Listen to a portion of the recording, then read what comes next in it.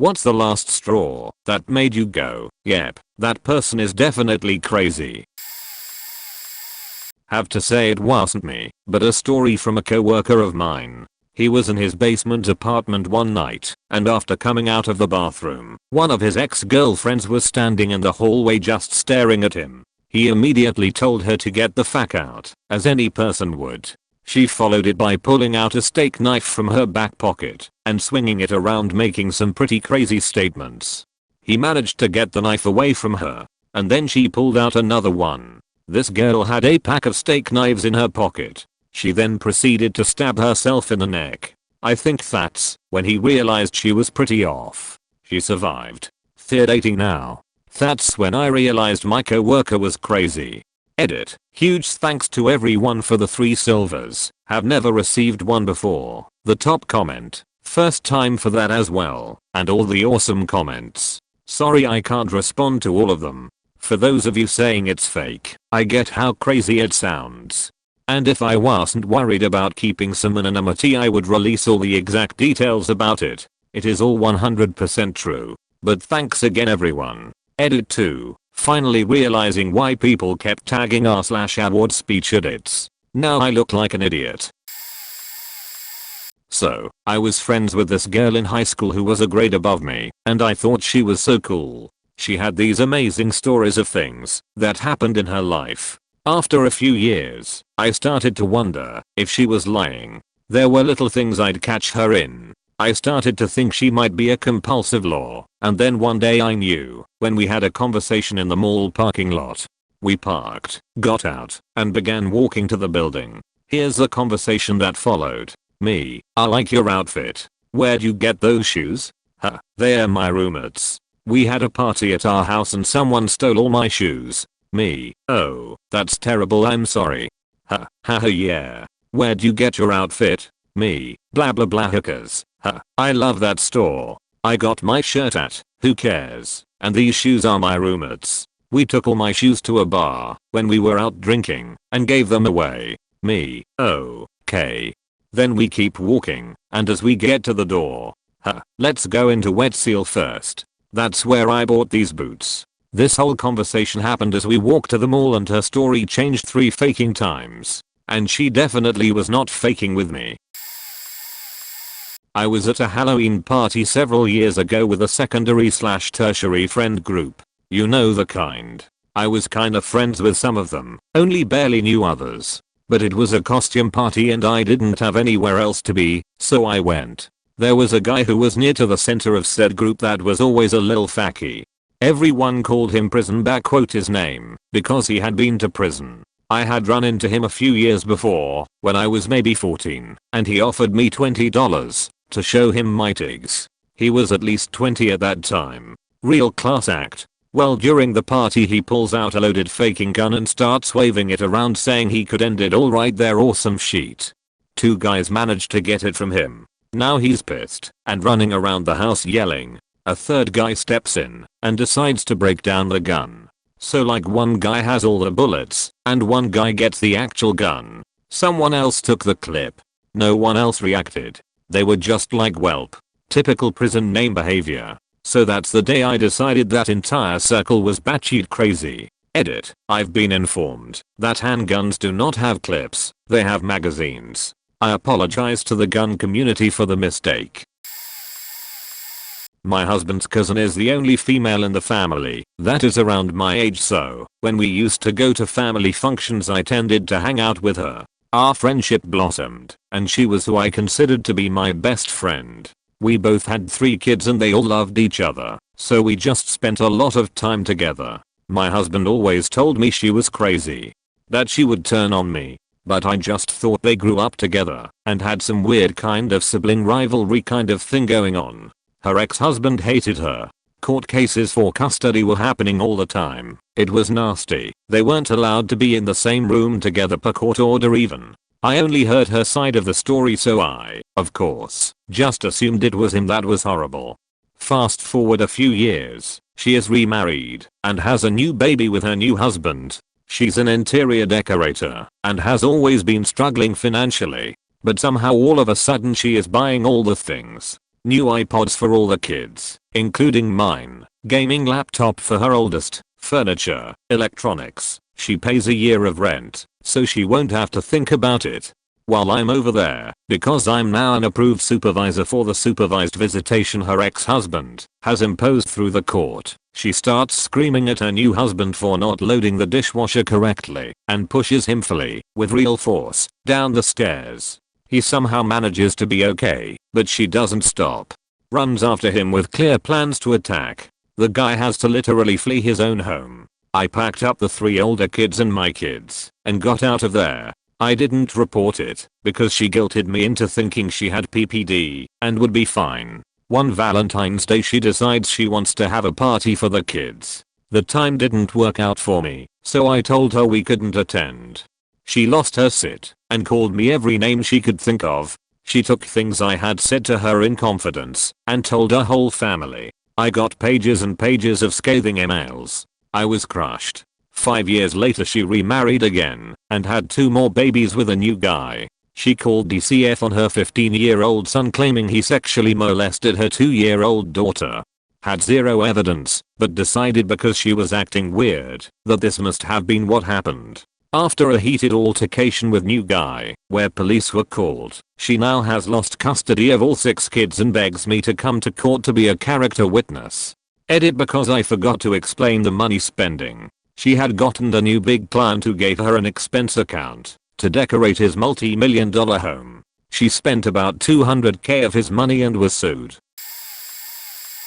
Not too extreme, but I had a coworker that regularly talked about how so many of her friends have screwed her over in the past. At first I believed her and felt bad, until she told us what her latest ex-friend did, after basically calling him every name in the book, of course. She and her husband decided one day to replace their furniture.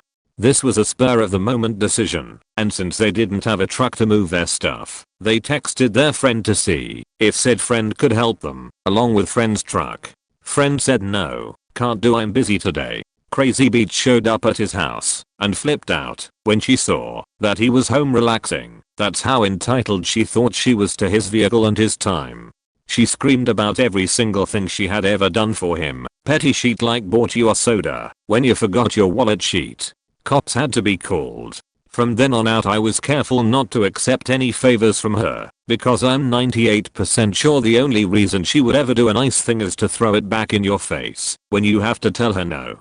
Like she used to give one of our coworkers a ride home, and I witnessed this coworker on multiple occasions offer gas money, pay for her lunch, ECT point as a thank you. She always declined with I'm going that way anyway. Until one day coworker pissed her off. So she ran around telling everyone that coworker was a mooch and never once paid gas money. I don't know, maybe this is more manipulative than crazy, but she was always so miserable, so it's not like she was even getting what she wanted at the end of the day, so I consider it some kind of crazy.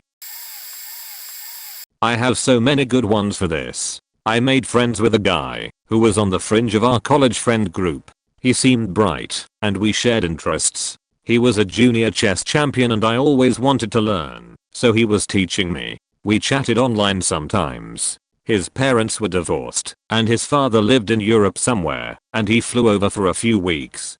I'm hanging out, cleaning out a closet at my house when he messages me. He tells me a few years back he was dating a girl and she was crazy and abusive. He'd gotten out and broken all contact, blocked her and changed all of his screen names. But she'd found him and messaged him and he was upset. Would I talk to him? I said of course and ended up chatting with him for a few hours. A few weeks later he'd been back and we'd hung out some and he expressed interest in me romantically. I told him I was seeing someone else at the time. I actually was. Guy continued to be clingy and weird. It got to a point where I wasn't sure if I was starting to dislike him because he was annoying or if he was annoying because I disliked him. He kept acting like we were dating despite my other committed relationship that predated our friendship. I took a step back from the friendship. He messaged me telling me he'd reconnected with a girl he'd worked on a group project with while walking around campus and she'd given him her number again. They planned to get coffee.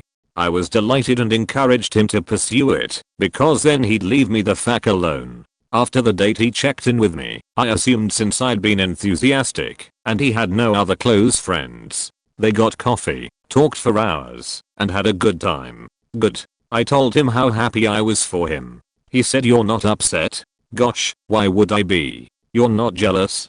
No, of course not. I'm happy for my friend. You were supposed to be jealous. Okay buddy. I made the whole thing up to make you jealous. Well, that's a little extreme. I also made up the time my ex-girlfriend contacted me in Sweden, because if you don't punch people in the face they don't talk to you. If you don't metaphorically punch people in the face they don't talk to you. Man, that was a thing he said. Why would he admit to being a compulsive liar? I think he wanted me to be impressed by that. I blocked him on all media and discontinued that friendship. It was a wild 2/3 months. Edit. I procrastinated by finding the original face, punch message, copy/paste, because Inga is hard. That thing with X never happened by the way. I made it up because I was pissed at my dad, stuck in Sweden, and wanted to talk to someone. People don't listen. If you tap them on the shoulder anymore, you have to wheel them around and punch them in the face. PLS, do not punch me. Okay, so I'm a nurse, so this is kind of a daily occurrence for me. Especially when you're working in ed and dealing with people who have just walked through the door and you're trying to ascertain whether they're orientated or not. I had too many to list, but one was an elderly mother and her middle-aged son. They seemed completely normal, they often do at first. The mother was getting admitted and the son was getting ready to go home. He pulled me aside and told me his mother likes to spit in a jar on Friday evenings after she watches the news, and if it would be okay for her to do that while in hospital. Kinda weird, but whatever, she's not hurting anyone. So I said I don't see why not.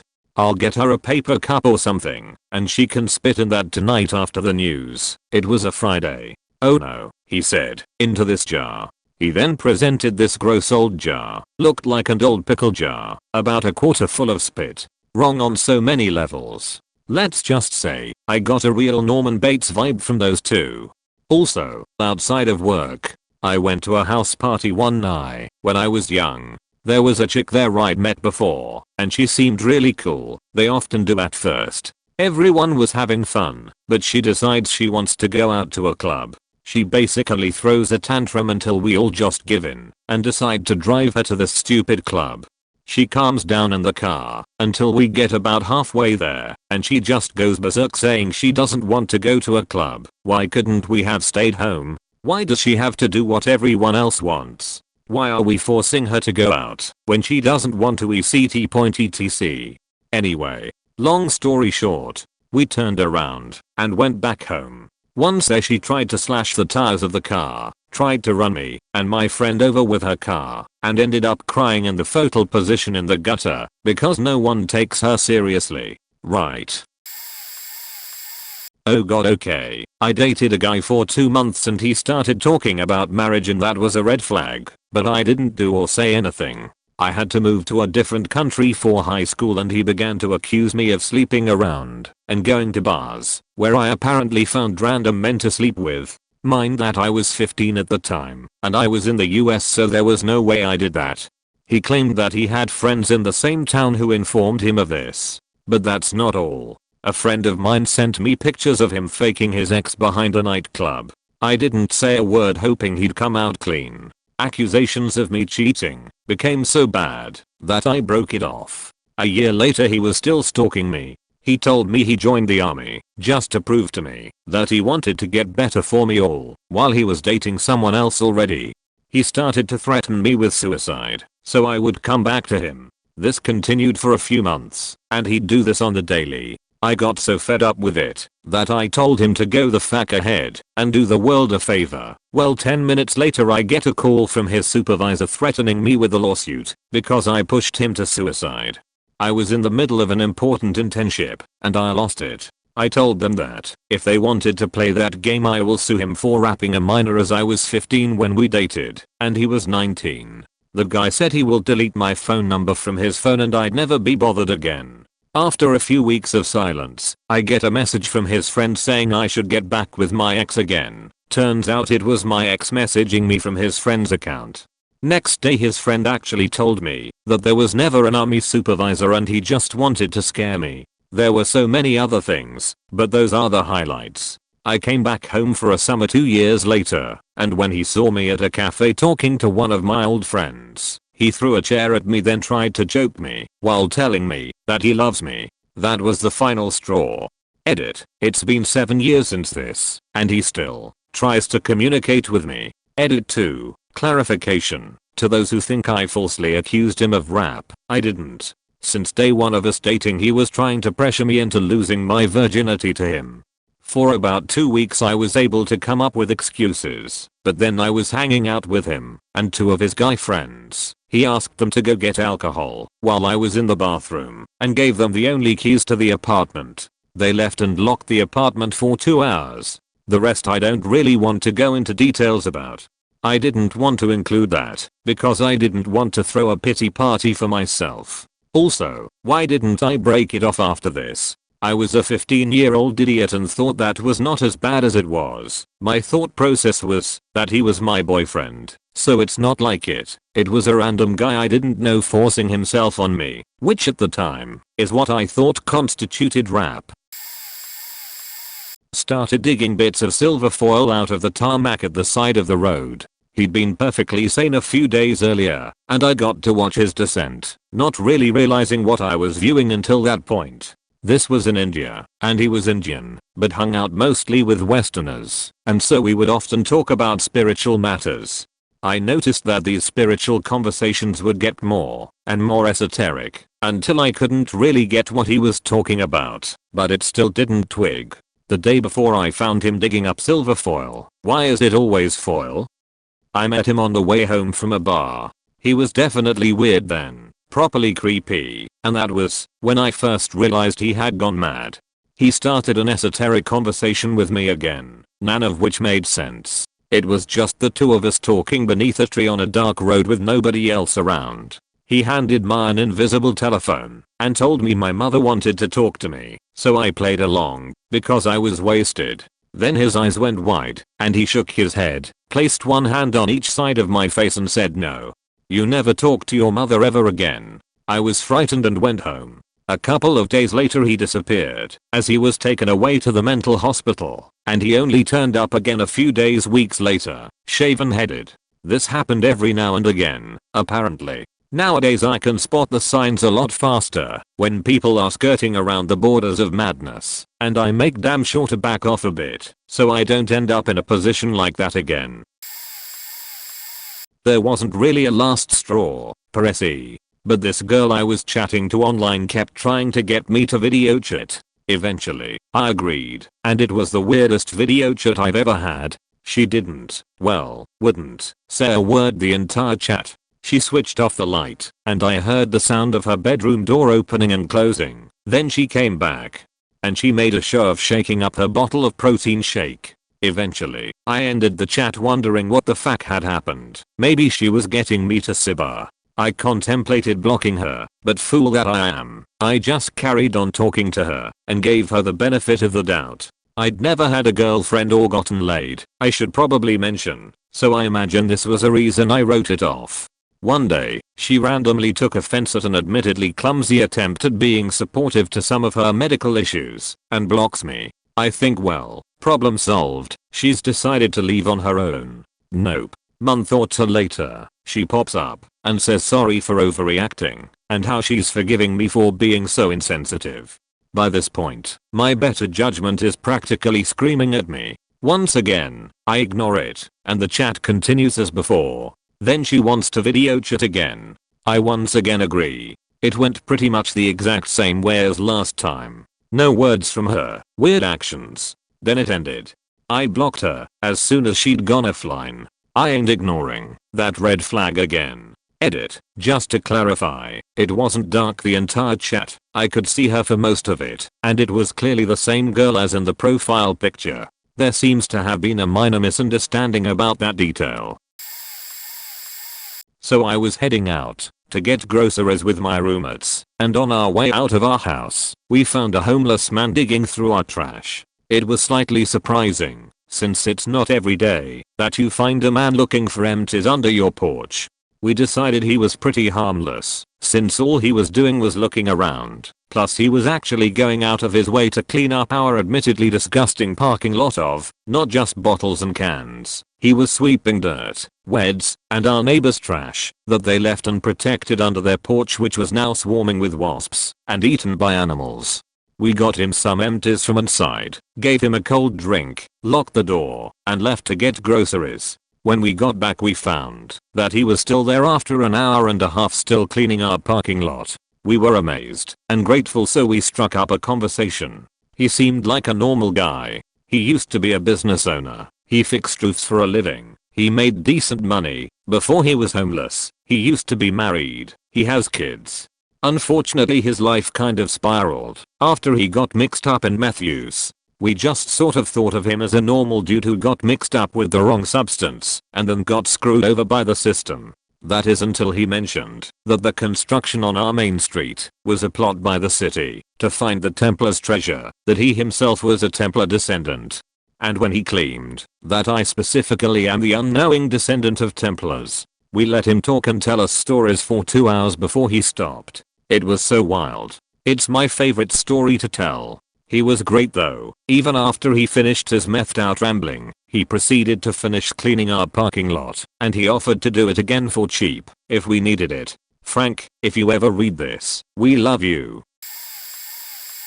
Had an extremely clingy and mentally unstable friend who would invade my privacy and spend every second of her free time with me talking to me about boys. Having only $3 in her account whilst paying for a $12,000 boob job and believing guys, in particular white guys, were superior were already massive red flags. I finally came to the realization of how crazy she was whilst at a hotel party she was not happy about, as it was held on a Friday instead of a Saturday.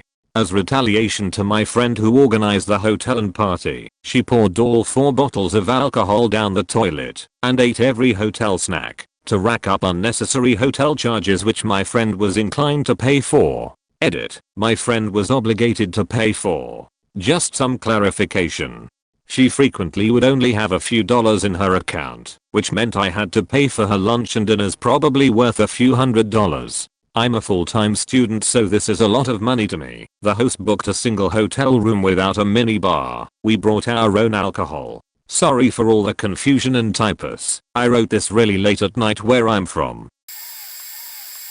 We were newly married, and Hub worked at an office that had one fun guy that we liked to hang out with. Call him S. Well, S lived at home and asked if he could rent out our basement apt. It seemed like a great idea because of the extra money, and he was a fun guy. It was all good for a week or so. Then Hub had to leave to a different city for training.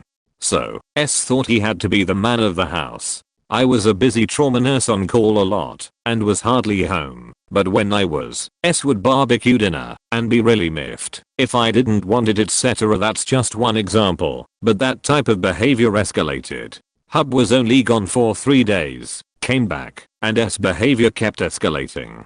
One night, I was going out for girls' night and Hub had a big black tie with his company. S was not as high up and was planning on staying home. This was back in the late back quote 90 quote S, so I'm not entirely sure how he found out where I was with my gang of girls at a downtown bar. About midnight all of a sudden he shows up and tells me it's time to go, it's late. Table of my work friends became totally silent and everyone was staring at me. Also, S was wearing all of my Hub's clothes. From jacket to shirt, pants, socks and shoes. FKN bizarre. I sent him away, but girls' night was pretty awkward after that. He wasn't home when I got home, thank God. I told Hub everything when he finally got home, and we went to bed. The next morning we heard thumps and a lot of loud voices. Came out of bedroom, and he was moving out, and had a bunch of his high school friends there. They were moving him out but also taking all our sheet, laundry, soap, food, etc. S saw we were up and marched over and gave us a lecture about how shitty we are and how we won't fare well without him, ECT. And he finally left. I know he was let go at work later on and actually feel a bit bad. He prob had some sort of mental illness, but still. Very creepy experience. My best friend's girlfriend was always a bit controlling when they were together. E.G once made him delete all pictures of him with other girls who were just friends from way before they were together. In the end it didn't work out and they split up. He had moved to New York and she was still London based, and one day he had a call from her number with the location as New York City. He didn't pick up, but texted her like, "What the fuck, I thought you had cancelled this trip she had booked before they broke up." And she was like, "No, I kept it. I thought you'd want to see me but clearly not. Thanks for ruining my trip." Understandably shocked, he was asking her why she still came as they hadn't spoken in months and she was being very coy over text. Eventually he asks where she actually is in New York City and she says, "Lucky I'm not actually in New York City as I would be on my own all week. You've shown you still don't care. Don't talk to me again." Turns out she'd paid to call through some company that changed your location of your call, all to make him believe she was there and check whether he would meet up with her. This was a few years ago and they haven't spoken since. She is crazy. I've got two instances. My ex before I met my wife. I mentioned it a while back in an older thread, but right before my ex and I broke up, I learned through a mutual friend, more her friend than mine, that said ex had stopped taking her birth control about 2 months prior and had failed to let me know. The minute I learned that, I immediately initiated GTFO protocols.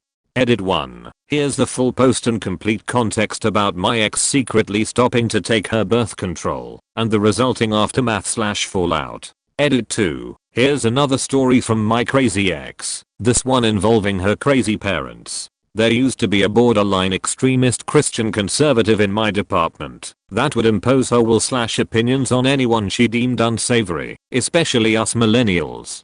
My communication with her was generally kept to hello in the hallway, since our areas within the department never really intersected. However, one day out of the blue, she came into my office, closed the door, and began going on this long rant about how I'm a bright young man with God's plan in motion. She said she wanted me to come to church with her, and that she didn't care which religion I followed. I'm agnostic, so long as I believed in the one true God, which kind of contradicted her prior statement. She began crying as her and went on, talking about how we are all on a path to hell, etc. The entire time, I just stared at her and smiled. Although in my head, I was weighing how much of a drama scene it would cause if I went straight 2 hours.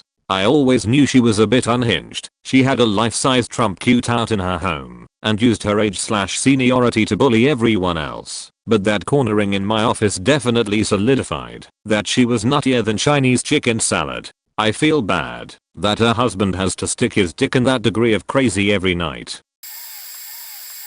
Classmate gave me a ride home once because my car was in the shop. She tells a joke and it's pretty funny, so we laugh about it for a good 5 minutes. Then she keeps telling the same joke for the next 15. Lo and behold, there's a 15-mile traffic jam on the way back. So here we are stuck between 0 and 5 miles per hour for the better part of 2 hours, while she's still telling the same joke. So I pretend to fall asleep and kinda tune out into my own world behind closed eyes. But she is trying her damnedest to shake me awake because she's not done dragging that joke through hell and back. Sorry, but I'm committed to the role at this point. Tossing slightly, occasional light snore here and there. For all looks and intent, I'm out. She eventually pulls up to my place and I decide to finally let her wake me up, so I pretend to groggily pull myself together.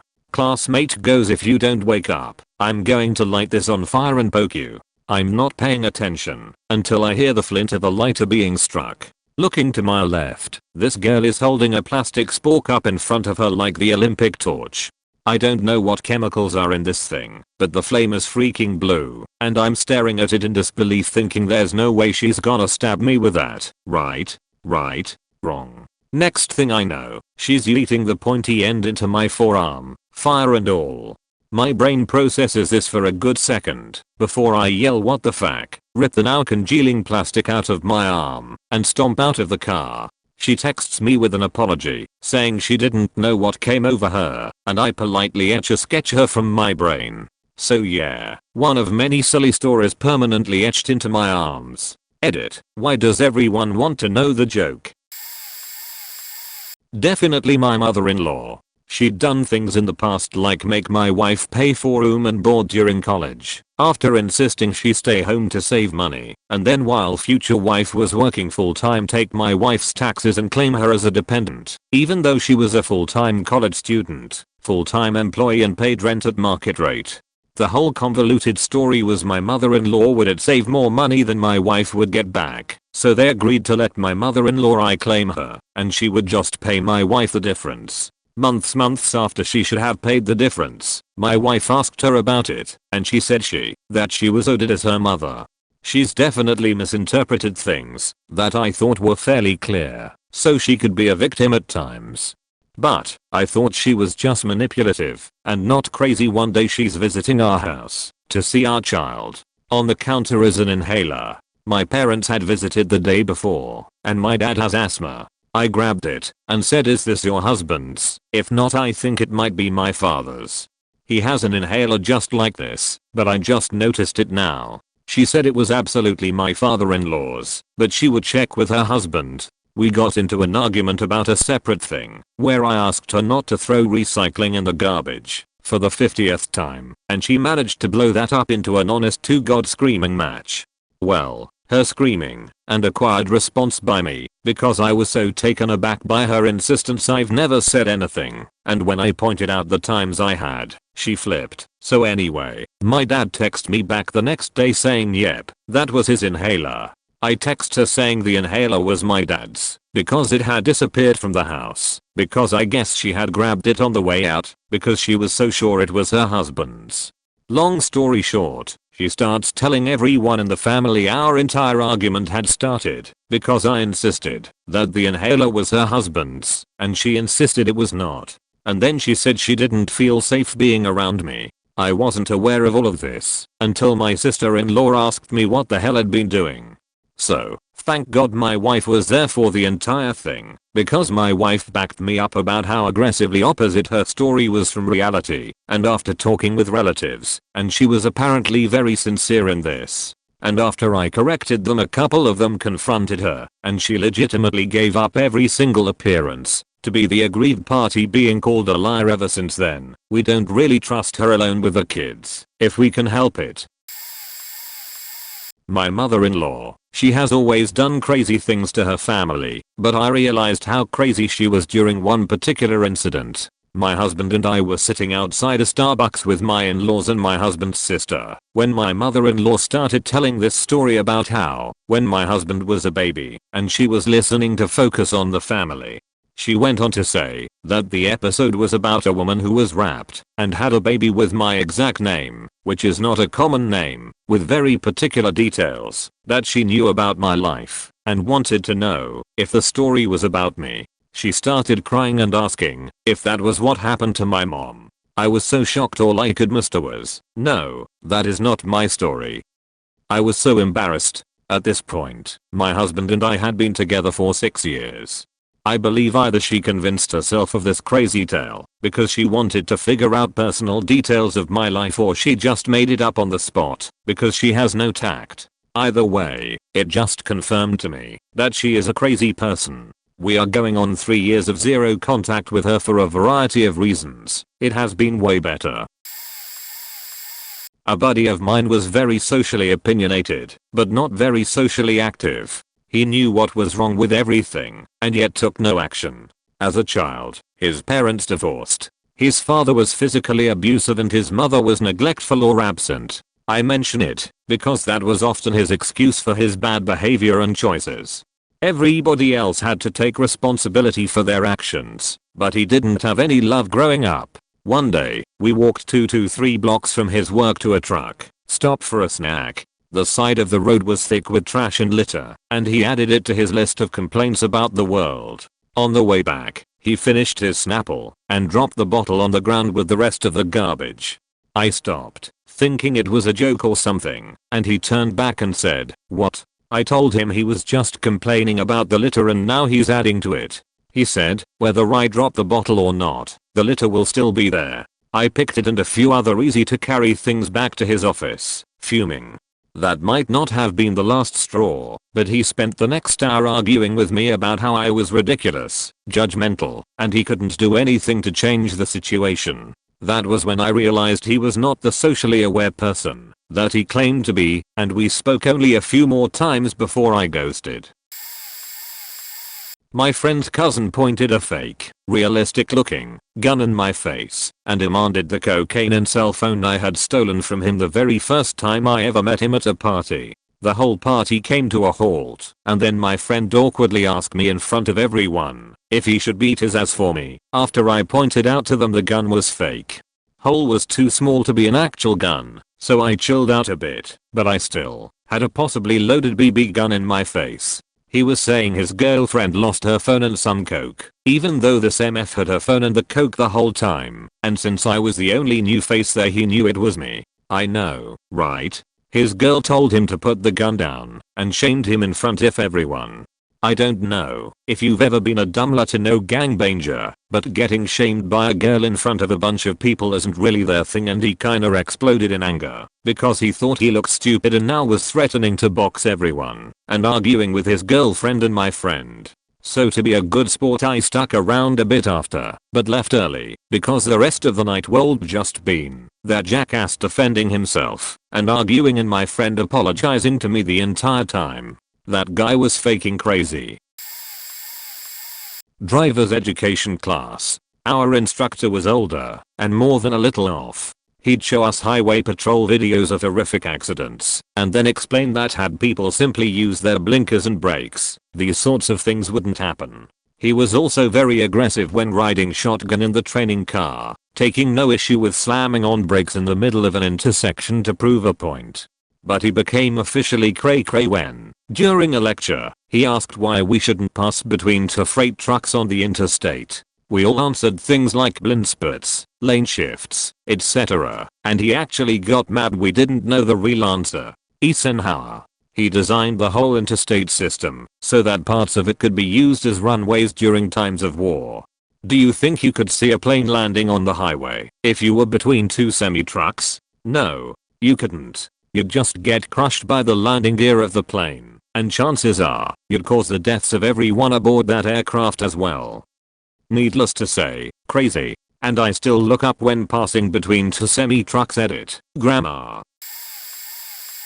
She smelled something that no one else in her house could smell, and took that as absolute, incontrovertible evidence that federal agents were inside her bedroom waiting for her. She then gave some actively self-censored, but extensively researched plans about building a nuclear bunker beneath her yard. I knew she had some severe health problems, but I had never known her to hallucinate and have persecutory delusions before. And hell, I have had that happen a few times when I was in crisis, and I have known a few people with those experiences too. It's not a moral failing, or even that scary, to witness. It was just the last straw for me, because that's what made it absolutely clear to me that I needed to keep a little distance and nurture my own mental health. Our dynamic was extremely unhealthy anyway. My codependent tends to believe I need a list of serious problems to justify the violence of setting a boundary. I was just beginning to acknowledge my codependency and try to do boundaries like a normal person, and this was a very well-timed red flag. Or like Soviet parade on May Day series of flags. Things only devolved from there, and we are no longer in contact. I hope, but seriously doubt, she is doing well. I feel extraordinarily better off for having ended that friendship and having begun to explore boundaries / own my codependency generally. No one is likely to see this, but it doesn't make it any less crazy. My ex, she was my girlfriend at the time, found my Reddit account without me ever giving her my username. She saw that I had commented on a porn gif of two lesbian women scissoring. I said in the comment, this doesn't look fun for anyone involved because scissoring is not how lesbian sex works and the women were clearly faking it. I said this well before my ex and I ever dated. My ex saw this and assumed multiple contradictory things. She called me a sociopath and a homophobe because of what I said. She then said that I was a dirty pig for watching porn and called me the worst names in the book, accusing me of emotionally abusive behavior and cheating on her because her love wasn't enough and no man deserved her. We were already having problems, and although I could forgive her for saying those things, I certainly wouldn't forget it. I broke up with her and told her I'd bring her things, saying that I did not want to speak to her in the process. I drive to her house with a couple trash bags of her stuff in hand. What does she do? When I get to her home, she comes out with a brand new haircut she did herself, a brand new red and super nice dress that she had never worn. She didn't wear dresses a lot and was made up. She didn't wear makeup a lot, and she keeps yelling at me the entire time I'm getting out of the car, dropping her stuff off, and saying unspeakably awful things. Meanwhile I'm not saying a word. She asks me, "Why won't you talk?" And I said I told you I wouldn't. She says, "I know, but look at me. I dressed up for you." I didn't say another word. I just got in the car and drove off, with her yelling obscenities and insults the entire time I'm driving away. I didn't look back. I could not be happier that I didn't. I'm much happier now, and my partner and I have a much healthier relationship than either of us had up to this point. I had suspicion my Sil had some untreated mental health issues. I told DH I didn't want myself or our kids around her unless he was there also. He said I was overreacting and that's just how she's always been, but I stood firm and he respected my wishes. Buckle up, dear reader. One year, over a holiday weekend, she and her kids flew into town for a visit. Ends up she was meeting up with a guy she met on the internet to have sex in a hotel. She's still married to her HS sweetheart and the father of her kids, by the way. She then tells a different story each to one her parents, two her siblings and three her kids about where she went that night. By the next day, they talk to each other and put one and one together. They all start calling her out and she confesses, then flips the script and says the meetup was against her will. Demands forgiveness from the kids and for them to not tell their dad. They refuse. She says, "Fine then, I'll just run into traffic and kill myself," and heads out the door. Luckily, I guess, she'd put on about 200 pounds in the past year in an attempt to qualify for disability and not have to work anymore, and didn't make it far before collapsing in a neighbor's yard. Someone called 911. She got combative and they pink slipped her. And that's the story of how my husband realized I was right about his sister's state of mental health. This literally happened last night. My neighbor is legit crazy. I was out to eat last night and had 2 missed calls from her. She texts me and is pissed and asks if I'm on a date. Like what? I'm like no. She was like that would be fine and dandy if I didn't already tell my boyfriend you and I have a date. Like holy shit, what is going on with you? Anyway, like 2 hours later she rings my doorbell and I'll be goddamned if she won't dressed up like we had a date. She's totally out of it and beelines it to my bathroom. I can hear her phone blowing up. She eventually answers and I can tell it's her boyfriend, who is at home next door. He convinces her to leave. Awesome. I go lay down. About 15 minutes later there's a knock on the side door. It's him. I'm like, what's up? He asks for her purse. I'm like, oh, let me look. Yep, she left it in the bathroom. I'm like, hey man, I don't know what this is all about. I got a few missed calls while I was out and then she shows up randomly. He apologizes for it and we are good. About 15 more minutes go by and it's her. She's mad that I gave him her purse. Like what the fuck? As I'm trying to chill her out he walks up. I'm like, what do you want me to do? You came here unannounced, left it and he came for it? I'm supposed to be like nah. Then she's like, well, are you going to let me in? I'm like, what the fuck? Has like, what is going on? She told me you guys are going to watch TV for 4 hours and I know that's bullshit. I'm like, I don't know where this is coming from man, this is weird. I'm going to sleep. They left. Haven't heard anything since. But she is crazy. On my mother's side in Korea, I have a cousin who is painfully shy and suffers from anxiety. She got engaged to a similarly shy man, and after some discussion with him, decided not to have a wedding ceremony because it would be too much for both of them, anxiety-wise and everything else. When they announced this decision to my aunt, my mom's Sil, my aunt went completely batshit insane about the whole thing. Things she screamed repeatedly over the period of several months. How dare you bring shame upon your family? Everyone will think you're pregnant. Do you know how much money I've given out as wedding gifts to family and friends? It's my turn. Weddings are for the parents. It doesn't have anything to do with you. How dare you be ungrateful when we are giving you a pretty ceremony, etc. So in the end, my cousin had to give in and have the wedding, and was such a tearful bundle of nerves and anxiety she still can't bring herself to look at her wedding photos. When I got engaged, I told my parents we weren't having a ceremony. They shrugged and promised us the wedding fund money as a down payment for a house instead. I asked my mom if she thought it was shameful, and she said it would be more shameful to make me do something I didn't want. Apparently my aunt is jeering at our decision, but my mom doesn't give a rat's ass, and told her so, in many words. Yeah, mom never approved of my uncle marrying my aunt and they don't get along. My dad was always into conspiracy theories growing up, stuff like the government hiding things from us, etc. He was also a devout Christian and homeschooled us kids because he didn't trust the government and public school system. Fast forward to my college years and my dad is not making ends meet with his businesses and my mom cannot deal with it anymore and wants a divorce. Turns out he found this online forum that said there was a trust fund that had trillions of dollars in it getting ready to release it to the people that it belonged to. He spent days doing nothing but chatting on these forums talking about when the system would collapse and they would never have to worry about money again. I don't want to know how much money he funneled into these forums buying cheap currencies because he thought they would revalue. And where did he get the money to stay afloat? Oh, he essentially ran a Ponzi scheme funneling money to pay for everything from naive investors. But to him it wasn't stealing. He convinced himself that it was his money because the investor took the risk in not getting it back. The last straw now is he believes Trump and the Supreme Court are going to arrest 56,000 bad guys who have been holding the world back. Once this veil gets lifted we will realize our true potential and start evolving. In his words, those superhero movies? We are gonna have powers like those. People don't realize what the bad guys are holding back from us. Became friends with a neighbor, fellow mom and military spouse when I lived in San Diego. At first she seemed so nice. A bit reserved but friendly and helpful. She became friends with the whole group of friends I had established there. Over the course of time she began opening up. She told us she had PTSD. She had been a police officer in Virginia when one night she and her partner got shot at.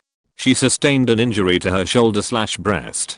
Her partner, unfortunately, passed away that same evening. A few months later she called me crying. She had just found out that she had non-Hodgkin lymphoma. Her husband was deployed at the time, so my friends and I rallied around her, cleaned her home, brought her meals, ran errands for her, watched her children and so on. Hell, we even pooled/raised funds to send her and her hubby on a mini vacation to Napa Valley when he returned from being overseas. Long story short, things started not making sense to a few of us. She refused to let any of us take her to her medical appointments and insisted on driving herself. She became demanding and very ungrateful.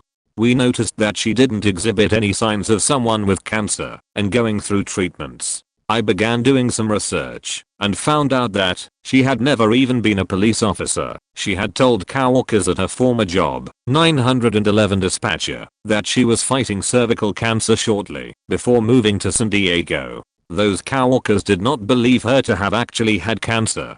She was not really going to treatment appointments when she said she was. I literally watched her get in her car, park it behind her home a street away, walk back to her house, and then check in at a treatment center on Facebook. There was a lot more, but that was the gist. A couple of us ladies talked and decided to confront her. We had spent lots of time and funds on helping this woman and we wanted to let her know that we were no longer willing to do that. On the day we confronted her she tried every trick in the book, got angry, cried, accused us of being horrible people and so on. When I calmly stated that we knew she had never been a police officer and that we knew she had never been shot in the line of duty, she lost it. She pulled her shirt off and was in front of us in only her bra. She got within inches of myself and a friend and screamed, "Oh yeah, what's this? You mean to tell me this isn't a wound?" and began pointing at the area she had told us she was shot. There was absolutely nothing there. Nothing. Not even a freckle. At that point I realized that this woman was severely delusional and mentally ill. My mind was completely blown. She believed the lies she told for attention and sympathy. Probably when she started screaming at me, she wanted to kill herself and demanded that I kill her over and over because I made a slight disagreement with her, someone who I thought was a pretty close friend. I tried to defuse the situation because I didn't want to risk another friend committing suicide, and she knew I'd dealt with that. Just I'll say you owe more, so I go quiet just for the sake of not aggravating her more. Next day she messages me that I'm borderline abusive. I decide I'm not talking to her anymore until I get an apology because her actions went well beyond the line of acceptability. About 6 months pass and she pops up out of nowhere to apologize. I try to bury the hatchet, be friendly and as understanding as possible. Talk a little bit, but work and stuff happens and don't talk much for a few months. Send her a message after those few months and I get a message about how she doesn't want to be friends and how I'm borderline abusive despite not having talked to her much since the apology and her not reaching out either, and how she needs to cut out terrible influences. I feel like she might have been projecting her hate for the things her boyfriends did onto me. I really don't know. None of this made sense and has really faked with my mind. There was just no consistency to the way she treated me in the last year. What a faking mess to have to go through. When my crazy upstairs landlord was ripping me off, so I had to take her to tribunal to get the money she owed me as she didn't want to hand it over. I win as I have all the evidence and it's obvious she was doing the wrong thing. Her dad cuts me a check right in the courtroom. I might add, while in the negotiations rooms after our session he basically got so mad he lunged across the table to grab me by the throat. I'm female by the way. He got escorted out by security after that. Next minute I'm back at tribunal for damages to the house for $10,000. The crazy bitch filed bullshit charges cause she was pissed I won the last case. The judge basically asked her to provide evidence like photos and receipts which she couldn't because she was making it all up. The funniest was when she demanded $5,000 for me parking in her driveway like 5 times. The judge was asking her why she needed $5,000 for that. She told him it inconvenienced her because she had to walk 5 minutes away to a park instead of parking in the driveway. The judge was trying not to laugh out loud at this stage. Basically he kicked her out of court because it was obvious she was making it up. He also gave them a good lecture and this time the dad got escorted out by security for yelling at the judge aggressively. After that I was moving out because she was faking batshit crazy. She'd call the police on me routinely and lie that I was damaging the house and she would walk around the outside of the house filming me. Best one was she called them at around 2 AM as she was jumping upstairs keeping me awake screaming at me for some reason. The cops turn up around 3 AM and tell me that they received a complaint I was keeping her awake banging on the ceiling. I opened up my door and showed the police my 10-foot high ceilings and explained even if I got my broom and stood on the couch I still can't reach the ceilings to make that noise. Cops agreed. She then took me back to tribunal after I left claiming I did damage to the house. I faking did not. Anyway she got smart and lied and provided a pic of the damage which was there before I moved in. It was a crack in a marble fireplace. I'd have to had like got a jackhammer to make that crack as it was solid marble. She won this case despite me pointing out all the holes in the story. I was livid but decided not to appeal as I wanted to be done with this crap. After the case and I moved out she'd call me up demanding to know my new address because she needed it for some bullshit excuse. Oh no way crazy lady. Blocked her number for good measure. Edit also bonus batshit crazy points for trying to tell the judge in the second case she had cancer. She did not. Well, it was one night that was a handful of last straws. Suspected crazy girl I was dating decided it would be a good idea to try to knee my roommate in the balls while the 3 of us were standing in a bar talking, only to deny it seconds later. Then, she did it again, and yep, denied it again. Basically that was it for me, and I somehow got her to leave.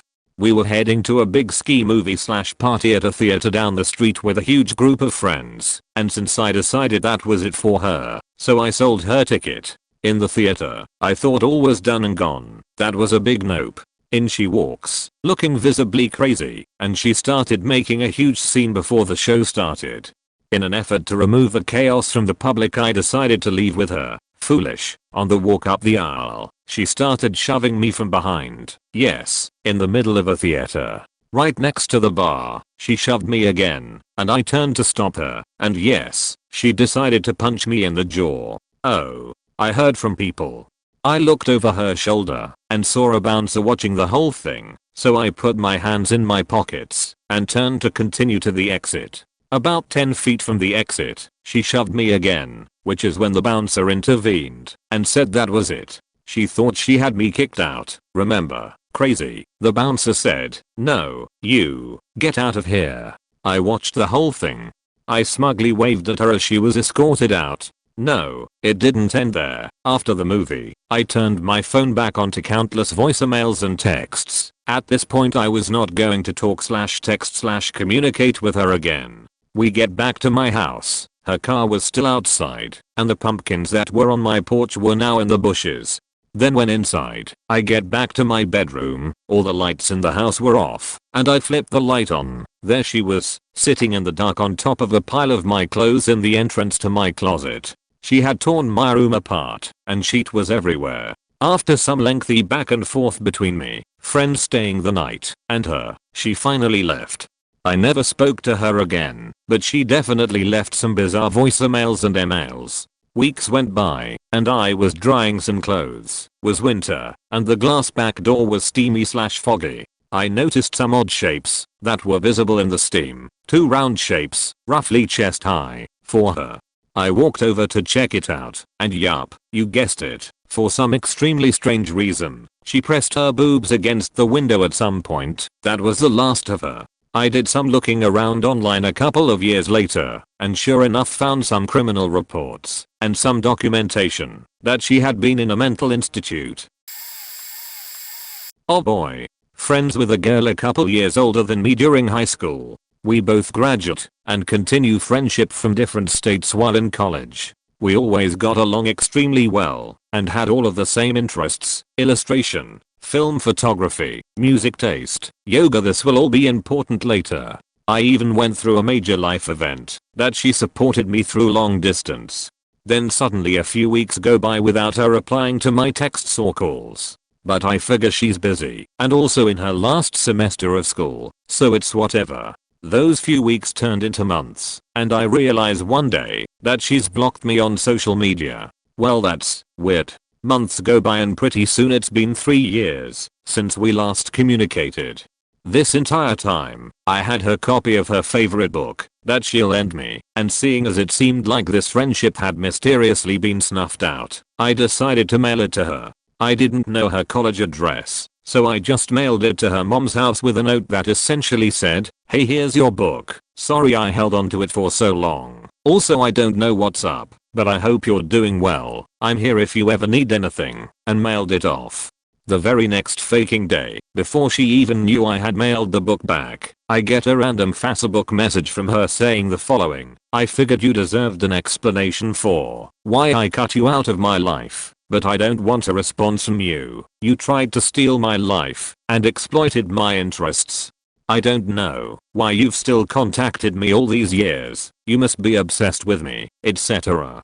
Keep in mind I texted her on her birthday and on Christmas during those 3 years. And then essentially, the "don't ever talk to me or my son again" card, followed by this long ass list of all the things that I've done in the past 3 years that's bothered her. Put together by her sister, because she blocked me on social media 3 faking years prior. The list includes ways in which she thought I was trying to steal her life, even though I don't understand how that'd be possible, when I literally had no way of knowing what she was even up to all that time. As I said before, we both had the same interests, which is what made us friends in the first place. She became a yoga teacher in the interim of our ceased communication, and went off in her message about how I was exploiting yoga because I practiced at home and wasn't a certified instructor. LOL. She finishes the message by telling me not to reply and to never talk to her again. Obviously I'm not about to let someone come out here and accuse me of shit I didn't do and then not say anything in return. So I message her back with a big WHATTHEFUCKISWRONGWITHYOUWHYWOULDN backquote TYUSHARETHECONCERNCEFOREFUCKINGYEARSAGO.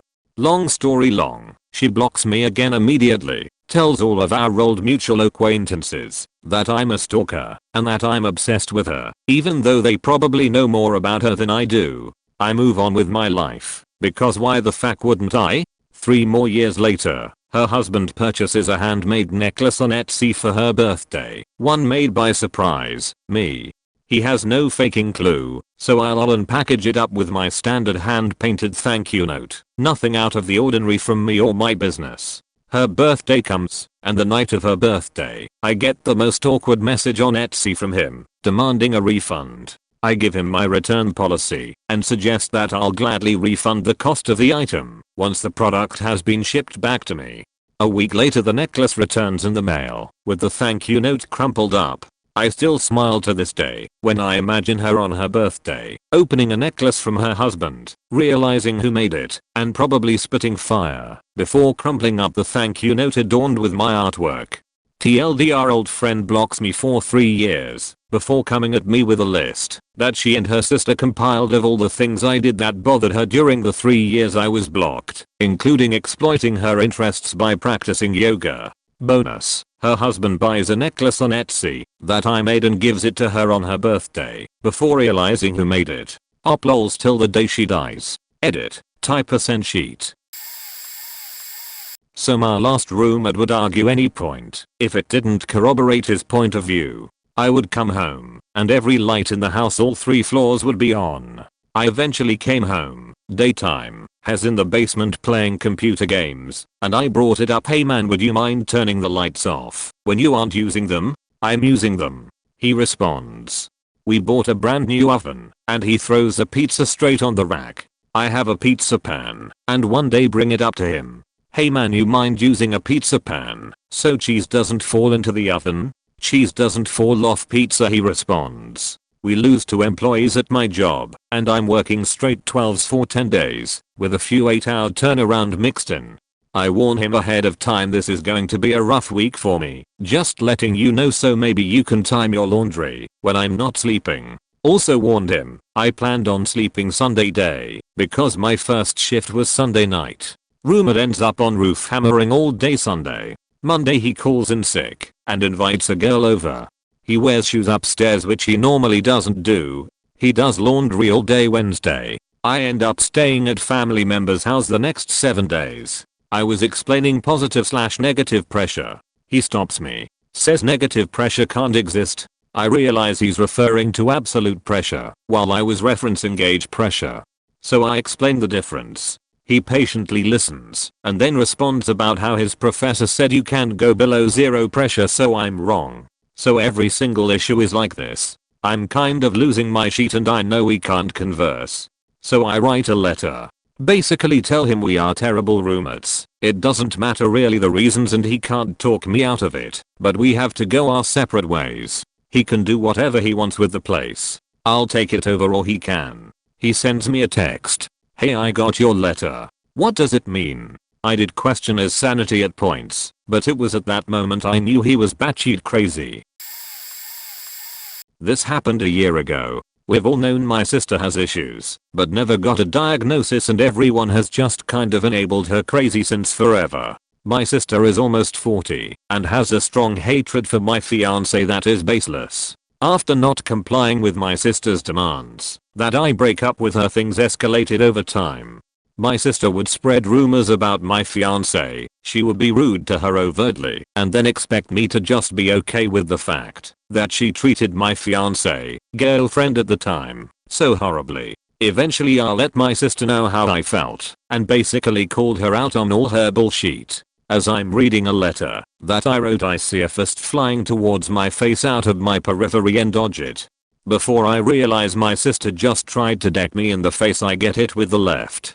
Stunned at what was happening, I step back thinking, well, she got that out of her system. Clearly she's not going to continue attacking me. I of course was wrong as she continued swinging at me. Now, I'm 6 feet 5 inches 220 pounds, athletic, strong and could whoop the shit out of my older sister if I ever wanted to.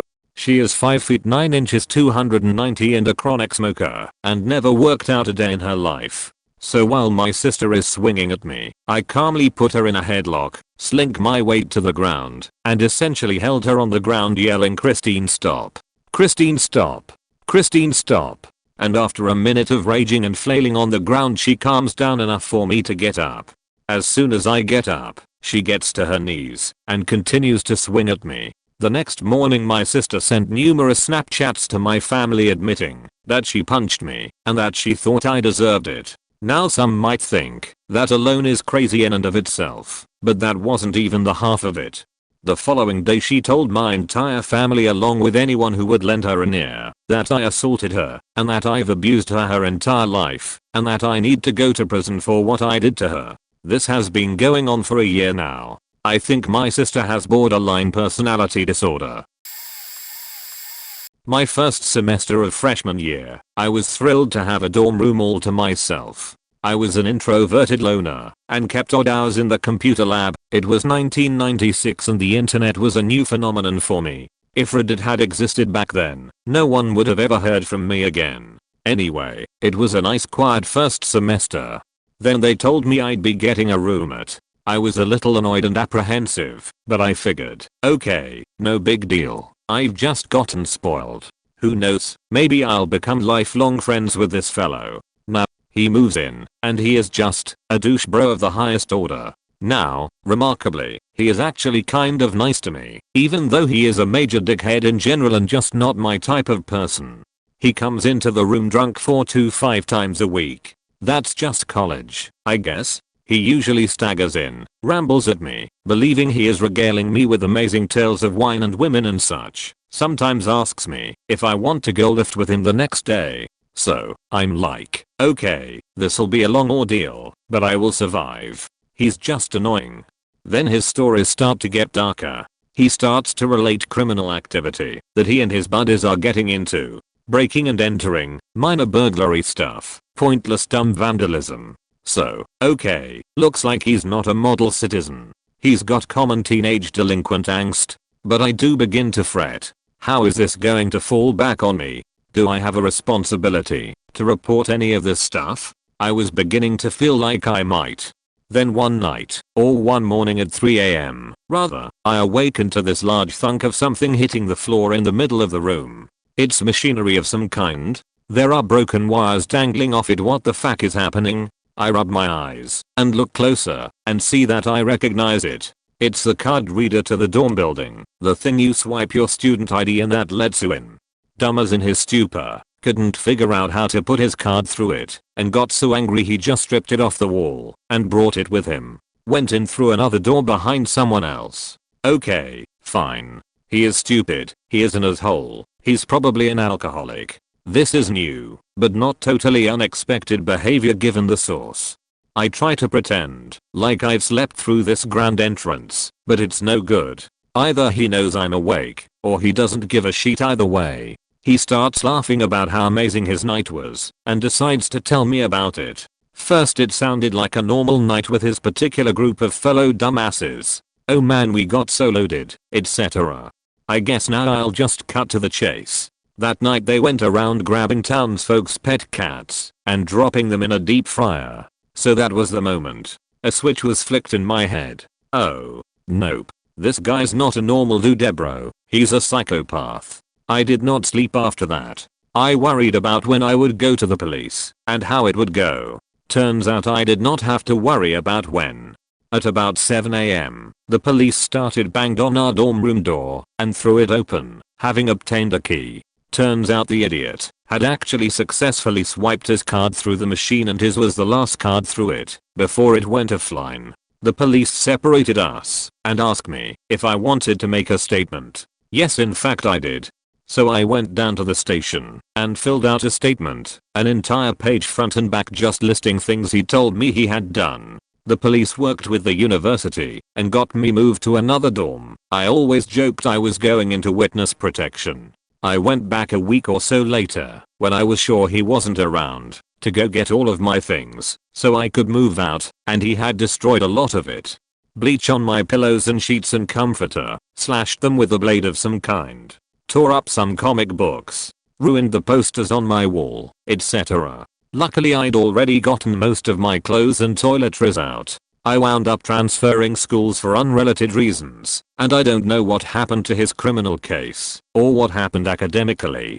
I tend to believe he skated off pretty easily, but that summer for some reason he decided to write my parents a letter. It was the biggest Eddie Haskell load of bullshit you have ever seen. Mr. and Mrs. Davis folks, I tried the best I could with Dave. I wanted us to be friends, wanted us to go to church together, etc. My parents didn't buy any of it either. I don't know what he was wanting to accomplish with it. I decided to look him up on Facebook a couple years ago. Perhaps apropos, he had a MAGA hat on in his profile pic. TLDR, my college roommate deep fried cats for fun. When I was in 10th grade, middle of the school day, my mother texted me a picture of my grandfather's truck, overturned and smashed on the highway, emergency vehicles all around. No accompanying text, just the picture. She didn't answer any of my calls or texts, and I couldn't get a hold of either of my grandparents, so I was losing my damn mind.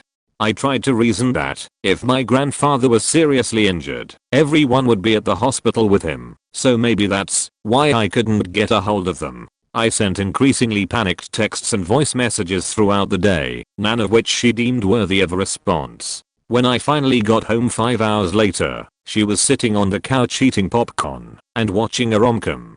I freaked out and demanded to know what happened. She made a big deal of sighing and pausing the movie I was so rudely interrupting, and said, "What's your problem? Grandpa's fine. I just thought it was a cool picture. You're so dramatic." She told me she had texted me that picture, then turned her cell phone off. And then she grounded me for checking my phone at school. I got in a car accident about 6 to 7 months into dating a guy. He was fine, I was fine, but my two friends in the backseat weren't. Wear your seatbelt. They got helicoptered to a local hospital. We had the police take us there. One person had a cracked rib, bruising, whiplash. The other had a broken arm, 2 broken fingers, and a concussion. Their families were there, everyone crying, everyone happy they were still alive. Seriously, wear your seatbelt. I had been holding it together for everyone until we left the hospital around 2 AM. Just my boyfriend at the time and I, and then I just lost it. I started crying while we waited for the taxi and went to him for comfort, and he pushed me away and said, "Can we all just knock off the faking waterworks? Your friends are fine. My car is faking ruined." I stopped crying immediately. I was so shocked I just looked at him to see if he was joking. I even laughed nervously thinking it was a joke. But that just set him off even more. The entire cab ride back to his house he talked about his car. When we got to his house I said I was sorry about his car, then got into mine and drove home. The next day I took him to get sheet from his car, and when I dropped him off I told him I never wanted to see him again. Two-parter about the same person. The first part is a second-hand recount that I heard from my mum. When I was a baby she used to carry me on her back and walk around the block. We lived in a rural area on a 5-acre block. One day she was walking the fence between our place and the neighbors, and the neighbor, an older lady. She would have been about 50 at this point, was also walking along the fence. My mum stopped to chat to the neighbor, and according to her, the neighbor wouldn't stop staring at me. Eventually, midway through my mum talking, the neighbor just blurts out, "I'm going to get one of those one day." She was referring to me. My mum quickly ended the conversation and kept walking. Fast forward 9 years, I'm 10 or 11 now. I've heard the story above, and the neighbor always creeped me out. She was true to her word, and she now has a young boy, I'm assuming adoption, because she didn't have a partner. He's around 5 years old. Anyway, my parents bought me a little motorbike a few weeks ago, and I've been riding it around the block every now and then with no issues. So like usual I decide to take it for a spin around the block. I do about 2 laps of the block and come around for a third pass along the fence we share with the neighbor. I get about halfway down the fence when the faking neighbor comes screaming out of the bushes holding a bucket and starts lobbing fist-sized rocks at me. Nearly hit me in the head. I had a helmet on, but still, Freaked me the fuck out. I ended up making a beeline for the house and told my parents. My dad stormed off to the fence and asks her what the fuck she was thinking. Her answer was that she can throw rocks at whomever she wants and threatened to do it again, and I quote, "This time I won't miss." After that I knew she was crazy and avoided her at all costs. Because someone will probably ask if we called the police. The answer is no, and I still don't know why my parents didn't. We even had family friends who were police officers and told them the story at a later date. They said we should have made a police report.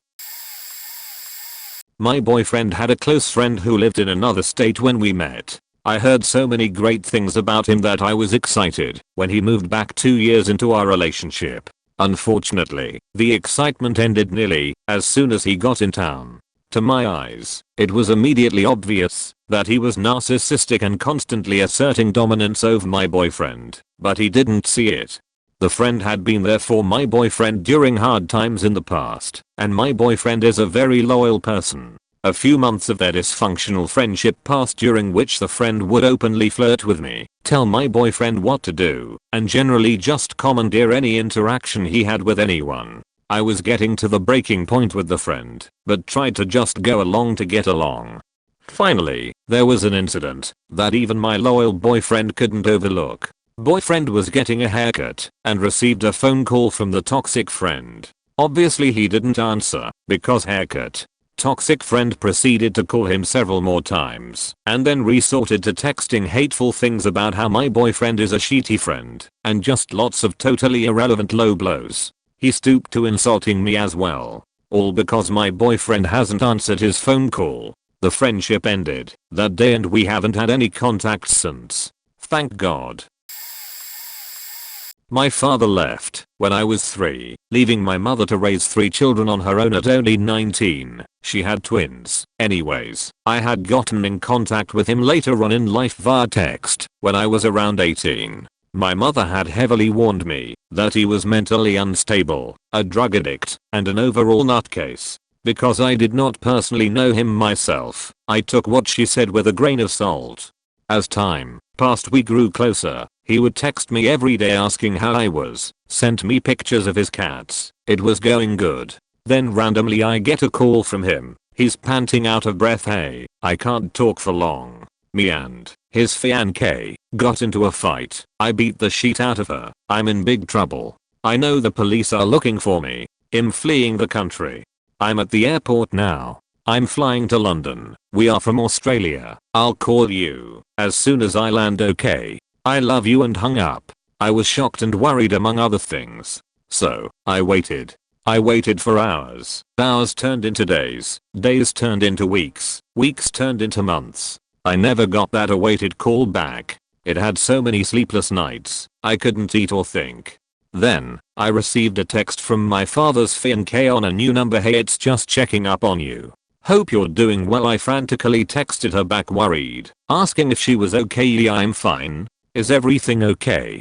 I had explained to her what my father had told me, and I hadn't heard from him in months, since he flew to London. She replied, "Honey, what are you talking about? Your father is sitting right here beside me watching TV." That was the last straw for me. This one is kinda sad, but applicable. I told it a few months ago on some other sub, but here goes. I once worked at a shitty call center job, and I met a girl there who was younger than me by a few years, maybe like 20 years old, and super, overly, energetic and almost manic, but really fun and cute, and we quickly became friends. She always, at every opportunity, talked about how she's a twin, and her twin does this, and last night her twin said blah blah blah, and next month me and my twin are going on vacation. Like all the time. It was kind of annoying, but whatever, she's stoked on her twin, who cares? Years and years later, I'm an accountant and financial advisor, and I have this new client, somewhere in his low 60s. We get to talking, and turns out he's that girl's dad. Small world. Anyway, we start talking about his assets and retirement goals and such, and I'm noticing he's only talking about his wife and the one daughter that I had known. So after a while, I'm like, "So, why are we only talking about daughter?" She mentioned she was a twin, and he gets all bummed and says, "Oh yes, she is a twin. Our other daughter died in a car accident in 2008 or whatever year." Doing the math, this meant that her sister died 4 years before I met her, and that poor girl still talked about her in the present tense. My twinnies, so afraid of spiders, lol. I like to play this prank on her. My twin and I went to the amusement park last weekend, and have you tried the new roller coaster? My sister loved it. My twin went on a date with this guy last week. How do I tell her I think he's trash? Suddenly all the manic energy and obsession with her twin made complete sense. She was keeping her twin alive by pretending she was. I'm still Facebook friends with her, and she still talks and posts about her sister like she's still alive. It's been at least a decade. It's really sad, but also decidedly very crazy. My wife's ex-roommate was one of those bleach blonde spray tan bimbos that would get blackout drunk on a Tuesday night just for the hell of it. Well, it just so happens that one night during the week, she gets back to the apartment complex from the bar and attempts to get into the apartment. The thing is, it wasn't her apartment, but looked similar, since it was the same floor/location in another building 3 buildings over.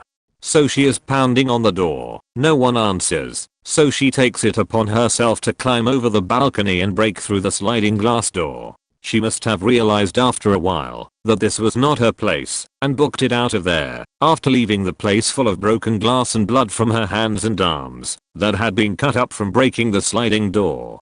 She finally makes it back to her own apartment, manages to barely clean herself up, and passes out in her room. The next morning, we get a knock on the front door from the police asking for Bimbo. She comes out of her room, wearing the same clothes she wore the night before, covered in blood, and is arrested on the spot for breaking and entering.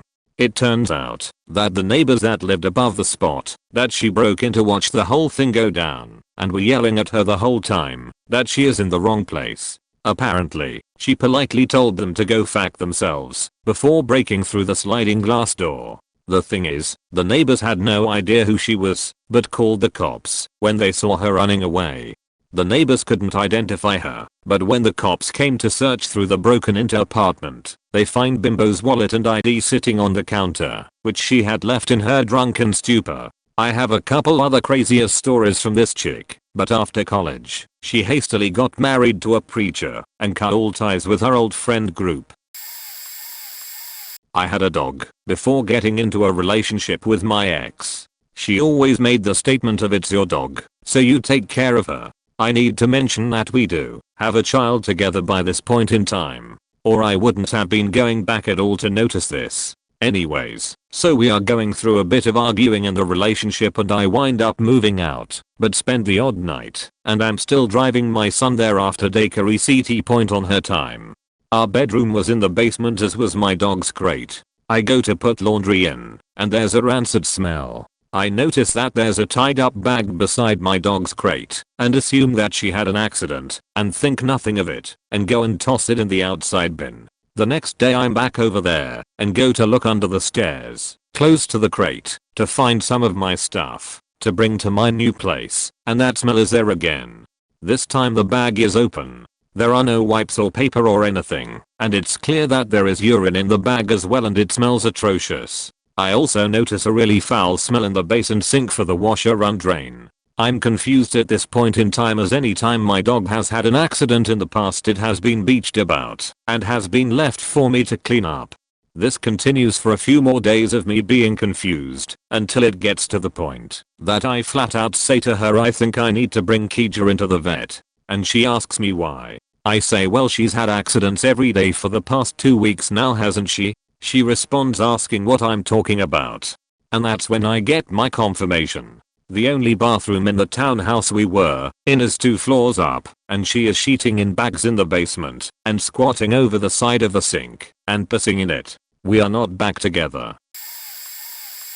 My best friend was sitting in his couch late at night just watching TV. Front door swings open, and in strides his ex-girlfriend he hasn't talked to in weeks. She was fully immersed in a conversation, casual and friendly. She continued talking, closed the door behind her, and strolled toward the bathroom. His initial stunned reaction was "what the fuck?"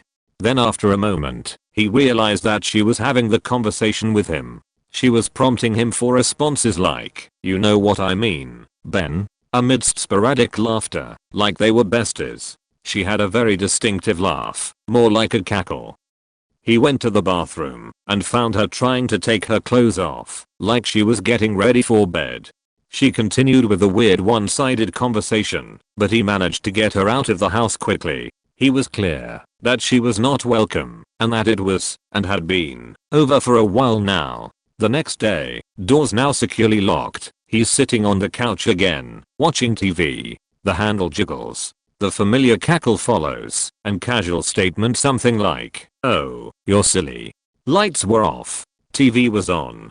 Street lamps cast shadows on the windows from the outside. A slender 5 feet 4 inch silhouette stopped at each window, then eventually tried to dislodge the window air conditioner. All while having an low, but casual one-sided conversation. My buddy is 6 feet 2 inches or so, 250, and told me he was legitimately in fear of his life. A person we hired at my office developed a crush on me. Not a huge deal. She added me on Facebook. Fine. She sends me a long message coming out to me. Fine. I really don't care. I just felt sorry for her because she was clearly lonely and felt like she had to keep her sexual orientation a secret. I pop on Facebook the next day and have hundreds of notifications because she went back and liked/loved/commented on every single photo. I don't remove her, just block her from seeing any new sheet, my friends list, etc. Anyway, one day at lunch I get a call from her. I don't answer. She leaves a message that her car broke down by my house. I haven't told her where I live, and could she get a ride back to work? I ignore her. She somehow makes it back without her car, and I don't see her the rest of the day until I have a friend over that evening. I'm saying goodbye and see that she's across the street from my house talking to my neighbor. I turned off all the lights, locked the door, and hunkered down. I finally heard a tow truck, and she was gone. I'm sure she broke her car herself. That was definitely the moment I knew she was crazy. She ended up getting laid off a few days later. Nothing to do with me. We were in different departments, but she still stalked me. I had to get a camera and threatened to call the police. FWIW. I don't think she was actually dangerous, just so lonely. I showed her a bit of kindness, and she had no idea what to do with it. She still stalks my social media on occasion. She actually made a fake Instagram profile and flirted with me via PM. She had very weird grammar and was instantly recognizable. I just rolled my eyes and blocked the account. My mom. TBF. I've known for years that she's crazy, but this is just the most recent incident. So my brother and his wife are both active duty and she's overseas in a first world country. This is important for later in the story. While he's training stateside, mom follows his base webpage for up-to-date information, and recently there was a tropical storm that passed by. His base's webpage reported that a base to the east of them was hit and cleanup began. When she called and he didn't have reception and he didn't respond to her texts right away, she was convinced he was dead because a different base was affected by the storm and that base didn't report any injuries or fatalities. She calls me after she had talked to him on the phone and she was crying hysterically. She said we need to check in with her weekly so she knows we're alive. I told her if my brother died, she's in the best possible position to be notified because he's in the military. She'd find out within 24 hours. Her response? No, I won't. When he was single they'd tell me. Now that he's married they'll just tell his wife. I responded, okay, well then after she finds out he's dead she'll tell you. No, she won't. I called her stateside phone number but she's overseas and her phone didn't work. I'd previously been stationed in the place she is now, so I told mom that she isn't in a third world country. She has access to every technological advancement that's also in America, and if she can't call, she'll email. Response? She doesn't have my email address. At this point, I'm done. So I say, you know what? You're right. If your son dies you will never find out, because no one will tell you. She pauses for a moment then says, well, I guess someone will have to tell me, because they made me executor of their estate. Best part of the story? She is absolutely convinced that I or my brother will die because one of her co-workers passed out at work a couple months ago. He's fine, by the way. But he passed out at work and she's convinced that if he died in his home, that his wife wouldn't call 911 or tell his place of employment that he's dead. Oh, and he's 3 months younger than my mom. So, you know, death will happen to her kids sometime soon because the man who is younger than my mom passed out at work a couple months ago. Last year my best friend, Sally, and I had an extra room in our apt which we filled with a random off-Facebook girl, Amanda. Seemed fine at first, and we got along pretty well. She mentioned having struggles with mental illness and prescription drugs, but seemed to have moved past it. As our lease went on, it was clear Amanda wanted to be on the best friend level I had with my Sally, my BFF of 5 years. We went out one night as per usual and didn't think to invite her, and when we came home Amanda started lashing out at us, yelling from behind her closed door, calling us cunts, beaches, motherfuckers etc. Then the next day it was like nothing happened. One day Amanda was gone and had her door open to her room. I'm faking nosy, so I peeked in. The place looked straight out to hoarders. All her sheet was just thrown around the room, completely disheveled. She had scribbled gibberish scratched all over the walls in black ink, and torn up magazine ads pasted all over. That's when I thought final straw was one even in when Sally went out with one of our neighbors, Gary, who we became great friends with. Sally said she would try to meet Amanda out that night, but guess what, she got too sloshed and didn't end up meeting up with her. I was out working and rolled up to my apt around 1 AM. Sally plus Gary were down to go IUTW me, so they were waiting downstairs for me. When I finally rolled up I found Sally bawling her eyes out on the ground and our Gary comforting her. They relayed to me the horror story which just happened. Amanda had come home and gone batshit on Sally, yelling and just being a total crazy person. This all sounded horrible to me, but I knew Sally was an emotional drunk and surely Amanda wasn't that intense to make her cry like that. So I went up to our app to check out the situation. Sally was literally holding on to my leg begging me not to go up because she was afraid Amanda would hurt me. When I entered the app, I found broken glass everywhere. Amanda had smashed the mirrors on our wall and thrown our snow boots up at the ceiling which smashed our light fixtures and light bulbs. I was so fucking shocked. I just said what the fuck, and immediately Amanda emerged with crazy raccoon possessed eyes yelling at me saying how Sally was such a cunt. I said okay, but was this necessary? And she simply replied absolutely, and went into her room. I should have called the cops, but instead my friends and I huddled in the stairwell by our unit. Amanda heard us apparently, so she came back for one last screaming session and then slammed the door so that everyone in the building could hear what a freak she was. I was finally able to get her to move out, but she was very reluctant. I had to email her mother a description of this event along with photo evidence of the damage she caused. So glad that's over. Bonus FML, I made a mistake of making a habit of sleeping with my legit next door neighbor and kinda falling in love with him, haha. While my gang was in the lobby stressing about all this, he walked in with a new girl to fuck, haha. Also, Gary has a huge crush on me. So while we are in the stairwell freaking out, him complaining about my neighbor faking this new girl, and Gary is all way prettier than her and too good for him. Turns out my neighbor had all of that as the stairwell was right across from his unit. So awkward, it was truly a wonderful evening. TLDR, my random roommate turned out to be an aggressive psychopath. One night she lost it, broke all our sheet, and the neighbor I was sleeping with witnessed it all. When he came home with a random one night stand, my heart and belongings broken all in one night, haha. Thanks for reading this saga. I was friends with one of my former best friend's exes, which doesn't sound good, I realize. But she was also still hanging out with him at the time. He had some pretty bad depression, or at least he liked to vocalize it quite a bit. One time during the summer I started being around the two way more than I did before then, and we did have some good times. But things got weird fast. Pretty soon I became involved in their weird relationship drama. They weren't in a relationship, but he still wanted to be. He would constantly threaten to kill himself whenever she would hang around other guys and spam my phone. He'd send me texts, he'd call me in a panic, and it was up to me to save the day. One night, my former best friend was out with another guy smoking, and you guessed it. He called me up and was right by the train tracks. I heard the noises and the bells going off. He was telling me he was going to run out in front of the train. I told him that I would call the cops. At this point I was getting sick of his behavior. He had been doing this to me for months and months.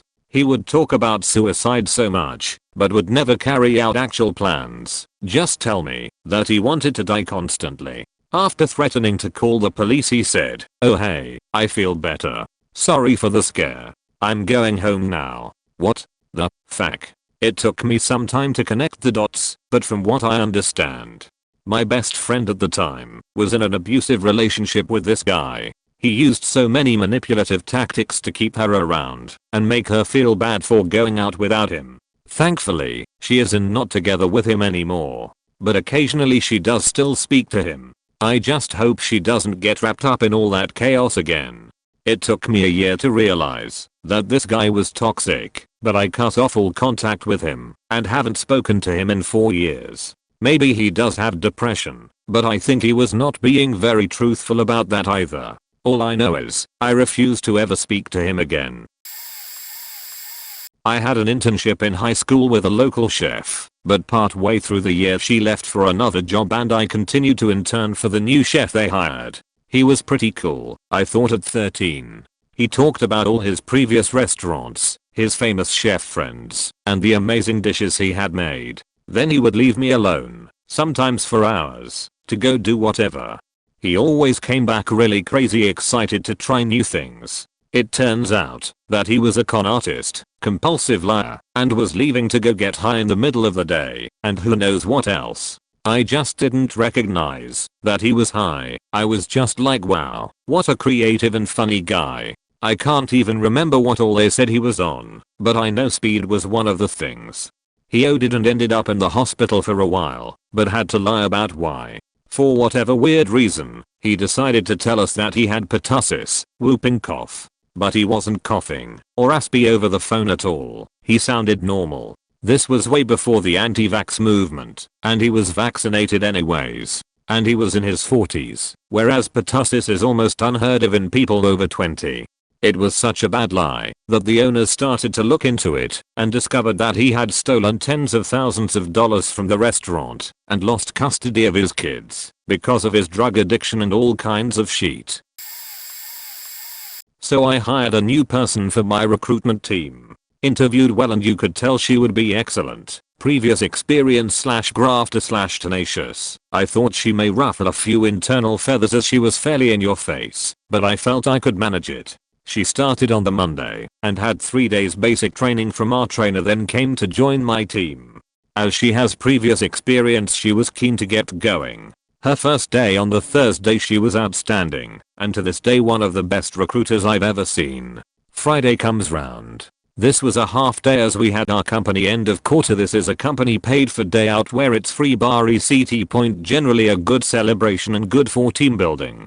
The evening starts at 6 PM, and she arrives promptly having had a few pre-drinks with my team at one of their houses. This girl proceeded to piss off over 50% of the company in less than 3 hours by being loud, rude and obnoxious. This was fairly impressive considering we have around 70 staff. I received over 20 complaints that evening and a consistent flow the next day. I personally witnessed some of the incidents and I have never seen someone behave so badly meeting new colleagues. I continue to hear stories now of different things she did between 6 to 9 and still can't believe them. She left that evening at 9 PM as she said she wasn't feeling well. I spent the evening with people coming up to me talking about how crazy rude / obnoxious she was.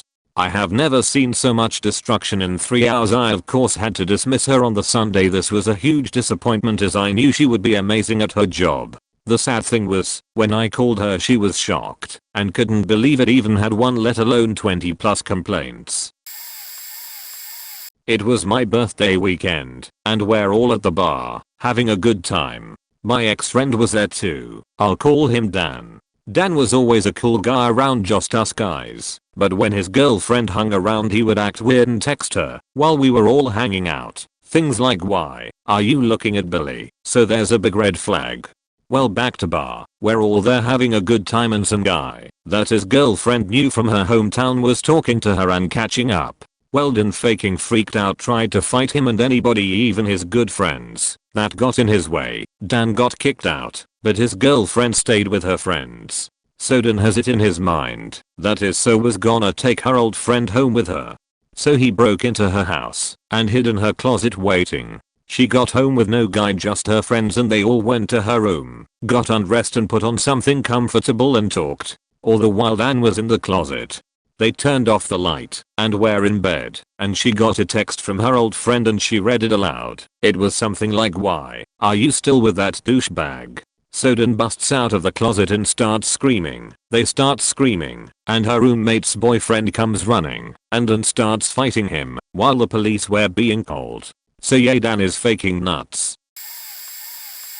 My ex was generally kind of violent, like she would punch me in the back/shoulder if I said something she didn't like, pretty hard. Like not necessarily 100% as hard as she could, but it definitely hurt and left marks/bruises. She also liked to bite during sex/foreplay, not too weird but same, too hard to laugh off sometimes. Always got more severe when she was drunk too, which was very frequently. I guess you could say these were red flags. One night it escalated past that. We were having an argument and she punched me in the face repeatedly, split my lip in 2 places, and bloodied my nose. In self-defense I pushed her away. She tripped and fell, because drunk, and sprained her wrist on the way down. As a side note, this girl had a side business selling stolen goods on eBay and allowing her car to be used for smuggling drugs. She also loved drunk driving. Now you're saying, that's when you knew, right? Nope. In retrospect I don't know how, but I kept making excuses for her. She was tough, super smart, and fearless, and I liked that. Until she tried to run me over with her car. That's when I knew. We had an argument. She stormed out. I tried to follow her and talk her into staying, and she got in her car, gunned it, and steered right into me. I jumped out of the way and into a bush, and she hit the garage door I had been standing in front of, faked up her car, but not bad enough to kill it, so she reversed and peeled us out of there. We broke up after that. I see her around from time to time, mutual friends, but she refuses to speak to me or acknowledge I exist, and frankly that's fine. She's got a husband and a daughter now, and I fear for them both. Dated a slightly older girl in my late teens, me 16 to 17, her 21 to 22. That should have been red flag enough, but I was young and dumb. Anyways, fast forward 6 months in the relationship, she was giving me odd vibes, and I was starting to get slightly uncomfortable with the amount of attention she was giving me. Just didn't seem right. She would also text me at odd hours about how I said X when I didn't, and I would have to talk to her for hours before she would believe me. Anyways, decided to break it off. Did it in person like a gentleman and let her down easy. Blamed my parents so that she wouldn't feel bad. She texted me a couple days later saying she needed help. Kinda figured it was a ploy, but thought, what if she really needed help? And I ignored her. So I texted back, and she said she had been at a party trying to get over me, and some boy had come on to her, and she was gonna go to a private place with him, but grabbed her and put her in the trunk in the parking lot. And again, I didn't really believe her, but with an allegation like that I couldn't just turn my phone off. So I make an excuse and speed to the police station and talk to an officer. Her contacts the local PD up there, and they go to the party, can't find her, so they ping her cell phone and break down the door of the apartment it's in. Turns out she was at home the whole time, but had tied herself to a chair after she stopped responding to me. She got evaluated that night by the hospital, and then I knew I dodged a bullet. This is a girl I dated. We had dated in college, then split up. A few years go by and our interests started coming together, and we were becoming really good friends. Very different from our first dating experience. We didn't live super close to each other. I had just finished college and was moving back home. While I moved back home, she was working on a ranch. She had been offered by her boss at the time to go out to their cabin and down some trees. She was a wildland firefighter. She asked me if it was okay she did this job as she would be away from cell service for a month or so. I said I didn't mind, I knew she needed the work. As the weeks go on, I kept getting weird voicemails from her. Such as, hey, we need to talk. I still love you very much. I have something to talk to you about. Very much towards we are going to break up. My friends called this. A few more weeks go by and we can't get a hold of each other. Finally I'm at my new job and my phone starts ringing. It's her. I can't answer. I have customers to help. I get off at 9. I call her when I get home, as I was preparing to be broken up with. We get on the phone and she asks me, how are you? How's the new job? Well, I'm more curious what she wants to talk about. I say the job is fine, but I would like to know what she wants to tell me. I couldn't ever imagine what she tells me next. She goes on to tell me she is exploring a cave out where the cabin was and she met a guy in that cave. She continues to tell me he convinced her that he is Jesus and she needs to come with him. She really believed this guy. She tells me how they plan to go start a community in the woods. But don't worry, I won't be left out. I'm more than welcome to come and be a part of their community. I'm stunned. I ask some questions. I honestly don't remember the exact questions I asked. I was so stunned. She couldn't answer a single question. She just kept saying they're listening. I hung up with the phone. I still don't fully understand what happened. But you have to be crazy.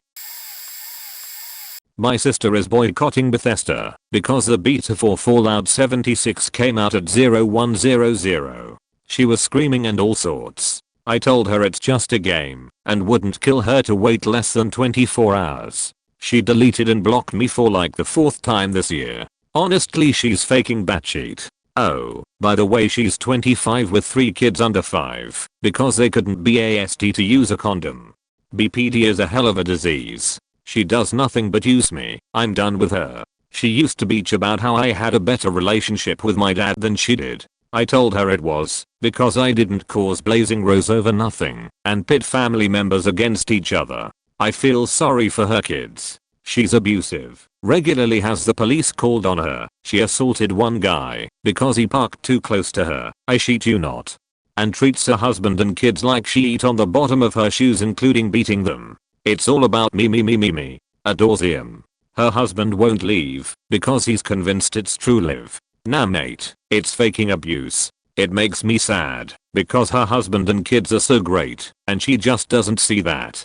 Why social services haven't removed the kids I don't know. She makes me sick. We all went through shit growing up, but you don't see me being abusive, do you? Most people would make a point of raising their kids the way they themselves should have been raised, but she's happy as she is apparently. Those kids deserve so much better.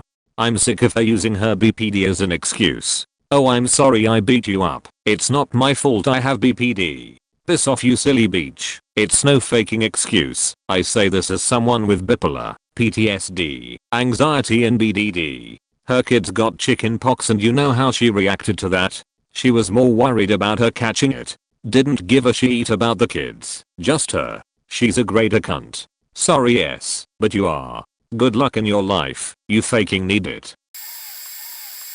Look, having nuclear. My uncle was a great professor and scientist and engineer. Dr. John Trump at MIT. Good genes. Very good genes. Okay. Very smart. The Wharton School of Finance. Very good. Very smart, you know. If you're a conservative Republican. If I were a liberal. If I ran as a liberal Democrat. They would say I'm one of the smartest people anywhere in the world. It's true, but when you're a conservative Republican they try, oh, do they do a number? That's why I always start off. Went to Wharton, was a good student, went there, did this, built a fortune. You know I have to give my credentials all the time because we're a little disadvantaged. But you look at the nuclear deal, the thing that really bothers me, it would have been so easy, and it's not as important as these lives are. Nuclear is powerful. My uncle explained that to me many years ago. The power, and that was 35 years ago. He would explain the power of what's going to happen, and he was right. Who would have thought? But when you look at what's going on with the 4 prisoners now, it used to be 3, now it's 4, but when it was 3 and even now, I would have said it's all in the messenger.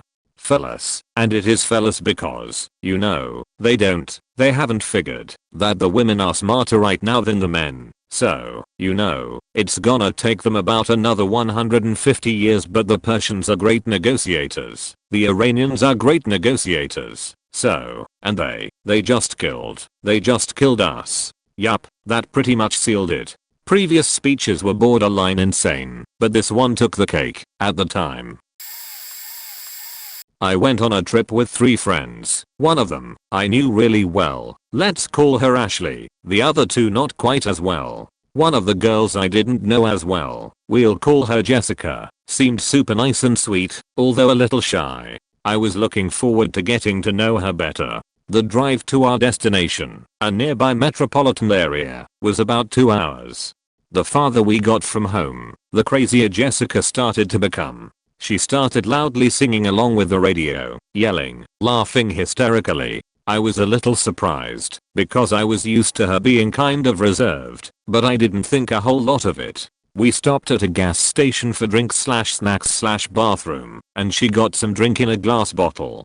It was not an alcoholic drink. She was not drinking at all.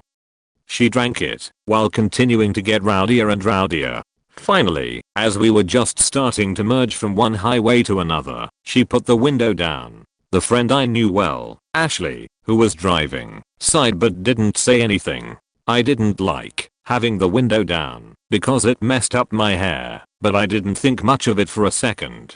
But next thing I know, Jessica has pitched that glass bottle out onto the on-ramp on the faking highway where it shattered. She and Ashley started laughing really hard. I looked at the third girl, who was kind of humming and playing on her phone, completely ignoring them. She didn't react at all to the smashed bottle, the laughing, or the swerving as we merged onto a busy faking highway.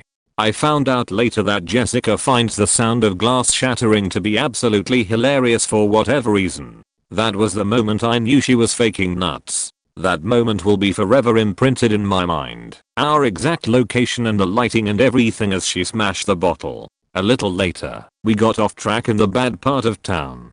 Ashley had put the windows down and had loud music blasting, and Jessica decided that it was appropriate to scream "wanna get laid?" at random people walking down the streets. We were stopped at a faking red light when she yelled this at one guy, and he started walking towards our car. I was scared, because who knows what the fuck this drugged out looking dude was going to do, but luckily the light turned green before he got to us. We got to the hotel and Jessica whips out a bunch of candles and lights them, which makes me nervous, because of the fire hazard. It just seems kind of stupid to me.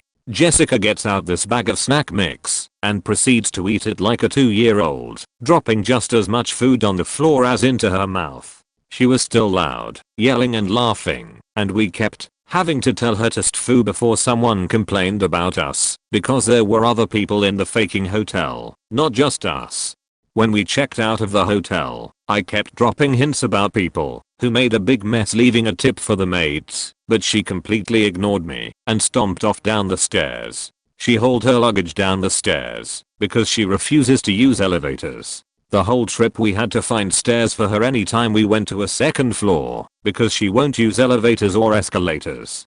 For the rest of the trip she was mostly okay. When we were out in public actually doing something she was the normal, sweet, nice person I had known, but when we were alone at the hotel, or in the car going on a longish drive she would start acting psycho again. She also threw glass stuff several times. She threw some of the empty candle holders, a couple more bottles, and we stopped at a dollar store, where she bought a little ceramic cherub purely to throw out the faking window.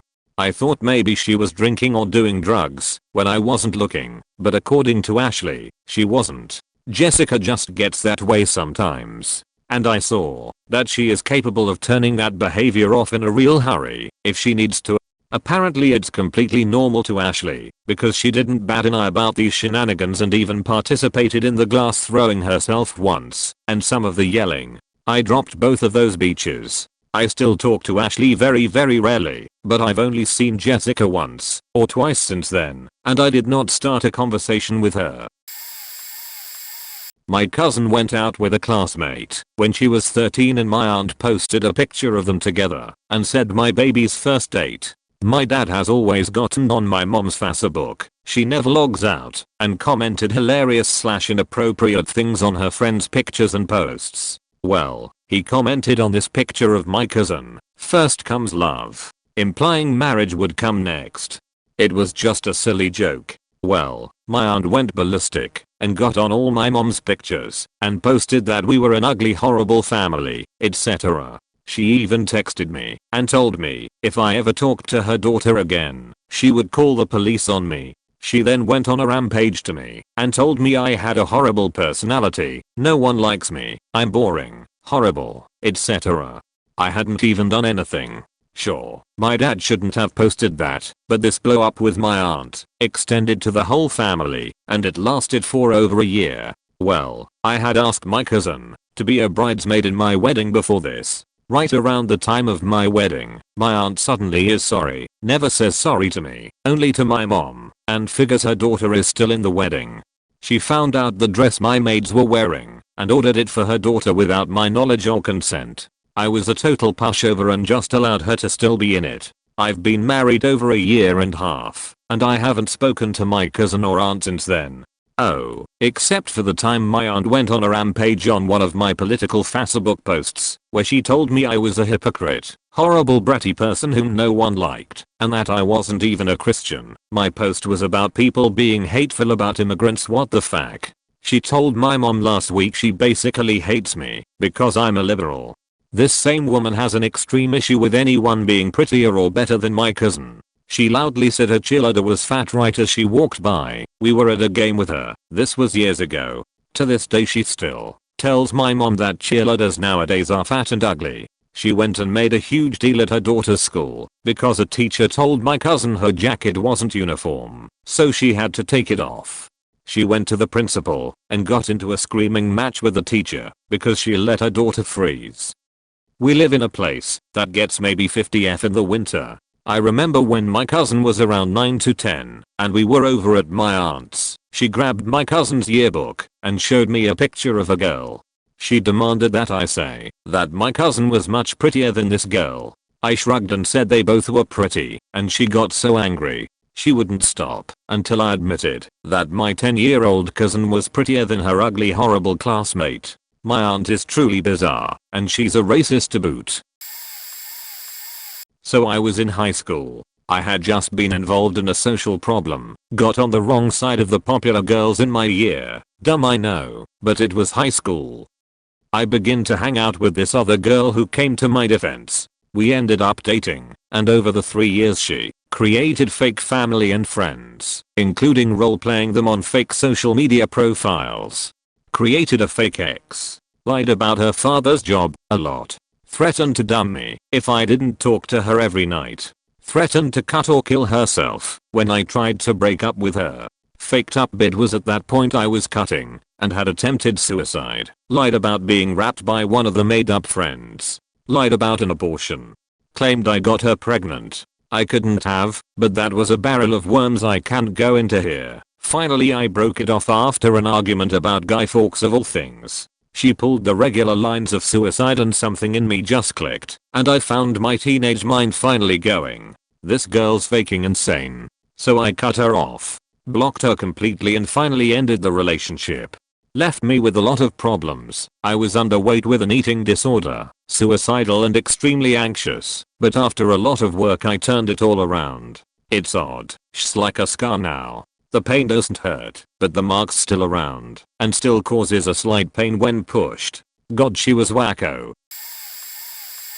My sister-in-law seemed like a nice person when my wife and I were dating in high school and college. Even at the bridal shower I had to attend, got amazingly hammered with my groomsmen. She seemed okay. My wife had always told me crazy stories, but I just couldn't see how she was messed up at all. Then after my wife and I said I do, it started to unravel. She forced her husband to buy/move to 3 different homes in 2 years, each one more expensive than the last on a single income. My brother-in-law. She traded in 5 SUVs in the same time frame by just rolling the previous car loan into the next loan. Again progressively more expensive as she went. Then I went over to help my brother-in-law move some furniture in his new house he couldn't afford. His wife just yelled at him over and over again that he wasn't doing enough for their family and that she is going to take the kids away to someone that could take better care of them. Then later that evening, after I had left, my brother-in-law motioned his hand to block a beach slap by his wife, but accidentally brushed the side of her face. She then called the police and decided to leave my brother-in-law, sucking him dry of what little money he had left. This worked out pretty well for me and my wife as we were buying our first home. And since he was putting the house up for sale and getting rid of all his furniture, we gave my brother-in-law $1,000 to use for his divorce lawyer in exchange for free pickings of furniture in his house.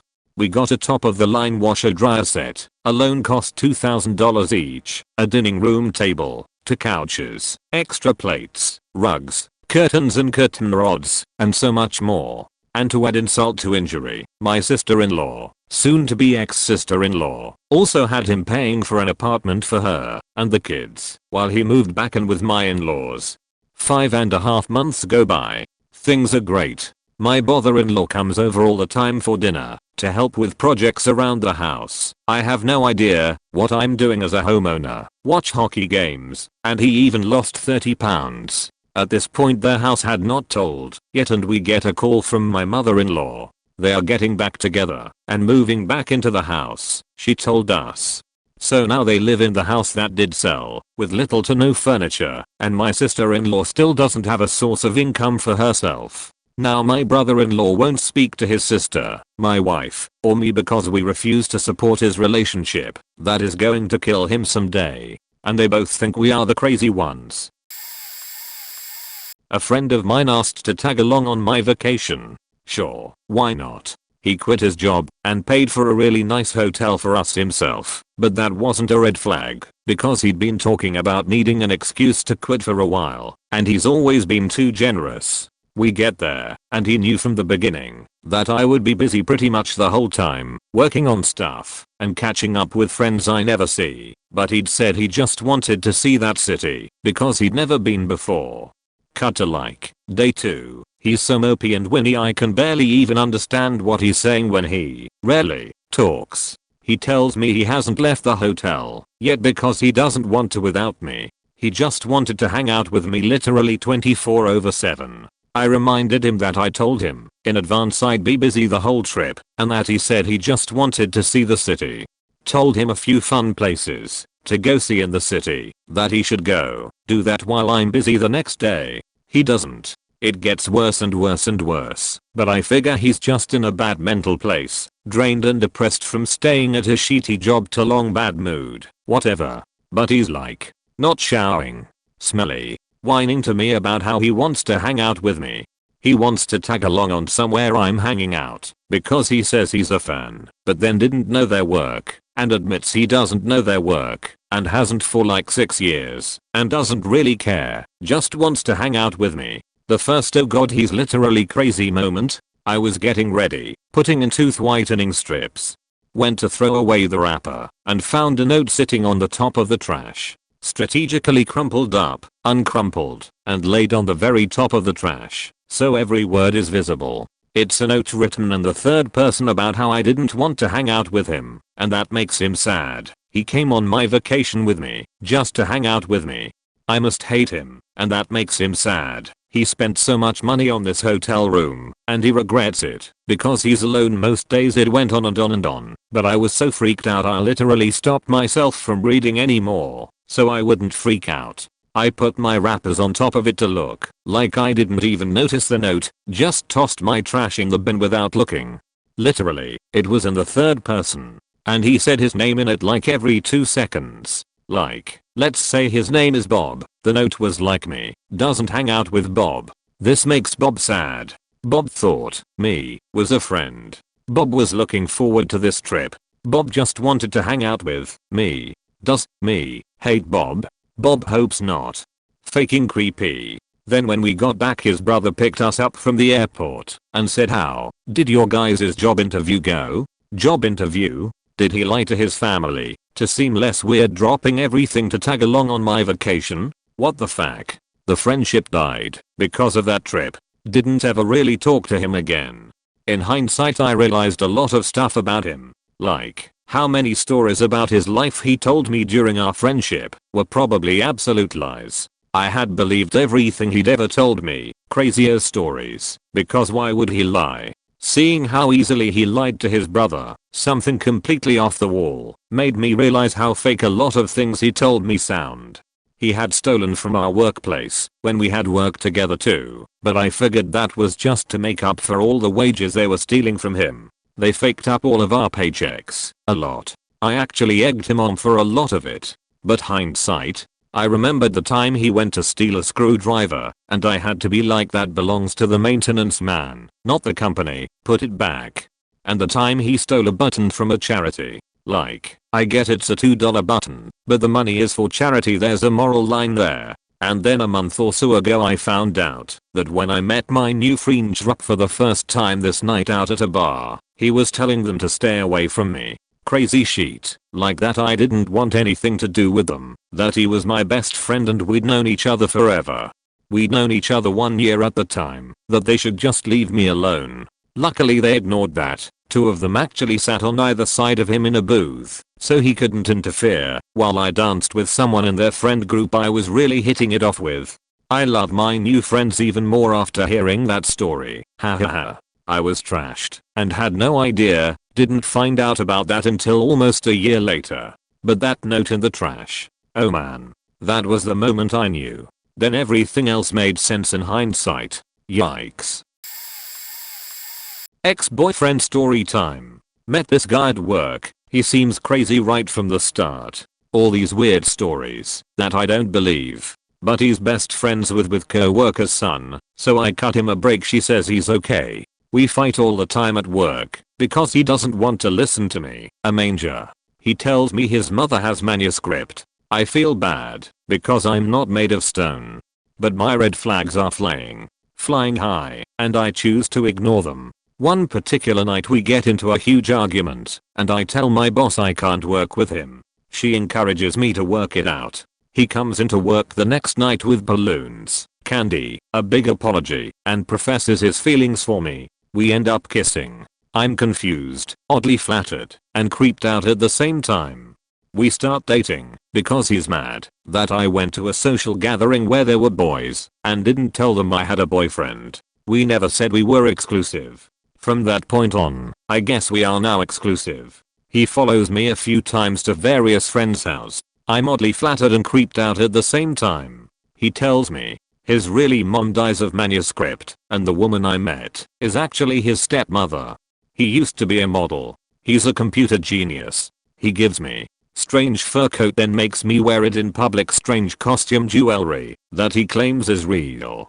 A new cell phone now. Everything inside is screaming that he's a liar and this kid is trouble. So I try to break up with him, and he swears he will change. Crying on the floor that he loves me. I'm 18 and oddly flattered and creeped out at the same time. So I agree to give it another shot. But the bullshit continues. He tries to borrow my car all the time. I said no. Begs for my debit card number. No. Shows up to my house unwanted. Breaks into my house and leaves rose petals everywhere. Tells everyone we are engaged. Sells my grandmother's jewelry that he stole. And assaults me. My friends and family tell me to leave him. His friends tell me to leave him. At this point I'm just trying to get out without spooking him. So we break up. I go to give him back his sheet and the place we end up meeting is a graveyard. Okay, fine. I'm not even phased at this point. I find him crying on some grave, ranting on about how this is his real mother. Really? And is this her relative next to her? Same last name? Yes. Her sister. How? Her sister that died in 1912. Well, blah blah blah. This was the final blow. And I knew he was beyond crazy. I walk away with his sheet and burn it in my fire pit at home. Then call the police and file a protective order. The officer says he wants his jewelry back. I tell her it lit up like tinfoil in the fire and she laughs. Miller's batshit insane. I'd heard horror stories from my Sil and husband about her past behavior. She once told my Sil, who had just experienced her first miscarriage, that the reason she miscarried was because she wasn't a good enough mother. Obviously that hurt Sil deeply. Unfortunately, Sil miscarried a second time, and for good reasons didn't want to tell her mom. Syl's husband ended up telling my Mill about the second miscarriage, and poor Syl got a phone call from Mill who was chewing her out about not being a good daughter and talking to her about hard things. I wasn't there for any of this. It was all second-hand story from my Syl. The one that I witnessed that made me realize she's crazy, that just really stuck with me, was about Mother's Day. Mill worked on the actual holiday, so husband and I went to visit her with the rest of the family the day before. She received a card and flowers from husband/Syl and all was well. 2 months later, we are swapping out with Mill from babysitting Syl's son. Mill is acting super weird. She claims she's just tired and leaves after we arrive. Less than a minute after she leaves, she walks right back into the house and breaks down into tears. She's sobbing about how she wished my husband loved her more, how she was so hurt he didn't want a good relationship with her. Obviously confused, husband asks what brought all of this on. She claims she was so deeply hurt she didn't receive Mother's Day gift from husband, and how dare he, keeping in mind Mother's Day happened 2 months prior. 2 months. Husband thought maybe she didn't realize the card and flowers she received were from him and Syl both. Mill wailed, I know they were, but I thought you loved me enough to get me a separate gift of your own. But clearly all you want to do is hurt me. I can't believe you'd do that to me. You didn't even visit me on Mother's Day. To which husband reminded her we saw her literally the day before, because she worked the day of, and he had sent her a text telling her to have a good day on the actual holiday. She just cried more, and then she stormed out of the house. When we saw her again a few weeks later, she acted as if nothing ever happened, and it was never mentioned again. I've got plenty of stories of her, but that was the moment I realized she's not mentally stable.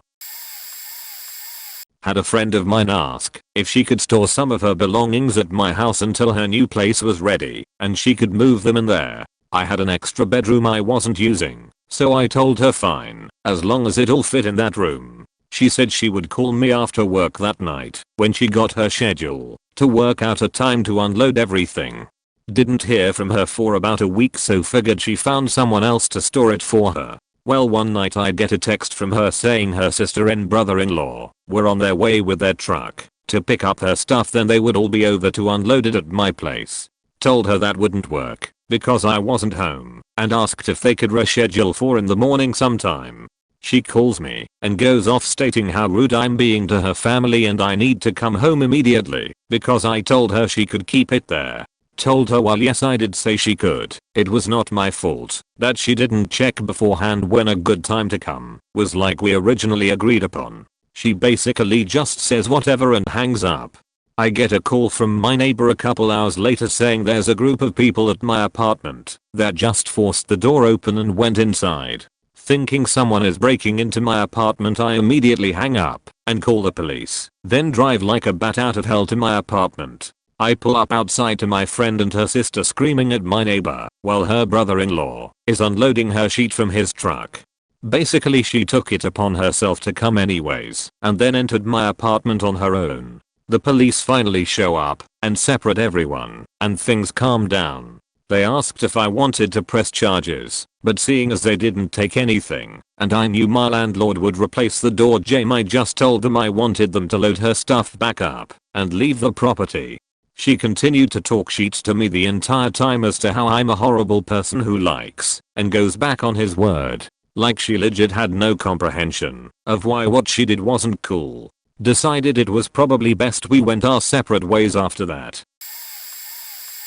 This might be a minor thing, so I'm curious to see what you guys think. I was on a date with this girl at a bar, and her friends were all there. It was our first real date, so I was trying to put my best foot forward. I had just bought myself a bottle, 0.35L, of expensive beer, my favorite brand. After a while a guy that one of her friends knows walks over, stands to my left, and started talking to her over the table.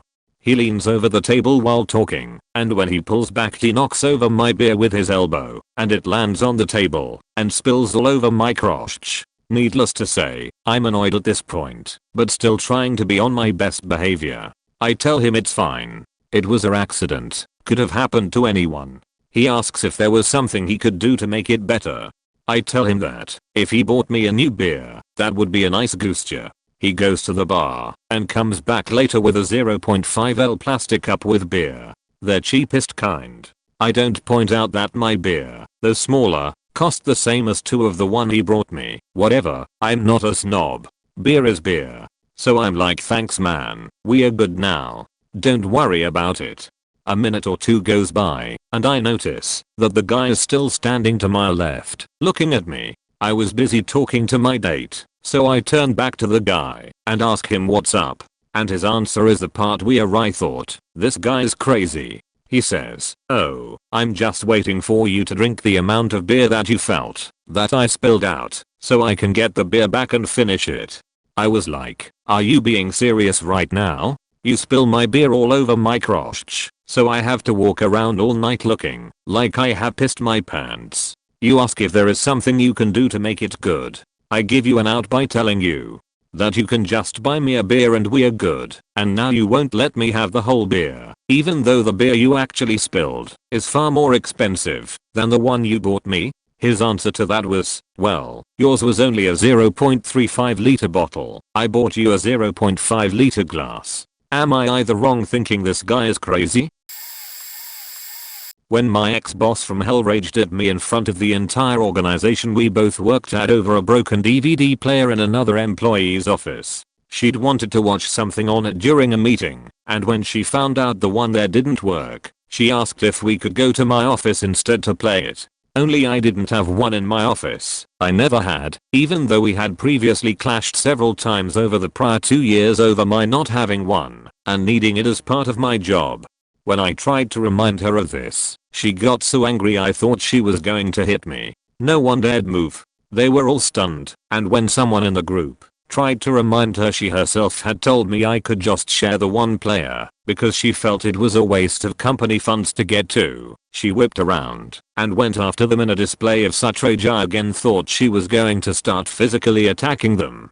It was a moment of absolute clarity in which I realized all of the odd things she'd said and done over the years were not me misunderstanding her, but the fact she really had something mentally wrong with her, and that in that moment she wasn't really being deliberately malicious. She truly did not remember any of the conversations.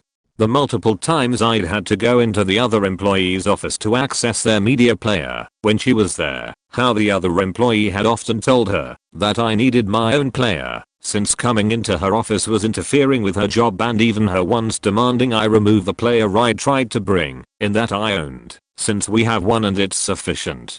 None of it. I was gone within 2 months of that incident. I later recognized that same irrational rage in my mother when she was starting into her descent into dementia. It was actually one of the first clues I had when I thought to myself, man, mom sure is acting like ex-boss from hell today. Initially, I had a friend, for the sake of anonymity, let's call him Dale, who seemed pretty cool, but I took pity on him rather quickly, since he said that a group of his friends abandoned him. I felt pity for him and tried to be a good friend for him, since I went through the same thing in middle school. But as time went on, he showed his true colors and I began to understand why his old group of friends abandoned him in the first place.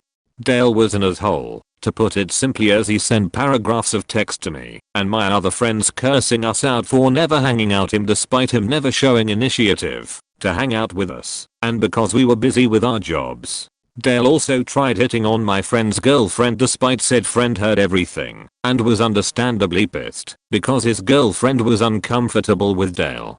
Dale was also a control freak who wanted everything to go his way and got pissed off when we, as a group, wanted to do something else rather than what he wanted to do. When me and my friends decided to go on a vacation which we planned out 3 months in advance, we only invited him so he would not throw a hissy fit. He acted like a complete know-it-all throughout the entire trip and tried to control the vacation as best as he could. He also insulted another friend's religion, which said friend took seriously, and rubbed lotion on me while I was asleep, which in hindsight was pretty damn weird. Keep in mind, when we caught him doing this stuff and called him out on it, he always claimed it was never his fault. The final straw that made us kick Dale out of our lives for good in the rest of the vacation was when he tried on my friend's sister's underwear and tried to pass it off as a joke point when we kicked him out of the house we were renting. He threw a temper tantrum, and we had to forcibly drag him out of the house before running to his car and driving off.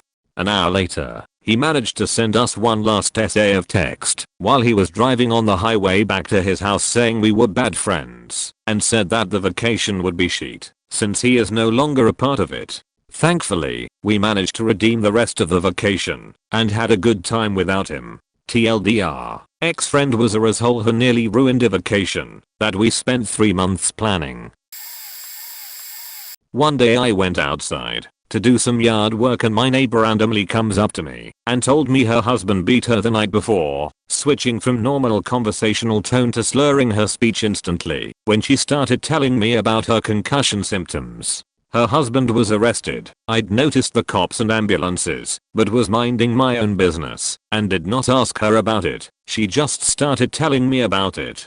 Later that night, I heard her having very loud, rigorous sex in her kitchen with our other neighbor's husband when I went outside to take out the trash. The next morning, she knocked on my door, acting like she was high, asking for a drive because her concussion symptoms made it impossible for her to drive.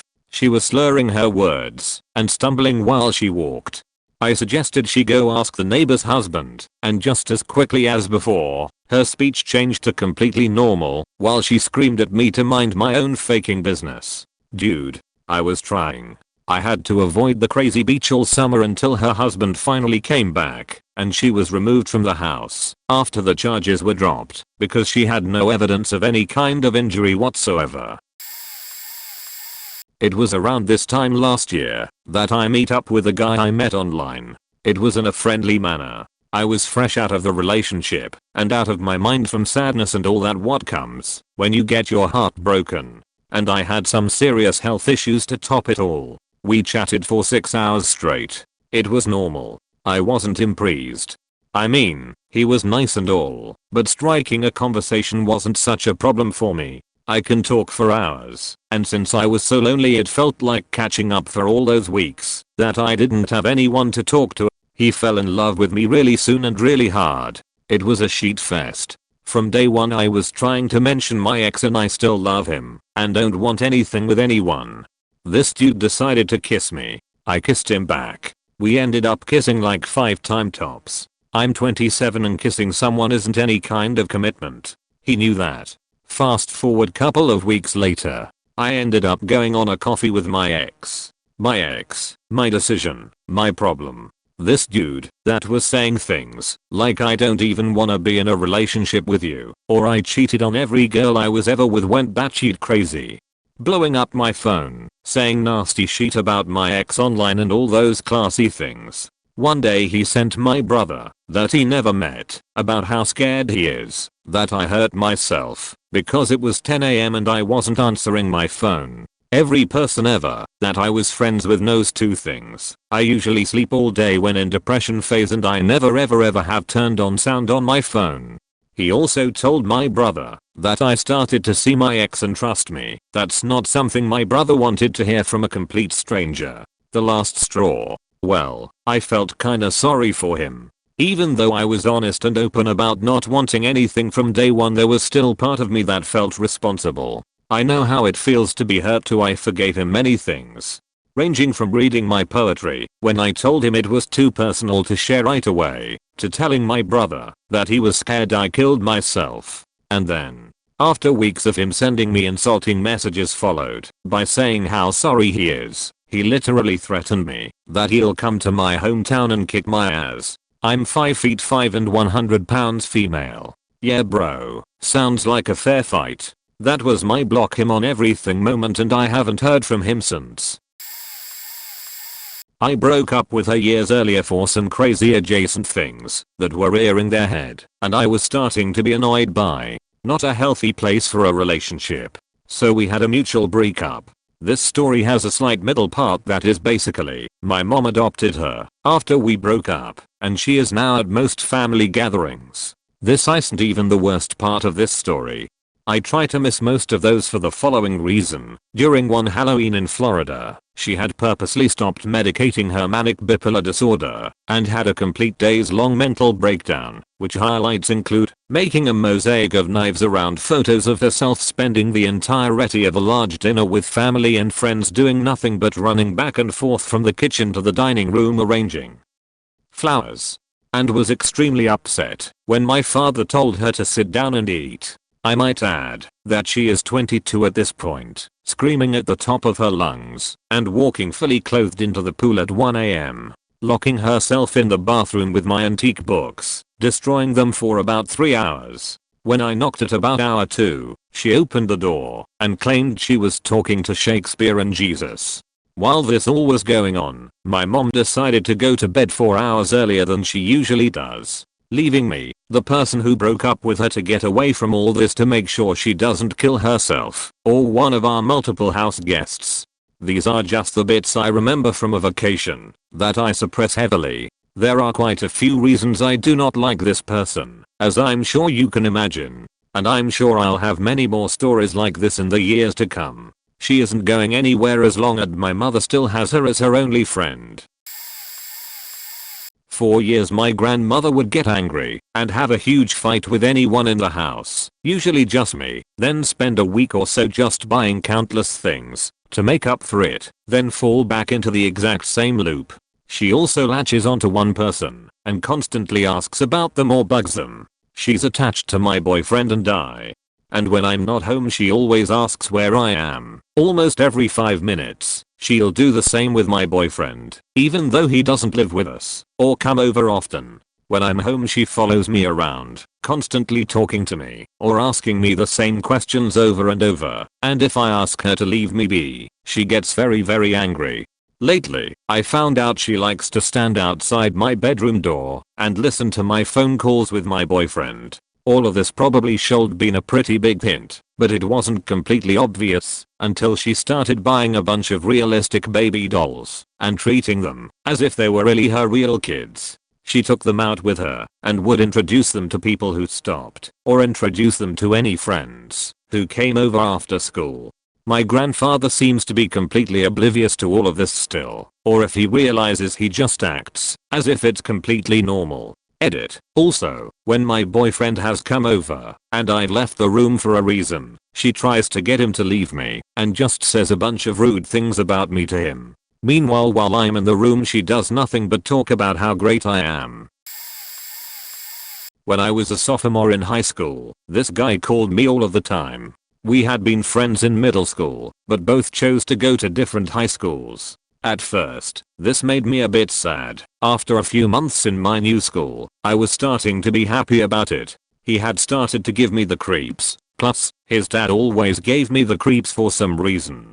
We still stayed friends. He did a lot of crazy stuff during this time. He once asked me, a virgin who was planning to wait until I was married, or at least very much in love, to sleep with him. He was furious when I said no. There had also been nothing romantic about our friendship. We had never even kissed, and I even avoided hugging him. He would also masturbate while on the phone with me. I hated this, but stupidly thought it was normal, because a lot of guys acted like this. I should have ended my friendship over this stuff, but I thought guys just did that. Give me a break. I was young and naive. He had started calling more frequently, and I was getting sick of it. I felt guilty that I didn't want to talk to him and hear him masturbate. For whatever reason, I truly felt like I was being a horrible person. But I had started to make more guy friends, and I realized that this was not a normal situation. On night when I was 15, he asked if I wanted to hang out. My mom was quite overprotective and didn't really want me to go out. She probably would have allowed me to go out until like 11 or so if I begged. But since hanging out with him was my only option, I decided to stay home and told him as such. He started calling me incessantly. I can't even remember how many times over the course of the evening. I couldn't block him as I didn't have a cell phone back then. He started driving by my house. He had a very recognizable car, so I knew it was him. He kept driving by. This lasted for hours. But at least he couldn't call me, since he didn't have a cell phone either. I'd like to say that I got out of that friendship right away, but I didn't. I confronted him, and he denied it was him calling and driving by my house. I had caller ID, and to this day, I've never seen a car like his. I think him lying when I confronted him was what did it. Dealing with my younger sister is like walking on eggshells, always has been. The rest of family always just said she's temperamental or emotional, but that has changed to a mutual agreement that she's crazy in recent years. I should have known several years sooner from other events. Like when, after asking her how her day at school went, she flipped out on me calling me a jerk who has never cared about anyone before.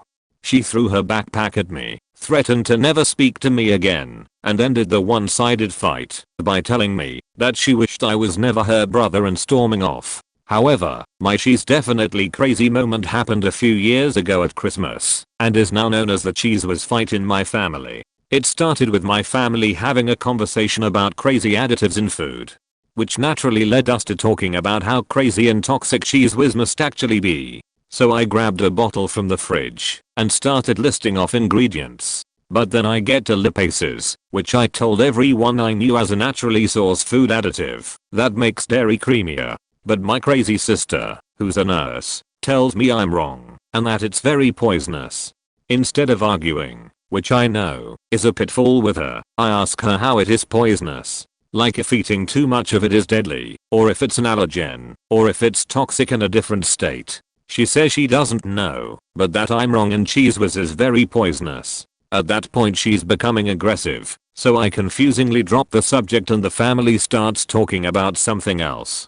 Several minutes go by and suddenly she jumps up from the couch and starts yelling at me for being a know-it-all and always trying to belittle her. She then tearfully/angrily runs from the room and heads upstairs to cry. Hey boyfriend then goes to comfort her, while the rest of us sit there wondering what the hell just happened. My dad asks if that was because of the cheese whiz thing and my mom just says, leave it be. Then we hear the fight start between crazy sister and her boyfriend through the floor and across the house. For the first bit you can only hear her yelling about how nobody stands up for her. Then about how the boyfriend is an asshole for never standing up for her. Then about how I'm a monster. Then we hear things being thrown followed by the boyfriend yelling stop hitting me in the face. Then she starts yelling back about how she never hit him. Then we all hear another slap. He yells at her again to stop hitting him, and she keeps denying she did, and then switches gears and starts blaming him for making her hit him. He then leaves with her still in the room yelling about how useless and a bossy he is. And after coming downstairs we see the handprint on his cheek, and it is immediately cemented in mind that she's a crazy. Side note, a few years later she'd retell the story, omitting the part where she freaked out, and adding in a new section where I belittled her, and threw the bottle of cheese whiz at her. My mom told her that's not how the event went, and she went a year without talking to her. TLDR, my sister once physically abused her boyfriend, because everyone didn't believe her that cheese whiz is very toxic. I had a friend that I hung out with regularly. He started to feel romantically interested in me, and I did not feel the same. One day he started making comments to me that he is Al Capone's great-grandson, something about brainwaves being tapped, and that he is part of some Illuminati bloodline. Being a somewhat sane person, I knew these comments were not normal. As much as I hated to lose a friend, I felt that I had to cut off communication with him. He ended up moving to Denver shortly after. A few months later, I'm reading the Chicago Tribune and see an article with his face and name, and it stated that he was extradited from Denver back to Chicago for threatening to bomb the local courthouse, DuPage County to be exact. He was sent to jail, then eventually made his way into some sort of prison/mental hospital type of place. He began sending me these extremely long, erratic, strange and frightening letters about the Illuminati and how he wants to run away with me and my son, who he has never met before. He knew what school my son went to. I can't even begin to explain how crazy and deranged these letters were. Then came the thousands, and I mean thousands, of dollars worth of gifts and conspiracy theory books to my house. I'm not sure how he was able to send these gifts from there, but I suspected that someone may have been helping him out from the outside. I was terrified honestly, so I went to the courthouse and filed a restraining order against him for me and my son. A few months later I had to face him and his lawyer in court. He showed up shackled in an orange jumpsuit and was staring at me with dead eyes from across the courtroom. When we both went up to the stand, he was whispering in my ear that I was lying about it all, despite the fact that I had a full-size suitcase full of the evidence with me. The judge took all the letters and made copies and let me take home all the gifts. I still have them to this day. His lawyer pulled me aside after court and informed me that this person has had all of his legal rights taken away and now has a guardian because of his extreme mental health issues. He ended up getting released from wherever he was and had tried to reach out to me while writing some really violent nasty things about me on Facebook. Luckily it's been a few years since then and I haven't heard from him since. Yes, this is a real story and I have plenty of proof if anyone is interested. It was sad to see someone who seemed normal and a good friend to just totally lose their shit out of the blue. Meet a girl from Tinder. She is only interested in a straight up hookup one night stand. Okay, no problem. Arranged to meet in a bar close to her place. Okay, so I can tell pretty early on that she is not exactly stable. She keeps talking about other people in the bar and giving them openly dirty looks, but like a 6 crazy. For a one night stand, no problem, I thought. I ignore this behavior and after 2 drinks go back to hers, get out a condom, put it on the bed and start foreplay but naked. I see her push the condom off the bed and then she tells me to fuck her without a condom. At this point I'm thinking she could be at least a 7 crazy and it's a stupid risk to take, but such is better minus condom and my pull-out game is strong. A trip to the clinic is normally worth it and I've been lucky so far. I go pull out, she isn't exactly making it easy, but I pull out with time to spare and shoot on her stomach. I leave and when I check my WhatsApp I can see she has blocked me. No display picture. Unnecessary but okay. Move on with my life. 2 weeks later I get a message on Facebook from this girl. Now I make it all but impossible to find me on Facebook, so this is a bit worrying. I'm thinking that she has an STD and was warning me. She tells me she is late on her period and she is never late. I'm confused as to why she is telling me this at all.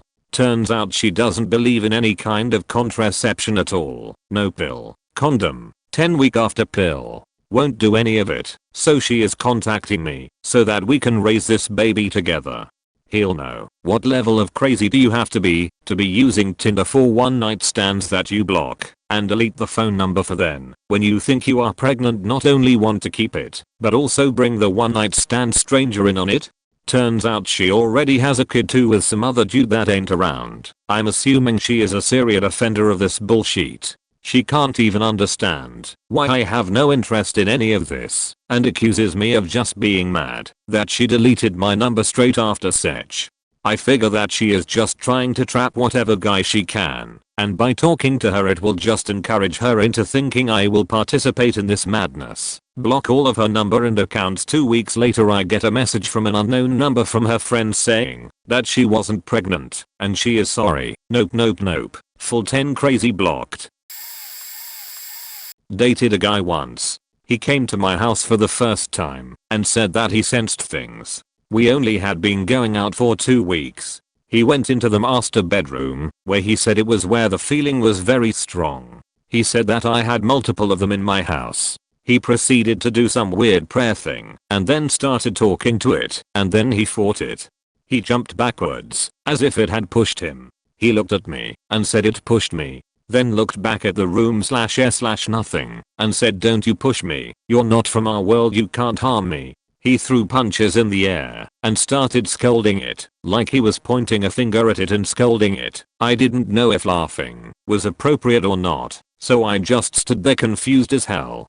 He literally thought he could physically fight a spirit, if that's what he meant, was in my house. He then did a weird prayer thing again. It wasn't in English. I wasn't sure what it was. I don't even know if it was a prayer or he was summoning more things. It was just beyond creepy and weird. He proceeded to close all the doors in my house and mumbled something under his breath as he closed them. At this point I'm very concerned about 2 things. If the guy I'm dating has a couple of screws loose, my house might actually be haunted. After that, he gave me a bunch of rules I had to follow. G. Step indoor with my right/left foot. Close the windows after the sun sets. No smoking at windows and to sleep with the light on. No candles. He said I should get rid of my plants because the things liked them. I didn't follow any of them because up until that point my house felt fine and I felt fine. I'm Christian and after that I prayed hard. Even though I hadn't been to church in years, he creeped me out so much I was terrified of being in my own house. I felt completely safe and normal up until that point. I didn't sleep for weeks because I was so scared and weirded out. I eventually found someone to cleanse the house just so I could relax a little bit. It cost me a couple of $100. I also got a pregnancy scare, and before I took the test he said if you're pregnant, keep it. I knew him for a month. He then went on and on about his stance on pro-life and how adoption is murder. He wanted to marry me and have kids. He also took really cringy videos of himself to either seem funny or hot, but it was just a whole mess. Needless to say, I got the fuck out of there. Just started college this year, and I met this guy who seemed decently chill. Weird things would happen here and there. For example, me, when are you going home next? Him, I'm going back home to Zimbabwe. 3-second pause. Oh sorry Florida. How do you mistake Zimbabwe for Florida? Anyway, like I said, it was weird, but not a big deal. He asks to hang out one night, so I agree. I ask if he smoked, and he says yes, so I bring over my dab pen. When I offer him some to smoke he seems all weird and tentative. Me, have you smoked before? Him, no. Me, I thought you said you've smoked. Him, oh yeah, like once, but that doesn't really count. Me, so do you want some? Him, looking around awkwardly for 5 seconds. Yeah, he smokes, and after a few minutes he says, am I cold? It was early September and the whole week it had been 85 plus and our rooms didn't have air conditioning. I just say, nah man, it's pretty hot in here. Then out of nowhere he gets on the ground, doing push-ups with his goddamn fists, screaming out random words. Pineapple, Renaissance, Angular. He did 20 push-ups saying random shit every time he came back up. At that point I knew I was dealing with a weirdo. He did more crazy shit after that, but that moment was when I knew he was crazy. I used to be friends with this girl and she and another friend in our group had just broken up, but everyone agreed to stay civil. So one day we all made plans and I asked her if she'd like to come, but gave a heads up that our other friend would be there too. She told me that yeah, that sounds fun. She would do this a lot then never come out, but we always made the effort to invite her as friends do. The night comes along and she doesn't come out, and I get a Snapchat several hours later of us already out from her flipping me off going thanks for inviting everyone but me as whole, and a mini argument came about where I explained to her I did, but eventually I turned my phone off because we were having a good time and ain't no beach gonna kill my vibe. So the next day I wake up, I gotta walk to get my car and find out I have a parking ticket. So I'm already annoyed on top of being hungover, so I get my car, pay the ticket, then go home and order Chinese. While all of this is going on I'm arguing with her, so as the rest of our friends are arguing that we invited her. I even told her our one friend was sitting right next to me when we invited you, and I have screenshots from the friend she just broke up with inviting you, and she tells me that's not proof enough that we invited her. At that point I screamed at her in a Snapchat video because I wasn't having it, and I'm annoyed at this point. This bitch killed my vibe and edited her for a few days, but ends up being friends again for about a month or so before cancelling her permanently. I guess she was more narcissistic crazy, if anything, but I feel it counts for all the headaches I had. I lived in an apartment where the leasing company rented out each room in the apartment, then the rest of the apartment was shared space. So, we all got a bathroom and a room, then the shared space was a living room, kitchen/dining, with a washer-dryer unit. You could bring people along, but if you just signed up, the leasing company would rent out the other rooms as well. Everyone arranged bills between one another. I was set up with a couple of frat guys and another, Frank. The two frat guys dealt weed and were pretty standard for their ilk, but Frank was different. Frank was older than us and very into D&D. Everything was fun at first. The two frat guys brought the party. I'm an introvert, so it was helpful having them around. They dealt weed, so they were popular. Frank got me a seasonal job at an amphitheater through October, provided that I gave him a lift. Great. We split the bills evenly, with each person handling a separate bill. I have electricity, Frank has gas. Eventually, the two guys move out, to move into their frat house, so it's just me and Frank with our amphitheater jobs. October rolls around, and the season's ending. I find a job at a factory working nights. Frank can't find a job. That's too bad, but I've been there. I carry us along. One day, mid-November, I wake up at noon. It's faking cold. What the hell? I feel at the vent and it's blowing cold air. That's weird. I paid the bill. I call the gas company. We cut off your service because the bill is late. How much will it be to get it reinstated? $180 and a $50 connection fee. I call Frank. Why haven't they gotten their money, Frank? I paid them. Well, call and fix it. I promptly go buy a space heater and close my room up so I can continue to function at my job. I'm there for a couple of months. Frank is somehow okay with our rustic lifestyle and tries to make up for it by making my meals for me before I go to work. He's still looking. This goes on for months. I get laid off and find other work several times through temp agencies, and he's borrowing money from people to pay the rent. Along the way, he starts telling me stories that I largely attributed to his D&D gaming. He tells me about how he's a Native American shaman. Later, he starts telling me about how he's a werewolf. At some point, he weaves some story about him being a sniper for a mercenary group that did a mission in Russia, which would have been amazing, given his lazy eye. I honestly don't give a damn, as long as he gets a job. I stop really talking to him at all. Around February, finally the apartment complex seems to give a damn and they serve eviction papers on him. He tries pleading with me, trying to talk his way into living in my living room, until he gets on his feet, and I tell him that he either needs to get a job or get out. He then gets me, pulls me into his bathroom, and starts rambling on about how he could get a job with just one phone call, but he swore that he would never do that work again, after he had to kill his best friend, after he undermined a mission. I told him that I didn't give a damn what he swore and stood my ground. That as about the time that I realized that he didn't really have an overactive imagination, but that he had some sort of serious issue, if anything, with lying. His parents divorced around then too, and I think that may have caused him to crack. It took a few months, but he finally moved out around March. I've since been exceptionally picky about my roommates. I'm sorry for the longest post. Met a girl online some years ago. I used to write stuff like poems or thoughts on a blog, and this girl appeared one day in the comments section and started giving compliments in every post, and then she asked if I wanted to go out and meet. For some reason I felt something was off, and I ignored her requests until she became more insistent. Talking with a friend, he said to me, "Dude, it's only a girl. Go out with her. If you don't like it, stay away. But what if you find the love of your life?" So I accepted going out with her. During the date she chose a park, so we went there. Then in the park we kissed for the first time, and suddenly she was like, "Can we move to another bench? Like this one specifically?" Okay, we sat down. Like 10 minutes later she starts waving her hands, and casually her mom and a guy's comes out of nowhere, and she is like, "So this is my mom, and this is her lover Oliver," or whatever name he had, and I'm like, "What the hell? What do you mean by lover?" "Yeah, we live with my dad, but he is a cunt, so my mom has a lover and I'm okay with that." I enter warning/danger mode and start choosing my words carefully. Then I get a glance of her and her mom whispering to each other, and then they were like, "Oh, we need to go to that 7-Eleven quick. Can you wait here with Oliver?" Okay. Then as soon as they left, Oliver asks, "So what are your intentions with our girl?"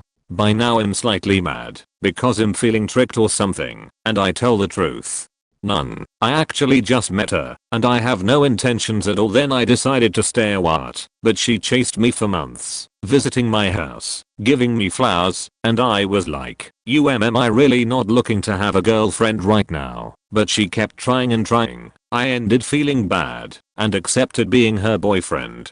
No kidding. On the first day we officially became a couple, she asked to go to my place, opened Facebook and added me into a conv with her ex, a supposed abuser/yeller, ECT, and tried to make us fight. So this is X, my new boyfriend. If you have something against me, take it to him. I'm like, what? 1 hour later she is crying like crazy, and she tells me that she actually loves her ex, and that she can't be with me because that guy still loves her. In that moment I said fuck this. So I told her, you know what, you should go back to him. You love him. He loves you. Be happy with him. She actually thanked me for that, called me a great guy and left. I didn't even felt sad, just felt like a tornado. Just have passed 2 months later she called, saying that her ex abused her again, and she wanted to try again with me. I said that I was cool enough to let her go, but I wasn't an idiot, and that I could only give her my friendship if she wanted. She said she would take me back at whatever the cost. She spent the next year calling me every day, sending me gifts. Then she had 3 boyfriends during that year, and kept calling me, while I didn't dated anyone. Almost 2 years after I met a girl that I liked and everything went naturally, we dated for a long while and everything was fine. When Miss Crazy found out, she posted on FB how I was the lowest scum ever, the worst man she had ever met, a piece of trash. Some of my friends saw that and actually wrote on her wall that she was rotten, that she was making lies about me when I treated her with the utmost respect. Then like 1 month later she asked for forgiveness, but kept a shady smile on her, almost revenge-like smile. I'm pretty sure she was into witchcraft and did shady shit to me. Bonus points. Her dad suddenly died of food poisoning, and she asked me to go to the funeral. She acted super weirdly. She didn't look distressed at all, and was almost happy. I'm not saying she had something to do with that, but honestly I wouldn't be surprised. She hated him. TLDR. Trust your gut, especially when meeting people from internet. I work as a bartender in a Tony bar. A dude randomly came in and instantly seemed to take a liking to me. Thought nothing of it. If anything, I enjoyed it, based on the way he tipped me. Mind you, the first time we met he invited me to his family reunion the next town over. Flash forward a couple months and he would come in whenever I worked. Sometimes he would be a little creepy, but I'm a student working 2 jobs, so the money made up for it. Eventually one day he got so drunk that he got into it with another regular. Other guy was talking baseball with me, and the dude was salty that I wasn't paying attention to him. Next thing I know, he tried touching me, saying weird things, being creepy to the point that I had another male bartender ask him to leave. He went home and called the bar repeatedly because I kept hanging up on him. I called the owner, a family friend, and told him the situation. He came to close with me, and I'm so glad he did. We closed, locked up and left, and the dude was waiting across the street on a bench. I walked out first, and he got up and walked toward me till my boss came out. He then walked away. Not sure what would have happened if he wasn't there for me. Regardless, that guy is banned from the bar and all the bartenders know not to let him in. Edit. Clarity. Some words weren't as descriptive as they could have been.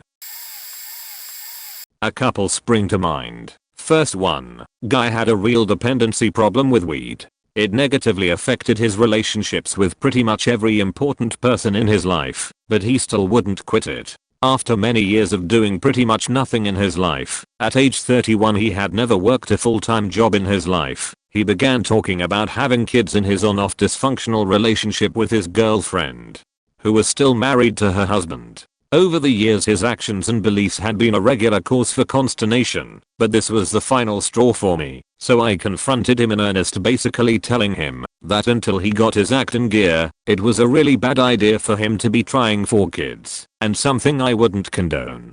This caused his temper to explode, and he began threatening me. For some reason, he had to get my approval on the matter. But it soon transpired that this was because he had the craziest beliefs. He believed that the power of people's thoughts could influence real life events, and that not only did he believe that his future children already existed on another dimensional level, but that my negative thoughts, my refusal to condone his train wreck life actions, were potentially preventing his unborn children from coming into existence in this world. He even went so far as to say that if he and his girlfriend failed to conceive any children together, that he would take personal revenge on me for that. For as far as he would be concerned, it would have been the power of my thoughts that ultimately denied him the reality of fatherhood. How can you argue with crazy like that? He genuinely scared me, and he was in complete denial that he had any problems. After that, I tried to distance myself from him. However, it was a long time until I was able to successfully cut him out of my life for good. He was a close relative, so it was very difficult blocking him. Second one, another relative had terrible problems with compulsive and pathological lying. She would lie to people about the most outrageous things, so outrageous that people often wouldn't even think to question the information. Some things she lied about include: family friend has a brain tumor, they did not. You were expelled from school, never happened. Your godfather has dementia and is violent towards your godmother, he did not have dementia and he wouldn't hurt a fly. So and so killed your father, ridiculous claim, etc. Because she was always conspiring to turn people against each other or victimize herself. For a long time everyone in the family assumed that she simply lied for attention. However, a number of years later she was diagnosed as having paranoid schizophrenia, so I dunno, maybe she actually believed her lies? I knew my ex-fiance's mum didn't like me much from day one, and I always thought she was just difficult, but eventually I realized she's just a batshit crazy manipulative bitch. So my ex, 20, had a 2-year-old son that he had full custody of, and it was written very clearly that the kid had to live with him and he had to be the primary career, but my ex's mum always had a reason as to why the kid had to stay with her. First, it was because she believed that he couldn't look after the kid alone, which he definitely could have. Then I moved in and it then was because we didn't have a table. Fine, I bought a set of table and chairs. Then he couldn't move in because we didn't have enough food. We did though, so $200 later we had tons of fresh and frozen food. Nope, still couldn't live with us. We needed a different bed than what we had. It had to be pretty much identical to the one they had, even though those beds were super expensive. Well, guess whose parents had an identical bed they were giving away? When my ex showed it to her and said that the child was staying with us from now on, she flipped out. Screaming, yelling, slamming doors, name calling, you name it. She was screaming about us taking her child from her and that I was worse than Hitler. The worst part about the whole thing, we literally lived next door and told her multiple times that she was welcome anytime she wanted and she could have him weekends. I noped the fuck out of there pretty quick. Apparently, according to my ex, he still lives with her and they just lie to the courts a year on. Easy. It was the final event in a lifetime of consistently boorish, unpredictable and asshole behavior. A group of friends and I visited a buddy in a clinical rotation in the States in the last year of an offshore foreign med school program. He invited us down to a state that rhymes with Florida, claiming fun was to be had by all. From the occasional drunk texts and calls over the years, we figured he was gonna be emotional. He also wasn't very insightful into the asshole he was, and maybe 4 years away wasn't the best thing for an emotionally underdeveloped moron. We arrive, he proceeds to get blackout drunk for most of the time we are there, peppered in with moments of wakefulness colored with insanity. He cheerfully regaled us of the story where a few days earlier, he threatened his roommate before said roommate vacated the place they shared. A couple of days into our visit, he turned his anger to us. It all came to a head when he attacks one of our friends in the street, on the strip, after the club. He is relatively incoherent, but what we can make out is his questioning why we didn't chip in for the electricity we used during our stay, or pay for his partying on a strip of land that is the opposite of North Beach. Foreign med school cost, pressures adding up I guess, but we were blindsided ESP given he invited us and for the fact that we filled his empty kitchen with a week's worth of food and condiments from Costco, along with a shit ton of booze. So each of us give him about $100 to $400 total, and he proceeds to flush it down the toilet and screams that he doesn't need the money. He says he will laugh all the way to the bank one day as a successful MD and says get the fuck out in the middle of the night. We did. Expediered a nice place as we walked the strip without suitcases at 6 AM. Needless to say, he never did pass his final licensing/US equivalency exams and failed to secure a residency. We don't talk much anymore, except receive an occasional drunk text in which he berates us. I dated this girl some time ago that had some issues. At first they weren't bad, noticeable, but manageable. Lyle things like making messes and not cleaning them up, which I assumed was just not being motivated to do that work, or she was just a generally messy person. She wasn't unclean or anything, but messy. I'm about 2 years dating, and her parents moved to another state, leaving her the house. A few months pass, and I'm basically living there, so she asks me to move in. She had 2 kids, one with Asperger's, and so the messiness continued, but I didn't mind picking up, since I wasn't paying anything on the house or bills. I offered but her parents took care of most of it, so I figured cleaning up was a way I could contribute. Plus I was working in teaching her kids responsibility. I gave them chores and paid them an allowance which everyone loved, so not too bad. I was a contractor at the time and was sent out of state for a job. It was 30-day job. Work 12 days straight, off 3, work another 12, leaving a 3-day buffer in case we ran into issues and fell behind. I spoke to her every night before I crashed in the hotel room. I didn't return on my 3 days off because I was tired, and frankly I enjoyed the time alone away from her and her kids. During those 3 days we talked often, but something was strange, off. I couldn't place it. She just seemed different, hyper. I arrive home, and the place is destroyed. Carpet ripped off the floors, cabinet doors broken, the front door had a window inset into it which somehow was almost falling out. The garage, which when I moved and I cleaned to work on vehicles, was filled to the ceiling. There was an addition, which was turned into the kids' playroom. It was so filthy the kids had made trails to the iron couch, to their Lego table I built for them, and to the back door, and of course from the living room entry. Not a clean dish in the house. Pizza boxes stacked up like 10 high on the kitchen table, which was full of stuff. Then by the couch she had basically not moved, it seemed. All of her trash and hobbies, and everything she did while I was gone, was within a few feet of her. She couldn't even lay all the way on the couch. And the smell.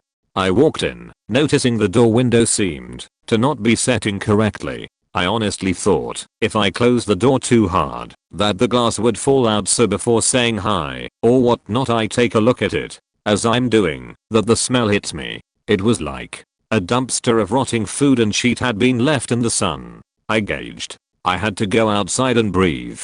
I still hadn't said anything other than yelling "it's me." When I go back and I find her on the couch laying there, she never even woke up. When I wake her she smiles and gives me a kiss, and that's it. Something is seriously wrong. That's the moment I knew, and the last straw for me. I couldn't do it. I call her dad, no answer. The kids were old enough to be on their own for a few minutes, but I asked a neighbor to keep an eye out. It was in a cul-de-sac, and one of the neighbors had a pool and let people in the cul-de-sac swim, as long as a member of the house was home, and an adult was present, so the neighbors knew one another and were friendly. It takes me about an hour, but I convince her to take a shower, because we are going for a drive, just to get out of the house. While she showers I pack her a bag. Packing items recommended on a website. Once ready we leave. I do take the long way, so we did kind of go for a drive. I try to talk to her. I get little to nothing out of her. Yes and no answers mostly. When I pull up to Lakeside Behavioral Health and admit her, she doesn't say a word. Signs the papers and is committed. I couldn't speak to her or visit for a week, but afterwards I called every night. Ever visiting hours I visited. Brought her kids once a week. She was aware I moved out. I hid nothing. Turns out she knew she had bipolar and didn't seek treatment of any kind. Her father took a job that required him to clean up this apartment complex building for renovations. And he couldn't rent a storage unit in time, so he brought all of that stuff, filling the garage and maybe 1/4 of the playroom. This apparently sent her first into a manic state, where she was going to clean the hell out of the house, for me maybe? But she quickly got overwhelmed and went into depression. I honestly have no idea how long she had been like that, but going by pizza boxes I'm going to say at least 10 days.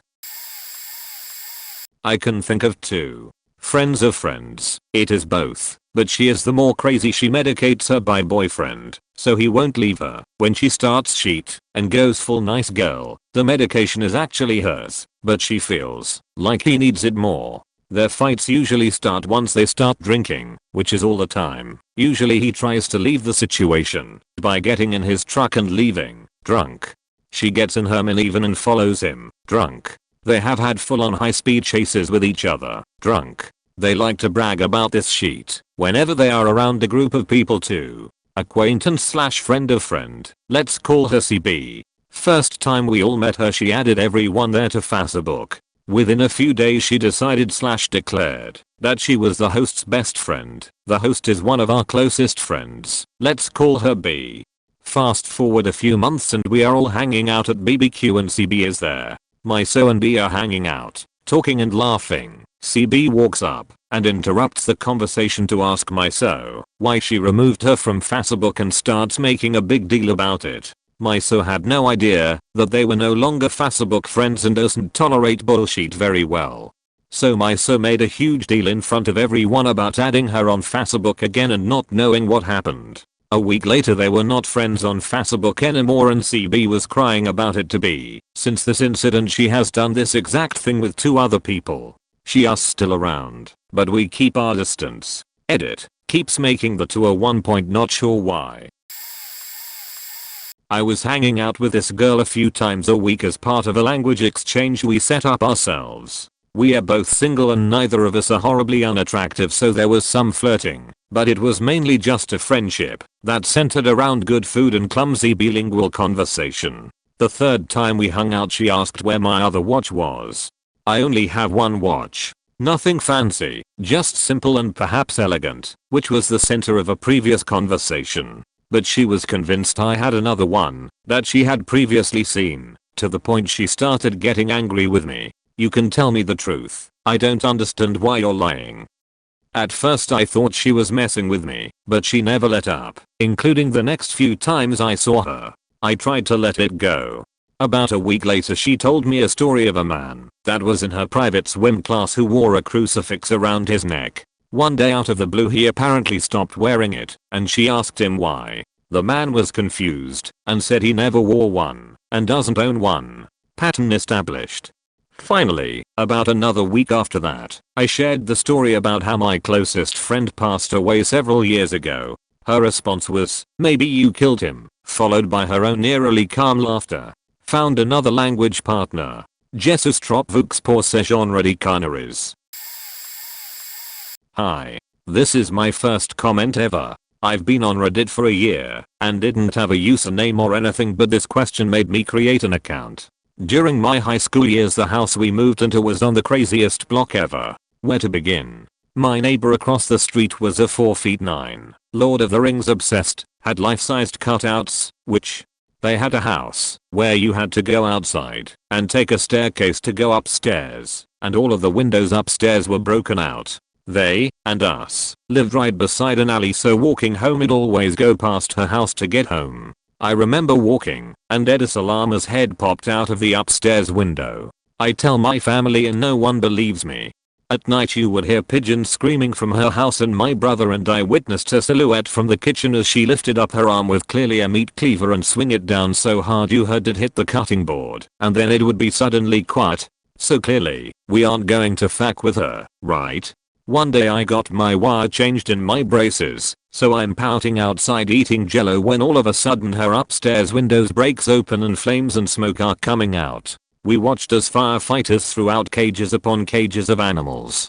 Literally 60 plus cages of burnt rodents being tossed out. When the firefighters went upstairs the firefighter broke his leg because a faking pot-bellied pig lived up there and charged at him. Also, a faking llama.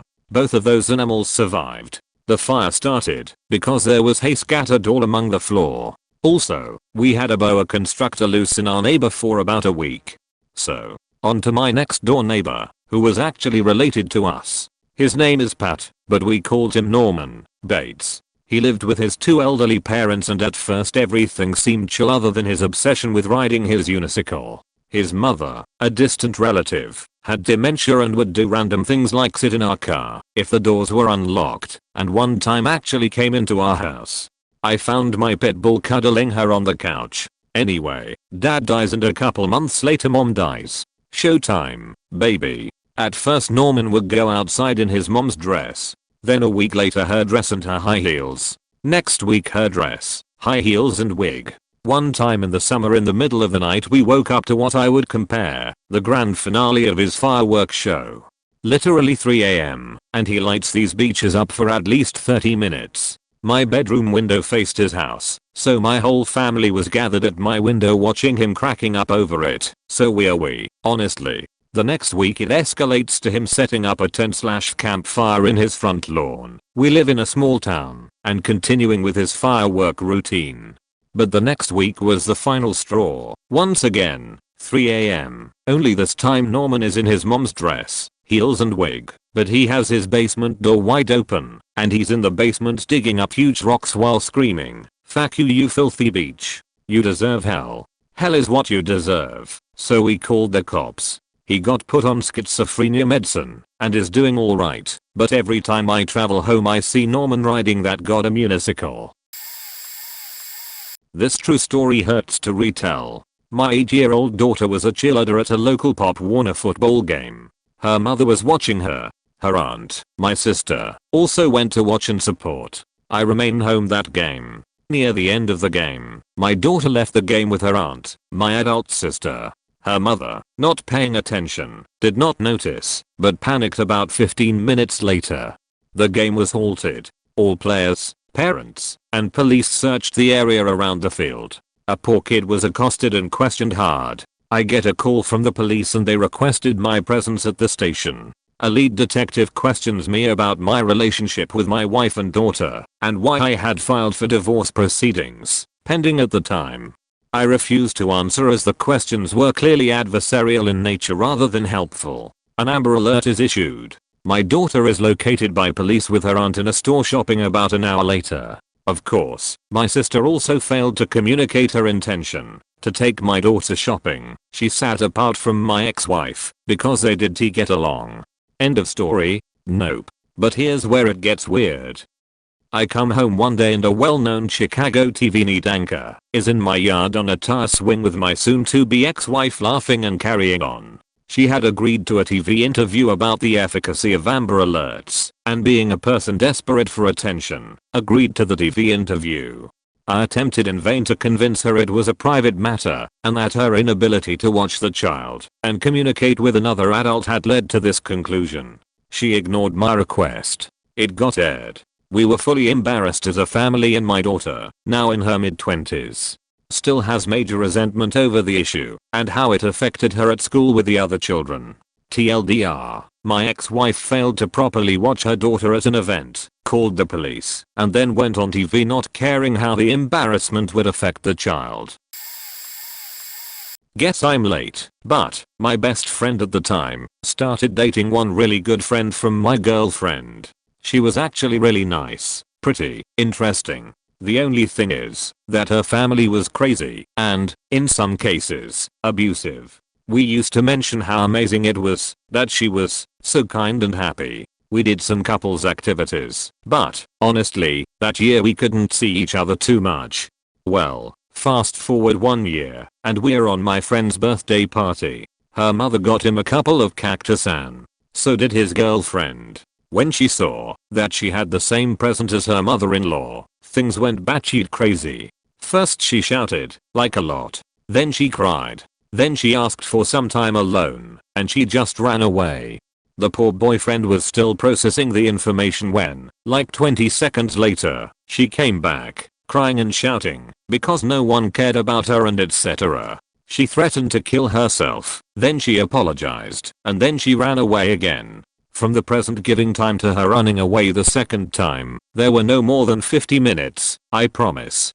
She had a lot of issues. She cheated several times on her boyfriend, and so did he, and while he was okay about it, he didn't consider it a serious relationship. She was completely destroyed every time she, or he, cheated on the other. The latest news I have on her is that they broke up, and he used her for sex for a year or so, but then she moved on. My previous neighbors were developing a rep for being a bit of trouble, parents and the kids. She would let the kids run everywhere unsupervised. My kids went over to their house to play one day, and they said there was dog shit everywhere in the house, most of it crusted to the floor/carpets. Mental note, my kids won't be playing with those kids anymore. One day the mom popped by one day and asked if the two older boys could play at my house for a bit. She had something urgent to do. I reluctantly said sure, for the kids. That was at 10 AM. After lunch, around 1:30 PM, we had planned on going out, so we took the kids home. Nobody answered. I got a cell number from her neighbor and called. No answer. I wasn't able to get a hold of her until 11:30 p.m. when she finally rolled in to pick up her kids. I told her they were sleeping upstairs and I'd send them over in the morning and that she better be home or I would start making other phone calls. Then we hear stories of her kids going around taking baseball bats to other people's cars. The kids doing this were 6 and 8 years old. Then a few weeks later they were found jumping on top of other people's cars. Then her 3-year-old gets lost one day and is returned to her 4 hours later. He was found by a construction worker who had this kid in a diaper show up while he was framing a house. Imagine framing a house, full construction site, sitting in a house full of nails, and in walks a 3-year-old in a diaper with no shoes or anything. The kid couldn't even tell the guy where he lived. I only knew this because my brother-in-law is best friends with the guy that found the baby. Apparently when he returned the kid to her, she yelled at him for endangering her kid. We called CPS. It started with some fiscally irresponsible stuff at first. Red flags to an adult I'd imagine, but for a 10-year-old I thought he was a baller. My uncle worked as a coder for Apple I think, and every year he would buy a new Porsche. Once he hit about 5 Porsches that he stored in various odd places. That is, Walmart parking lots, storage containers, things like that. He traded them all in for 5 brand new ones. He did this every year for about 3 years before he became homeless. He then told everyone he was a vampire and started doing heroin. My aunt housed him and tried to get him clean. When I was 16 he went completely off the rails. Everything seemed fine for a while. He was clean and had a job again, even though his credit was faked. Then one day, when I was over, he stripped completely naked, hopped in my aunt's car covered in feces and urine and drove to the La River. If you follow Brand towards the zoo you'll find the bridge, and jumped off. Haven't heard from him since. I learned after the fact he had abused my aunt and spent all her money right before he left. Edit. I forgot one day he showed up to my class at this MMA gym I would go to and tried fighting my instructor. Edit 2. The Porsches were used, not from the dealership. Not sure if that detail matters. Had a guy follow me from a college class we shared to the cafeteria a few times. I thought he was just socially awkward and not picking up my leave me alone vibe. Then he straight up followed me from shared class to cafeteria, across campus into my class he wasn't in. Rest of the story, I gave him my home number with 2 wrong digits hoping he would go away. He figured out the wrong digits and called. This was before everyone's info was easily accessible online. How many numbers did this guy try before calling the right one? I asked my dad and my sister, who was on the same campus, to run backup for me at that point and the guy went away. Had a car walker wheel call before being an itch. Some time ago who was rude and a total B to my face, but not in front of other people. She was someone everyone loved because she smiled big and laughed a lot. I think she dropped that facade with me because I had her figured out a few months before anyone else. It started when she called me at home one day to tell me off about some Facebook post that wasn't related to her, but she took unreasonably personally and got defensive.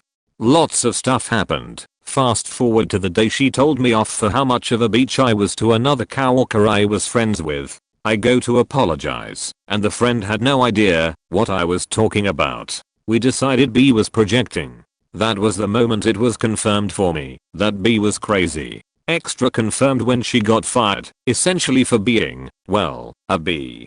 A family member on my husband's side. It was confirmed when she accused my mom and sister of purposely throwing out a flower she liked when we were prepping my wedding flowers. She had put it on a different table so she wouldn't lose it. I had this one girl I knew from my freshman year that one of my friends had a thing for, so she was always at parties he held and stuff like that. She was a typically expansively rich girl and always seemed a little off, but I just assumed I didn't know her well enough. That was until there was this one time we were walking back from a party. A different friend, we will call him Jay, her, and myself were all headed to the same area of dorms and decided to walk together. Jay and I had been talking the whole party and he seemed like a dude who was going through a rough time. He decided to leave the party because he felt like he was going to have an anxiety attack from all the people. On our way back, He had a moment and started telling us everything that was going. It was some heavy shit. Parents' divorce, his dad severely beating him, his time he had spent homeless, his abusive ex, his diagnosed mental disorder, and just things along those lines. The man was tearing up. As he is going on, every time he took a breath the girl would talk about how she could relate to that trauma, because she is a woman in an engineering field. She would try and cut him off, to constantly add in parts of her life story and drive the conversation towards herself. None of it was things that made sense. I seriously remember her saying, "Yeah, your dad beating you sounds rough." Last semester, this one kid I was working in a group project with said he didn't like my design. It really hurt my feelings. It was insanely infuriating. Needless to say, I convinced her that me and him needed to head to another part of campus, just so we could ditch her, and he could finally talk to someone who gave a shit. I see her around campus and just stay as far away from her as possible. The self-absorption became so more noticeable if I ever interacted with her after that. Such an asshole. Edit. Clarifying, the whole part that was infuriating wasn't that she struggled as a woman in an engineering field. Women do struggle in engineering fields and that is an issue. It was more that struggles in one's career path do not come close to equal the trauma that comes from parental abuse and homelessness. The way she was attempting to steer the conversation was to prove that she had struggled just as much as him and that she needed the sympathy that was being focused on him just as much. That was the part that showed her colors and made me feel disgusted. In HS, I rode the public bus to and from school every day. There was another kid who I went to school with that also lived in the same complex as me, so he took the same route and got off with me at my stop. I never spoke to him, barely even looked at him, because I always had a book/sketchbook and had my earbuds on at all times. After a few months, I noticed that he seemed to be following me. He'd walk closely behind me after getting off at the bus stop, never say a word. When I'd walk my dogs, I could see him watching me from his balcony. When I waved at him once, just to tell him I see him, he was quick to retreat inside. But he still kept peeking at me every time after that. After that, he started walking beside me after getting off the bus. I'd slow or speed up, and he would noticeably keep pace with me. Again, never said a word to me. And it made me really uncomfortable, so sometimes I'd call my dad and have a conversation until I was inside, just to have that security. So one day, I got off the bus and walked in the opposite direction of home to avoid the dude. There's a church right across from the bus stop, so I ran over and hid inside the church doors. When I peeked around the corner, I could see him standing at the bus stop, looking around as if he was waiting for me. I was extremely uncomfortable at that point and stayed in the doorway for 30 minutes just to make sure he was really gone. I did this a few times until he gave up on waiting for me and would just walk ahead. Luckily, I graduated not longer after this and got a car. Haven't been on the bus and I haven't seen him since. Creeped me the hell out. Well, me and one of my close friends were grabbing dinner one night in the university cafeteria. We did this every night just because, for a week or so we saw this girl sitting off by herself, so we invited her to join us. She seemed super cool, but just didn't know how to introduce herself. After about a week or two of us hanging out just about every night, she starts to open up to us. Talking about how she is getting over a rough breakup and how her ex did all these horrible things to her. We felt bad for her and let her talk about it for a while. Then later that night she showed us some meme she found on Instagram. We laughed and asked her what her account is so we could follow her. She got super defensive about it. Why do you want to know? So you can stalk me and see if I'm telling the truth? Well, I'm you assholes. Then we knew something was up, but we thought maybe it was the alcohol talking. Should have thought better. After knowing her for about a month, she finally let slip her ex's name. It was a guy I hung out with probably 2 to 3 times a week. And he had told me that his ex was a compulsive liar before. Now maybe there is another John Smith here. I was wrong. Eventually she broke and told my friend that her best friend passing away was nowhere near the pain she was feeling from her breakup. Edit 1. We also had to find her sitting on the railroad tracks behind the dorms. She was sitting where a murder happened a few weeks prior. She told us she was meditating over the spurt. Edit 2. Said mother was a crazy and didn't support her going to college. Later told us her mom was paying 100% for her to go to college. I moved across country for an internship this summer, and I thought I had a big house to myself. I was told all the other roommates had gone home for the summer. Kinda lonely, but cold been worse. Then, a few days later, a dude shows up. I was surprised as hell, and so was he, since he had no idea I lived there. Awkward at first, but after 10 minutes we realized we were really similar. So we spent our time talking basketball/engineering. It was freaking awesome for the first 2 weeks. He was a homie for sure. Then a couple weeks later, we decided to go out for my 21st. All was good. Him and other friends got me way too drunk, but made it home safe. Wake up the next morning to him crying on the phone to his ex-girlfriend. After that, calls his mom. I hear him asking for money, like $1,500 worth. Ends the phone call by saying, "Mommy, can I call you mommy? Because you're my mommy. Good night." Hangs up. So I go downstairs to see 2 bottles of Burnett's that were crushed, and it's like 10 AM at this point, so I'm super worried. Tell him to go sleep it off and he does. After he woke up he tells me his background check didn't go through, so he missed out on his perfect job opportunity. He had a few drunken public offenses I guess. Wish I would have known that before. The next day I'm on my way home from work, and he tells me to pick him up by at a restaurant. No biggie, 2-minute drive from home. When I pick him up has belligerent, smelling like cigs, and said they fired me too late, my signing bonus went through. He got like $10k from his job, who did his background check too late. He then spent the rest of summer getting blackout drunk during the day, being a slob, and telling me he's the smartest person in the world. Nobody can stop my genius from shining, and a lot of weird shit that made me uncomfortable. TLDR, moved across the country with a roommate, went out drinking which set him off on a 6 to 7 week alcoholic binge, while being a trashy weirdo. There was a Mormon girl that I was pretty okay friends with in high school. She was a junior, I was a sophomore. She was pretty nerdy and awkward but nice enough. So she finds out I'm a Protestant, and since she had a crush on me, decides to try and convert me. Now I love to learn. I also love to debate, so I didn't mind learning about the Mormon faith. She gives me her Book of Mormon and tries to get me to convert, so we can date one day at school. After that she stops talking to me for a few weeks and I just think she lost interest. Fast forward a year and I'm walking the 2 miles home from school, and I notice her and her brother walking home in the same direction I'm going.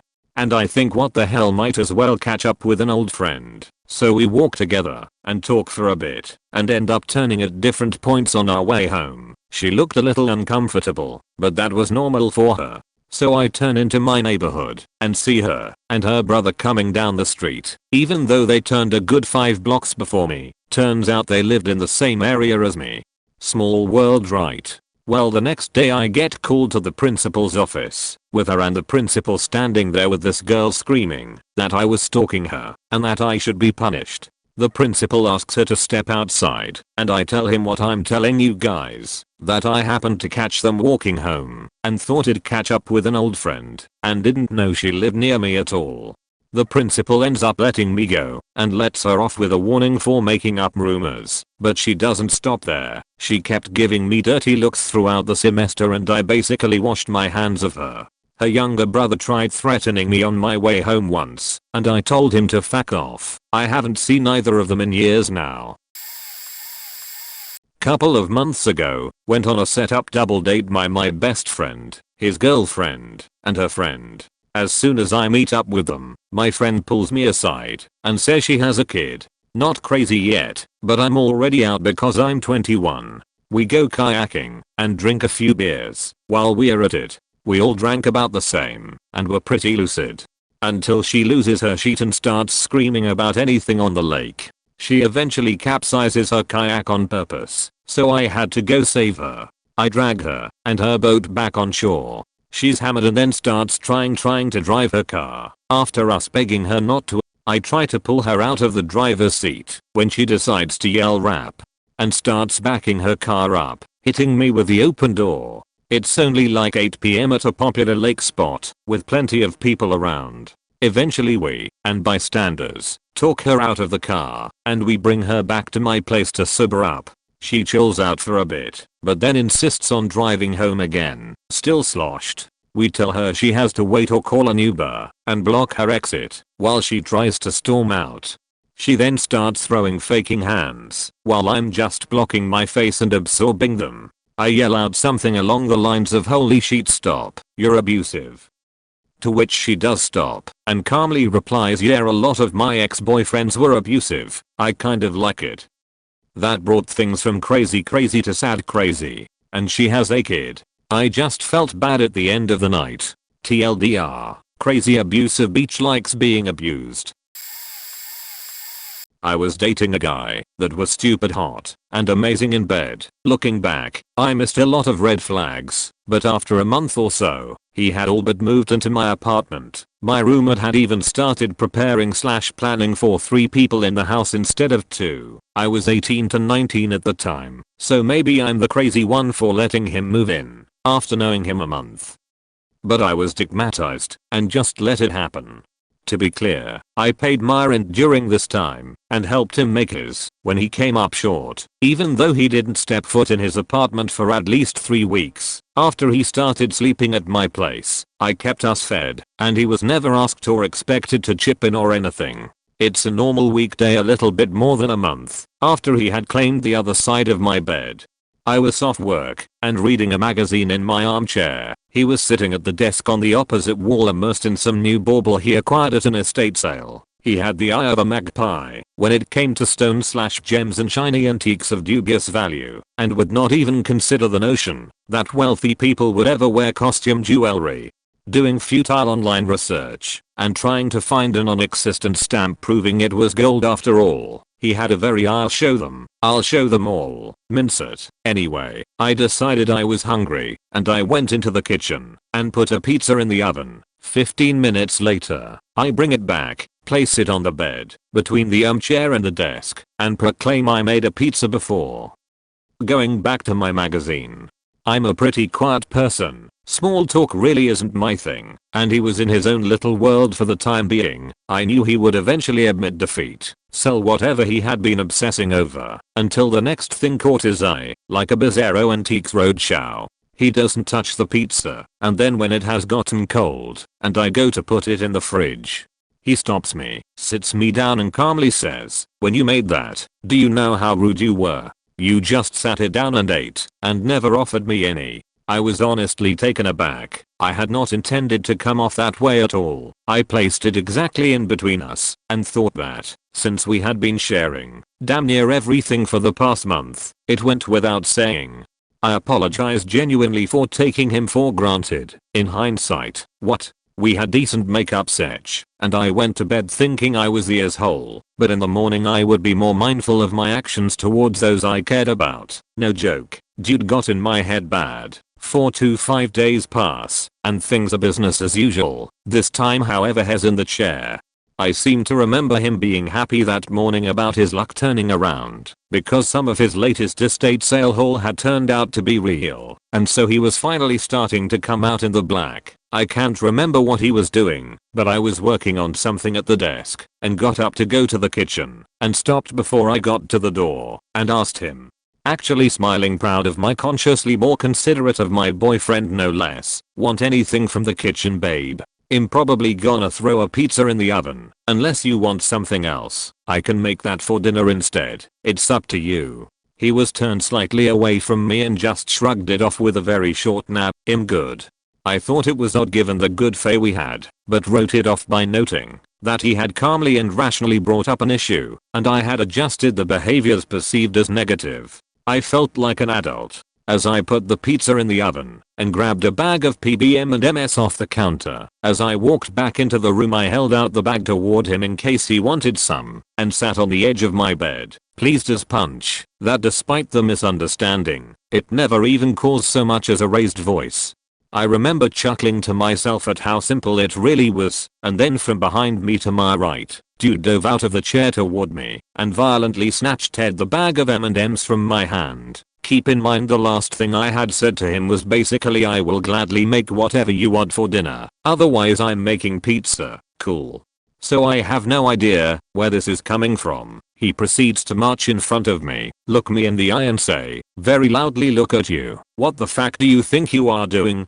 I can't fucking believe you right now. You are without a doubt the worst thing that has ever happened to me. Get the fuck out of my life, and hopefully I will never see you again. He then dumped the remaining half of the large bag of M&Ms on the floor, stomped out, slammed my door, and I never saw him again. My roommate had heard all this and stuck his head in my door. I sat there, stunned and speechless. I will never wrap my head around what was going on in his, and afterward my roommate helped me see all the clues I was blind to before. I often wonder if he has found any peace, and I hope that, wherever he is doing well now. This one girl I was friends with for over 2 years was extremely clingy. We became best friends instantly because she was the type to get attached to people very quickly. However, her mentality wasn't exactly stable, but since we were both struggling with a lot of the same thing in regards to mental health, I stuck by her for a long time. Preface: a lot of these involve us two drinking, but mostly her drinking more heavily and longer throughout the day before I ever showed up. She would like to give me Ambien, whether or not I knew it, while we were drinking, so I could get faked up, and one time did it, so I could fuck her boyfriend with her, and then she posted it on her Snapchat story. She had a mental breakdown about it, and I felt like I wasn't allowed to be upset regarding what she did, because she was so unstable despite the fact I wasn't in my right mind, and taken advantage of. Edit. She freaked out because she was jealous, not because she thought at all that she might have done something wrong. I never got to express my feelings about it really, and pretended it didn't happen, or that I was down and awkwardly laughed it off. We got drunk, and she insisted we have a blood oath to become sisters, so, being the anxious girl I'm who is afraid to say no, especially regarding her, since she'd accuse me of not being there for her, I'll let her take me down to the lake by Arkansas. I was planning on just joking around about it, but she actually did it, and made me cut my hand, and burn sage around it. And the one that ended our friendship, similar to the previous one, me, her, my other best friend, and their boyfriends at the time, were just hanging and getting drunk. My other friend and the insane one disappeared into the bathroom at some point, and me and their boyfriends, also very good friends of mine, noticed they were gone for a long time, so my other friend's boyfriend went to check on them. Turned out that insane friend wanted to do a blood oath with other friend, and cut her leg so deep that she went to the hospital to get stitches. All three of us had histories with self-harm and other depression related things, so other friend was admitted to the psych hospital for 2 weeks or something, since the doctors didn't believe she didn't do it to herself. Yeah, I have a lot more stories, but these are just off the top of my head.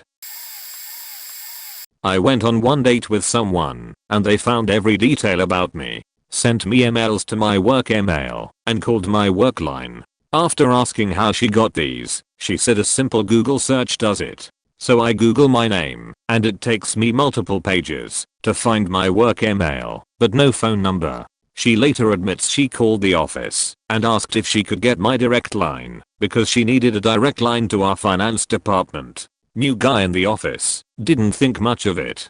I finally tell her that is too much for me, and that I can't have someone stalking my life. Q40 texts later saying how I overreacted. How no one thinks that is crazy. She googled my name and got my work email. How I just don't want a nice girl. Already uploaded this to r/messagerals. How anyone would be lucky to have her. A few fuck you messages. How I'm not even special. Blah blah blah. I ignore them, thinking she went away. Nope. Next day my sister asked me who this girl was that's blowing up her Facebook Messenger. I tell her the story and she's like, dude, this girl is insane. Our last names aren't even the same, and she knew who I was, changed her married name. I read those messages about how I'm a piece of shit, terrible person. Someone needs to know how much I hurt this girl. I ignore it and get about 5 more texts from the girl later apologizing, asking if we can work on things because we both made mistakes. Number blocked. Makes for a good first date story when they ask if I have any crazy stories. Edited to add TLDR. Lifelong friend with then undiagnosed personality disorder got jealous of the attention I got for my mom's mental health related hospitalization. Stages a fake suicide attempt designed to scare me. Had a friend most of my life who was always kind of an oddball, but she started displaying some personality disorder traits in high school. Unbeknownst to me at the time, I just thought she had become kind of an asshole. We'll call her Carrie. I moved to a different state for college, and my mom was hospitalized for severe depression over my freshman year Christmas break, and remained in the psych ward for about 2 months. It was a rough time, and I confided in Carrie about how hard of a time I was having. Fast forward a few months later to spring break. My break was a different week than most of my friends from home, so I was one of the only people in town.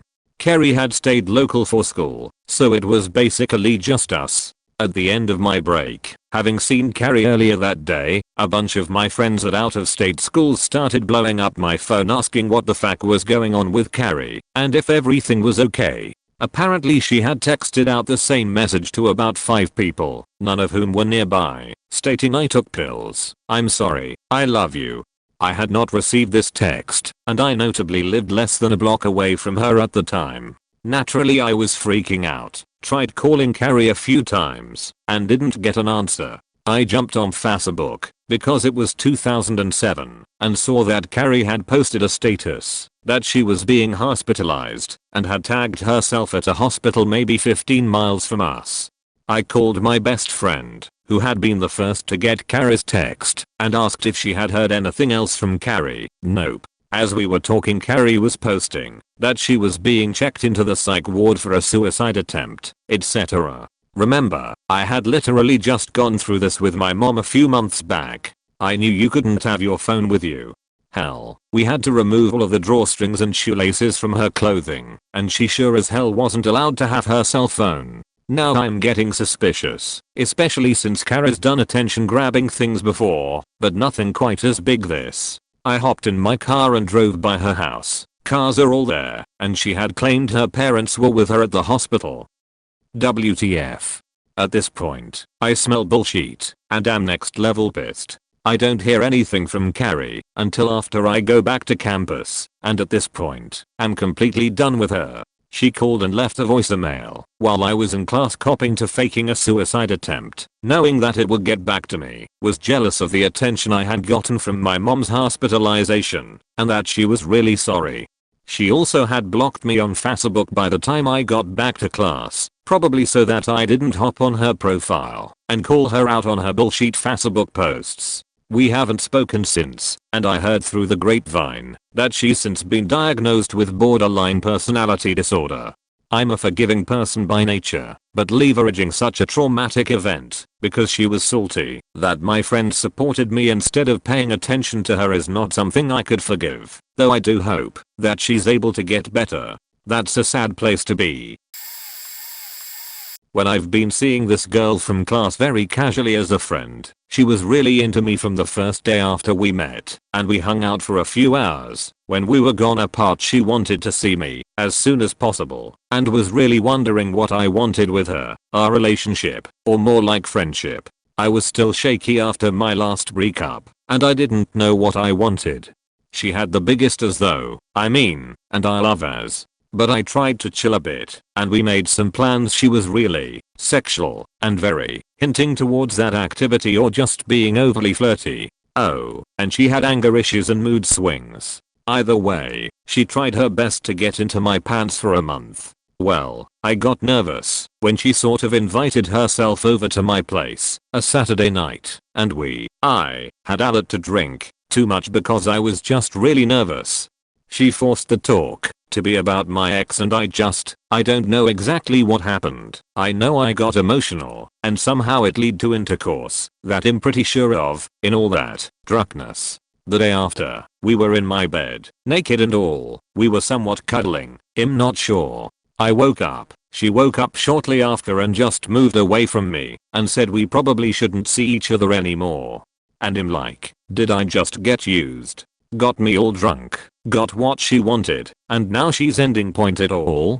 She was all up in my grill all the time for a whole month. I even took her in one night, got her drunk as home to me, 5 a.m. in the morning, after a 2-hour discussion on the phone, while she was off in a random area in town. She was not local, and we didn't have sex that time.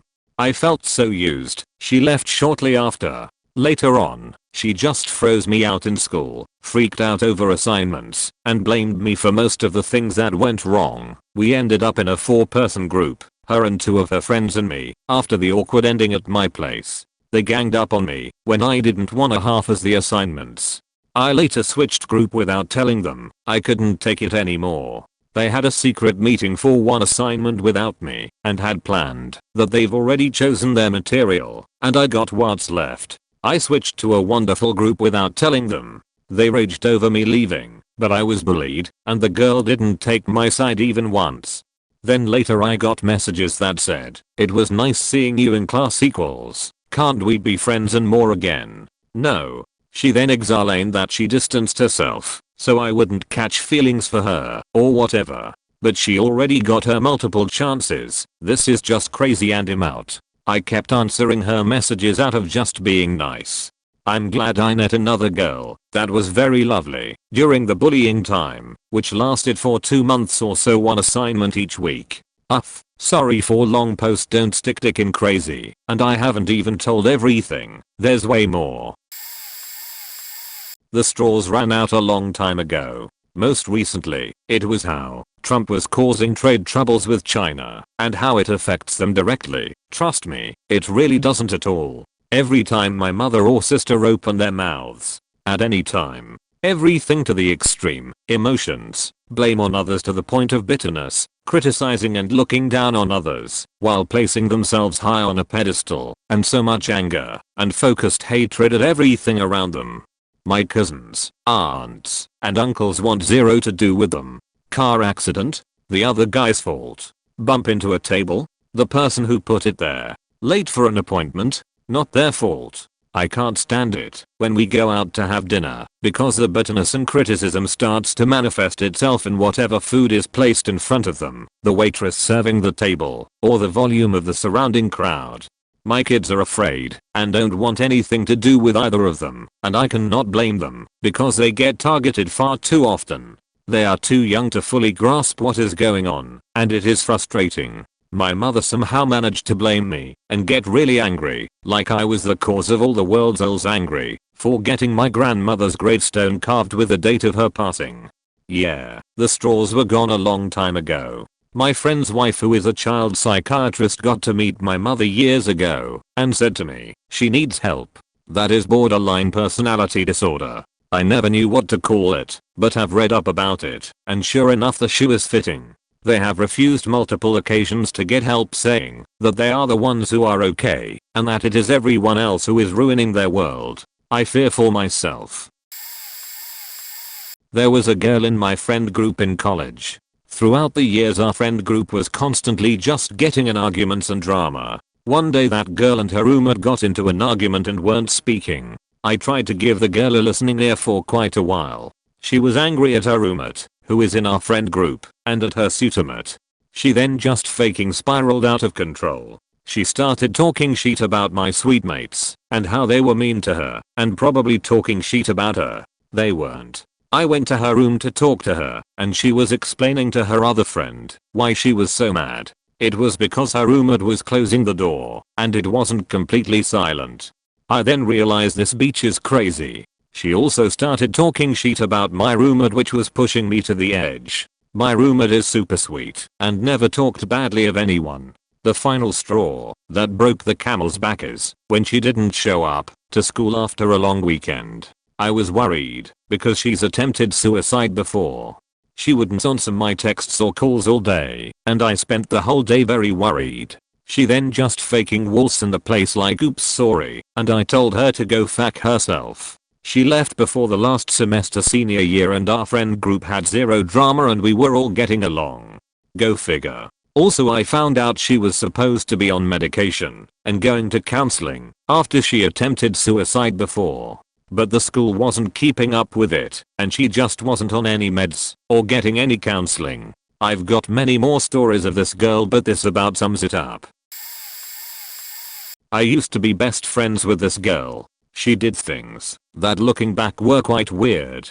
Anyway, I got a boyfriend, and it was someone in our friend circle, so him and I started hanging out lots. I didn't hang out with her any less, but she started to get really jealous. She eventually started dating another one of my friends, and intentionally started not inviting me to things I would usually get invited to, but would always invite me on dates instead.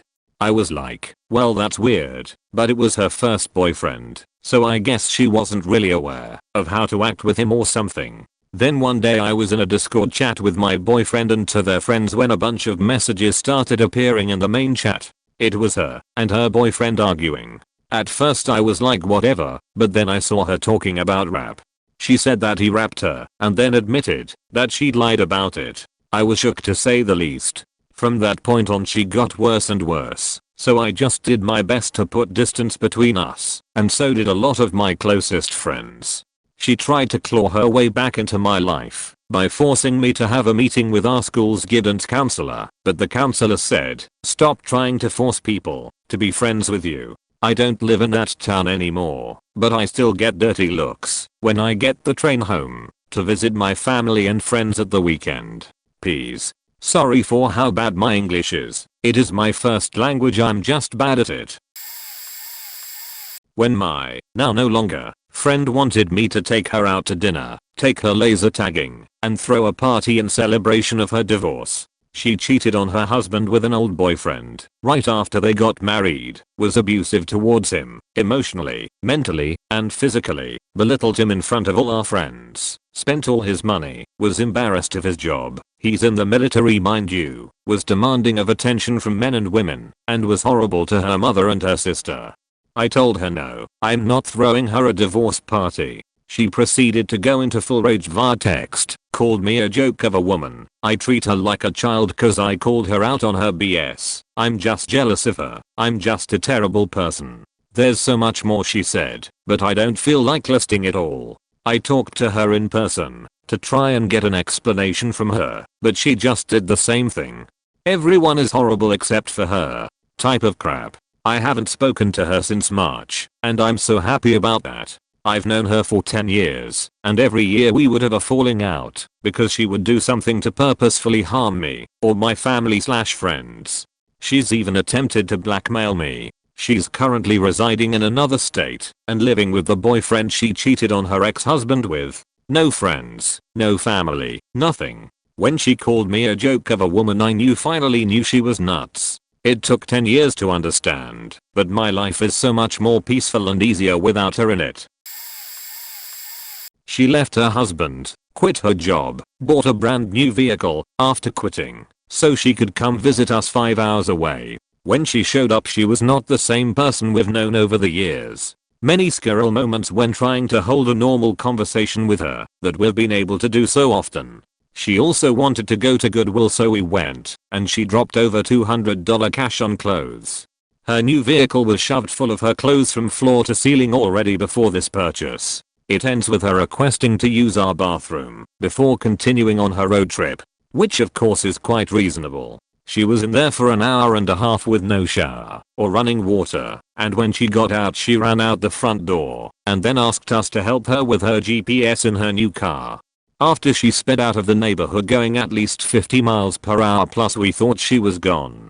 Nope. 4 AM the next morning we get a text if she can come back. She was gone from our place for 6 hours and still in town. We politely declined and were going out of town. 2 days later she reaches out that she totaled her new car and was only 20 minutes from our house. Her new car was smaller and couldn't hold all of her belongings and she wanted to give us two 32-inch curved monitors that wouldn't fit. We drove to meet up at the junkyard and sure as shit her new car was totaled. She hadn't a clue what she hit. Her 2 curved monitors were packed in her new car already, and we unpacked them to put into our car because they didn't fit in hers. In my young and impressionable late teens, I got my first girlfriend. Let's call her ZQ. I met ZQ through an online game together and apparently she fell for me because one day she asked me to date her. I accepted, which was mistake number 1. It was a long distance relationship with us living in different US states, so most things I learned of ZQ were over Skype. The first red flag I really ignored was when she shared her religious beliefs. She was Wiccan, which is fine, but she added some other beliefs on top of it, like the ability to astral project at people and interact with them. I don't remember the other outlandish things she believed, but at the time I didn't realize her beliefs fell far outside the norm. Other Wiccan friends of mine told me that ZQ was bsing me, but I wasn't sure, naive as I was. Accepting her beliefs was mistake number 2. Since we were in the same guild in our game, and we were both officers, arguments would break out sometimes. Any argument ZQ got in would usually end with her saying something that made no sense. Maybe that isn't weird on its own, but the things she said were far out weird. Like as in, they had no relation to the topic at hand, even tangentially. Like, for example, we might be arguing about who should run our guild storage and she would say things like, then why is my lamp on? Something along those lines. It was like she was trying to win via mass confusion. I remember she would do that and everyone involved would reply with what? And stop talking for a few moments, as if trying to parse what she said. Usually ZQ would take this as a chance to keep arguing. I wish I had chat logs, but that was 10 years and 3 computers ago. I ignored these weird arguments and continued dating, which was mistake number 3. We did eventually break up. I decided she wasn't for me, and it had nothing else to do with other things she said or did, but we decided to keep friendly terms, so we would talk occasionally. Then I learned of the things she said to my family. I was away for a while and wasn't able to contact anyone for several weeks. My sister told me years later that, during this time, ZQ would look up my family members' information, get their phone number, and call them. She would tell them how much she loved me, and tell them how many kids we would have. After I found out, that was it. I cut ties. Apparently, since then, ZQ married some other poor guildie, and moved to some European country. I've since been marginally better at figuring out when I should say no to girls. I met this girl on a dating app several years ago. At first, she seemed really amazing.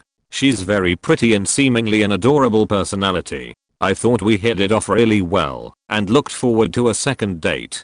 We had a couple dates, but after not being able to get more than a hug, I put away the idea of having anything more than a friend.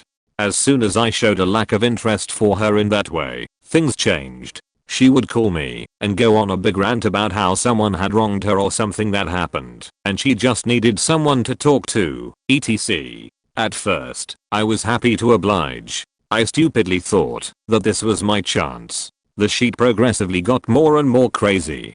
The day I decided she was nuts, she lived in a dorm at her Bible college. She calls me one day and she is really upset because everyone at school is mad at her and are wrongfully accusing her of tearing another girl's pants to shreds. Her version of the story was she had borrowed the pants, washed them and the dryer did it. Even when she told me, I asked her if it was true, and she actually believed it in her nutty little head or just was committed to the lie.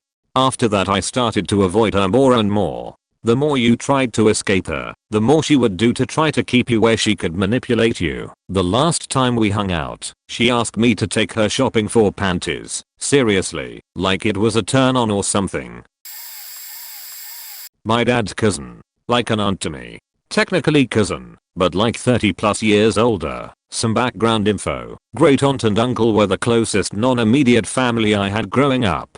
Spent most holidays with them. Great uncle passed a few years ago. My brother, mom, and I schemed to drive 2+ hours each to be home to surprise my dad for his 55th. There is also a party with his friends and coworkers one evening. Great aunt is invited, but it being winter, going to be dark, and she doesn't drive much anymore anyways. She is fine with not being there. She would not have known anyone else at the party. It wasn't logical to have me/brother drive 1h each way to pick her up and take her home. Weeks later we find out cousin is pissed about this. How could you leave her alone that night? And such. So hates my mom now. Stops all communication with mom. Tries to go through dad, who is an accountant in tax season and works till 8 PM at least. Cousin asks me for dad's email info and stuff. Gave her the joint email that my mom 100% manages that she already had. Cousin also gets pissed that dad has stopped playing trivia crack with her. Works 12-hour days cause tax season. Mom tells her this. Cousin gets more pissed, cause she could somehow tell my dad played one game of trivia crack with my mom on a Sunday. So now mom is lying to her. Practically tells dad it's her or me lol. They celebrated their 30th this year, so now cousin and dad don't talk. So trivia crack caused a rift between my dad and his cousin. Thanks a lot, devs of it, if you read this.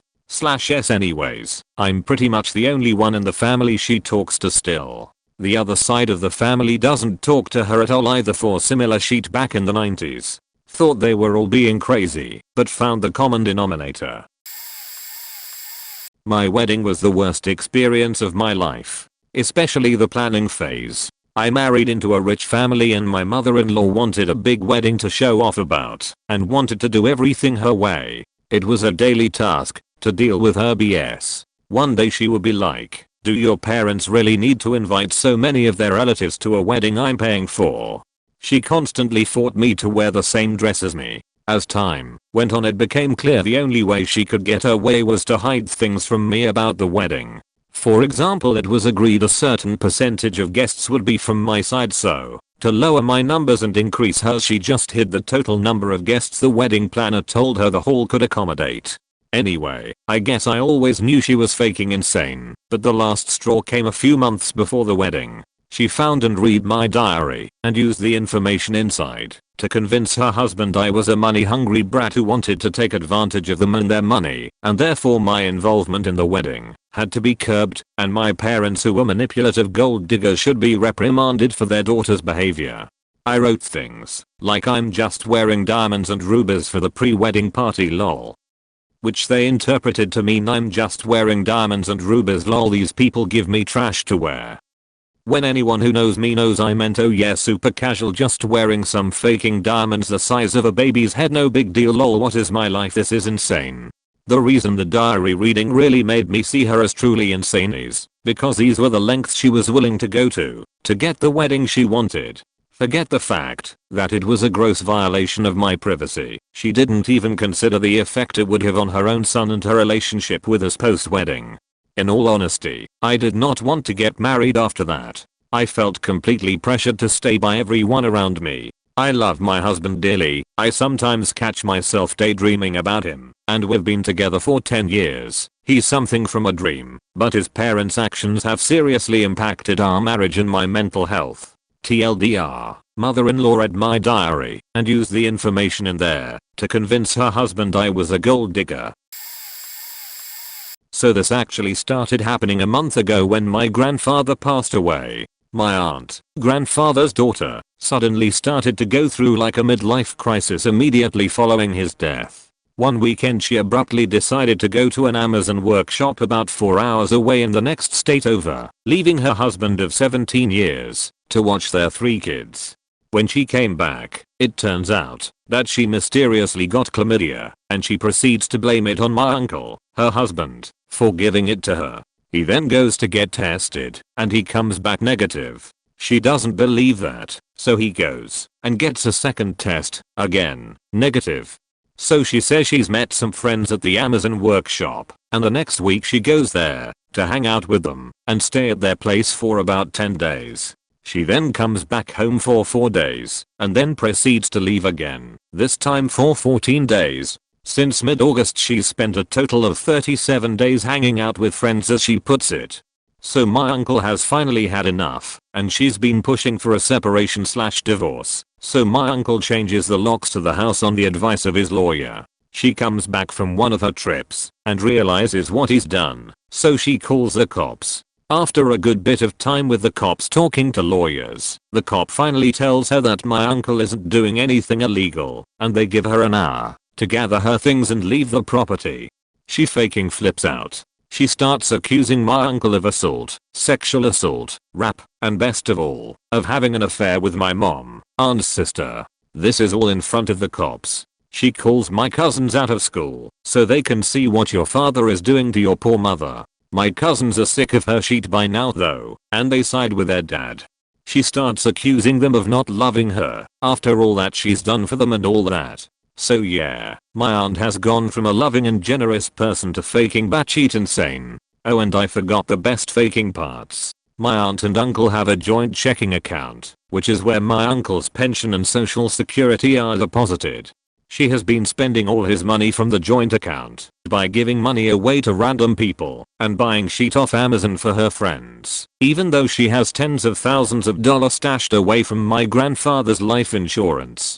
Also, before he locked her out, my aunt tried to blackmail my uncle into giving her the house, continue paying the mortgage on the house, and keeping his truck and motorcycle in return for him moving in with his mom 6 hours away and coming back on the weekends to watch the kids while she goes partying. If not, she said she had felony stuff on my uncle and she would use it. My uncle has no felony sheet. I talked to this one girl constantly, like in person at work and on Facebook Messenger. I never had the balls to ask her out. I probably would have been declined. Then she ignored me at outside venue, and that kinda was the defining moment for me that my brain isn't wired like everyone else. Then I just stopped talking to her. Occasional hi.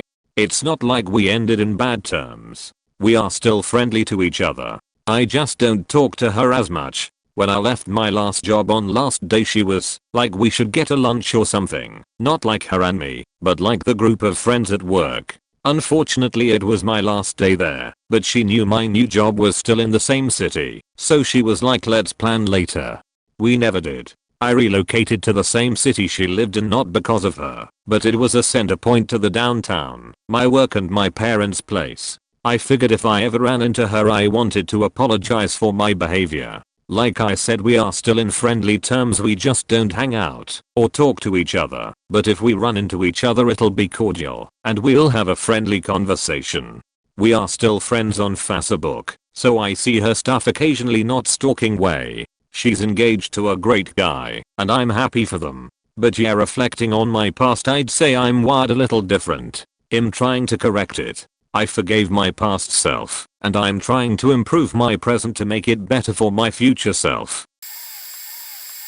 This summer was the craziest shit for me. I started seeing this dude. He seemed great, and we got on really well. We had so much in common. He had siblings, was from England, sadly came from an abusive home, was a model and an actor. Seems too good to be true, doesn't it? Aha, it was. He made up siblings using pics of his ex-girlfriends as one of his sisters, and then the other was just some girl he'd never met, on Instagram.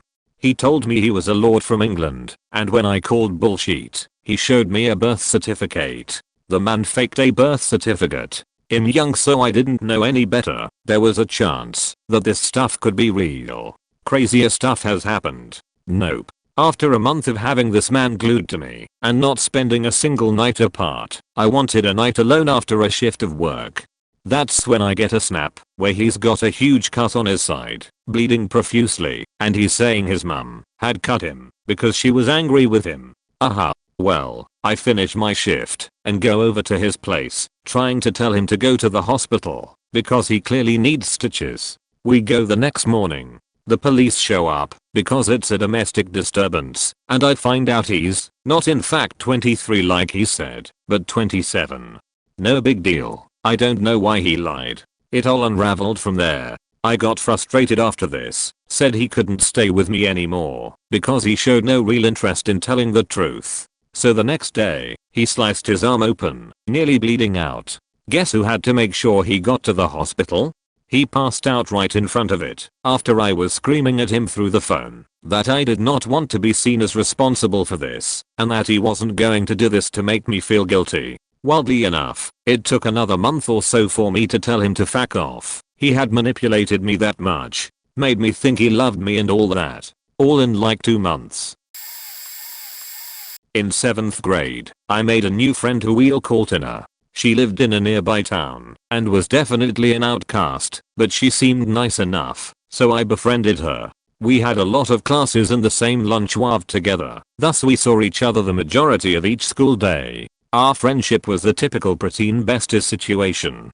We had friendship bracelets, dumb nicknames, boy talk at sleepovers, etc. We were super close. But as the months went on, she started to get too close. She'd leave me poems on my desk and random gifts here and there. When I injured my knee later that year, she refused to let anyone else bring me food or help me with my books. For a second, I was worried that she might have a crush on me, but from the way she talked about boys, I doubted she had any homosexual tendencies. Things started piecing together when some of my stuff started going missing. A calculator, a notebook, and specifically the things that other friends had given to me.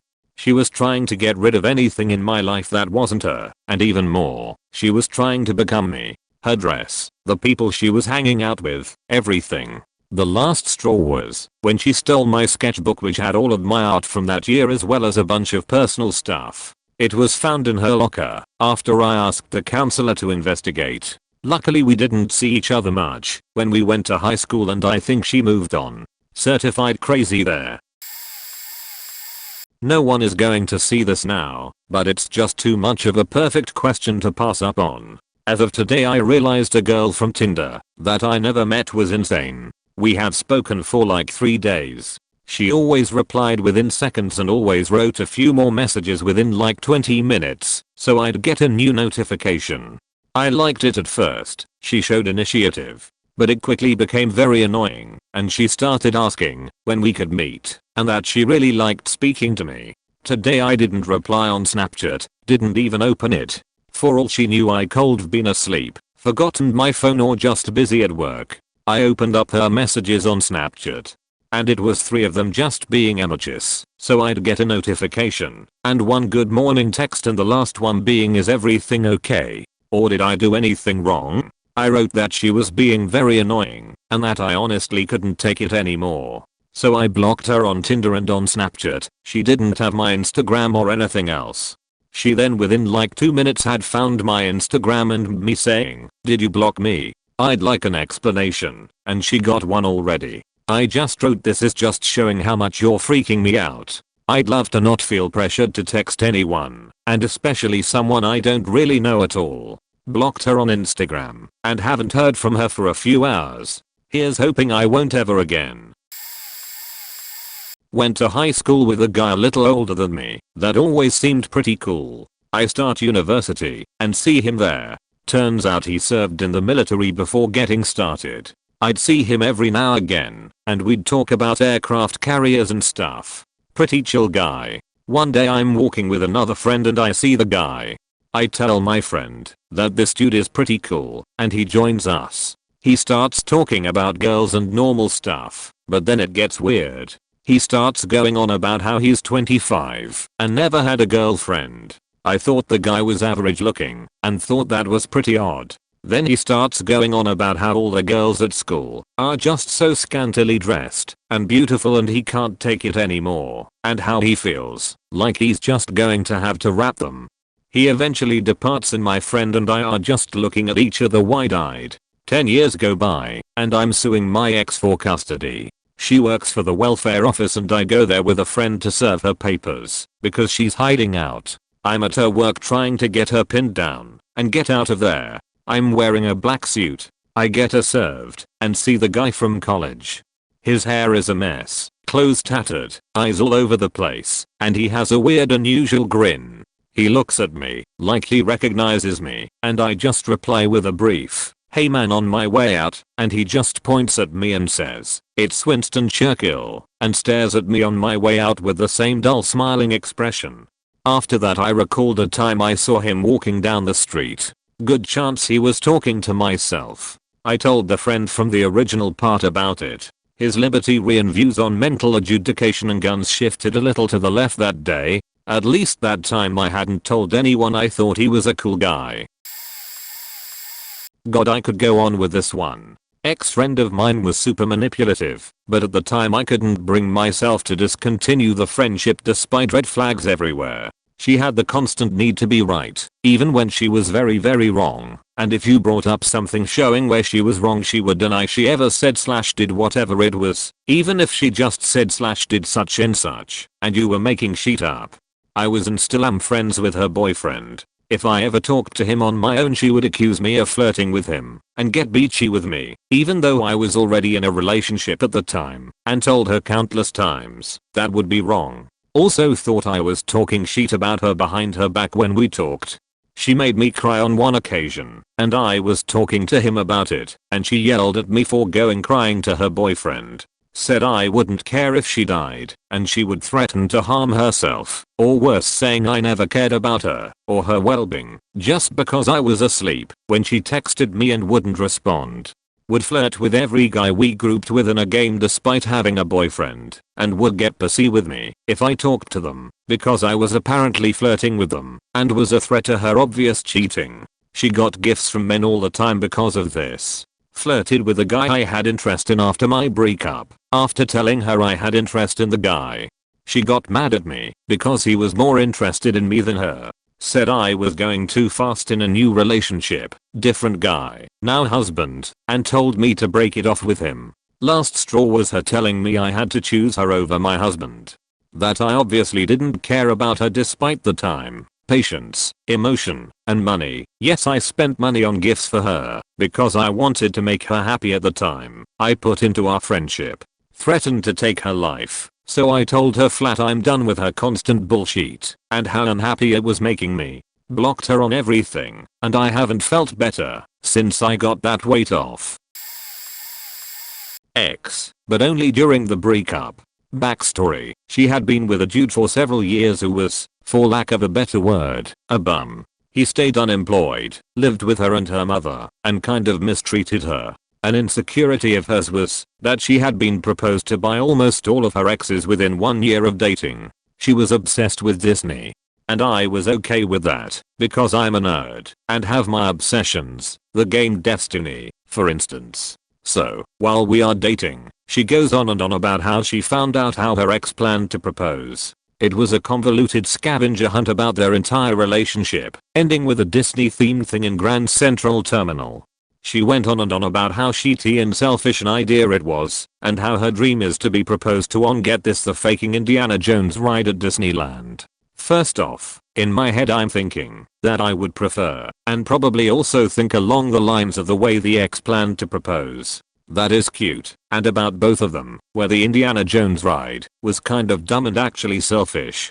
Regardless, my point is, she brought both ideas up unwarranted enough that I actually would think about my plan, and that I loved her and thought she was enough of a match that down the line I would want to marry her. That is, if we made it past a few years, of course. Anyway, all of a sudden, she starts ghosting me. Mind you, at this point we are around 5, almost 6 months in.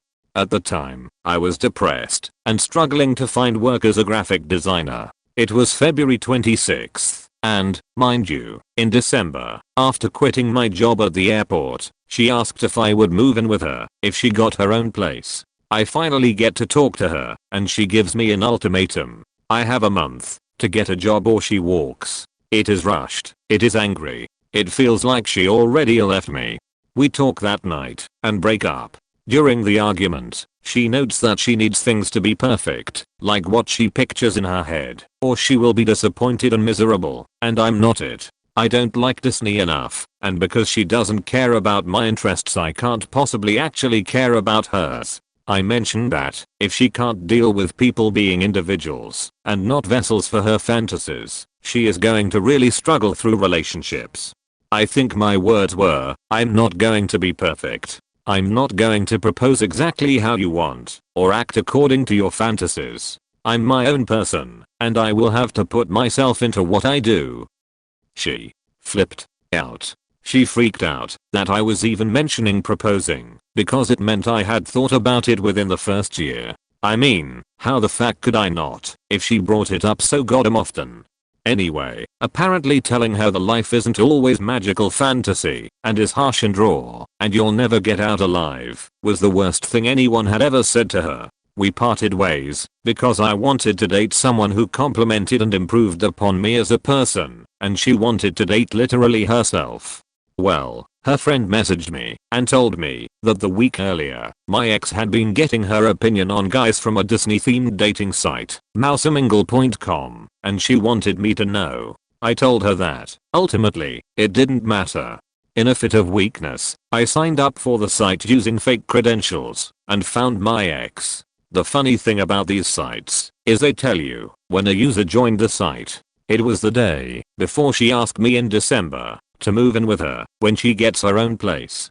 She was serious about the reason she wanted to leave me was because I didn't like Disney enough. She tried to cheat on me for it. I'm glad I got out, but I was so damaged by that. I have a history of being cheated on that I saved up money for 6 months, picked up, and moved to faking Arizona to get as far away from the memory of her and my other exes as possible. Was on my way to campus one day and came up behind a pickup truck on one of my hometown's empty back roads. He was driving 10 miles per hour, kept slowing down, and had a gun rack in the back window, so I assumed he was turning into the Rod and Gun Club entrance up on the right and passed him. Big mistake. This guy came up behind me, laying on his horn, and swerving all over the road behind me. I could see him screaming at me and flipping me off through the windshield. I started driving faster, trying to get away from this guy and get anywhere with witnesses. I honestly remember thinking, if this guy hits my car, I'll be so pissed. On the last stretch, before it connects to the main road, he sped past me and drove partly in the bushes to do it. And then slammed on his brakes, swerving and blocking the entire road. I jammed on my brakes and just totally froze. This guy may be in his 60s, got out of the truck, ran over to my car, and tried to open my faking door. He started slamming his hands on my window and screaming about how I'm a cunt and how he's going to faking kill me. I'm terrified and call 911, and the operator could hear this guy absolutely losing it. She said she'd send someone out, but by that time I think the guy realized I was on the phone with the cops and bolted back to his truck, flipped me off, and took off. I stayed on the phone with the dispatcher to give her a description of the truck and the guy, and then after a few minutes of crying hysterically in my car, I just headed to class. PD never followed up with me, but I really hope that guy lost it on the wrong person and is in jail somewhere.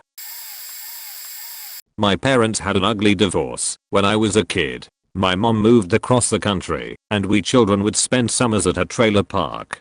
Throughout my entire childhood and into adulthood, she has turned every conversation that we've ever had into how my father was evil, bribing us, winning us over with gifts, etc. It was constant.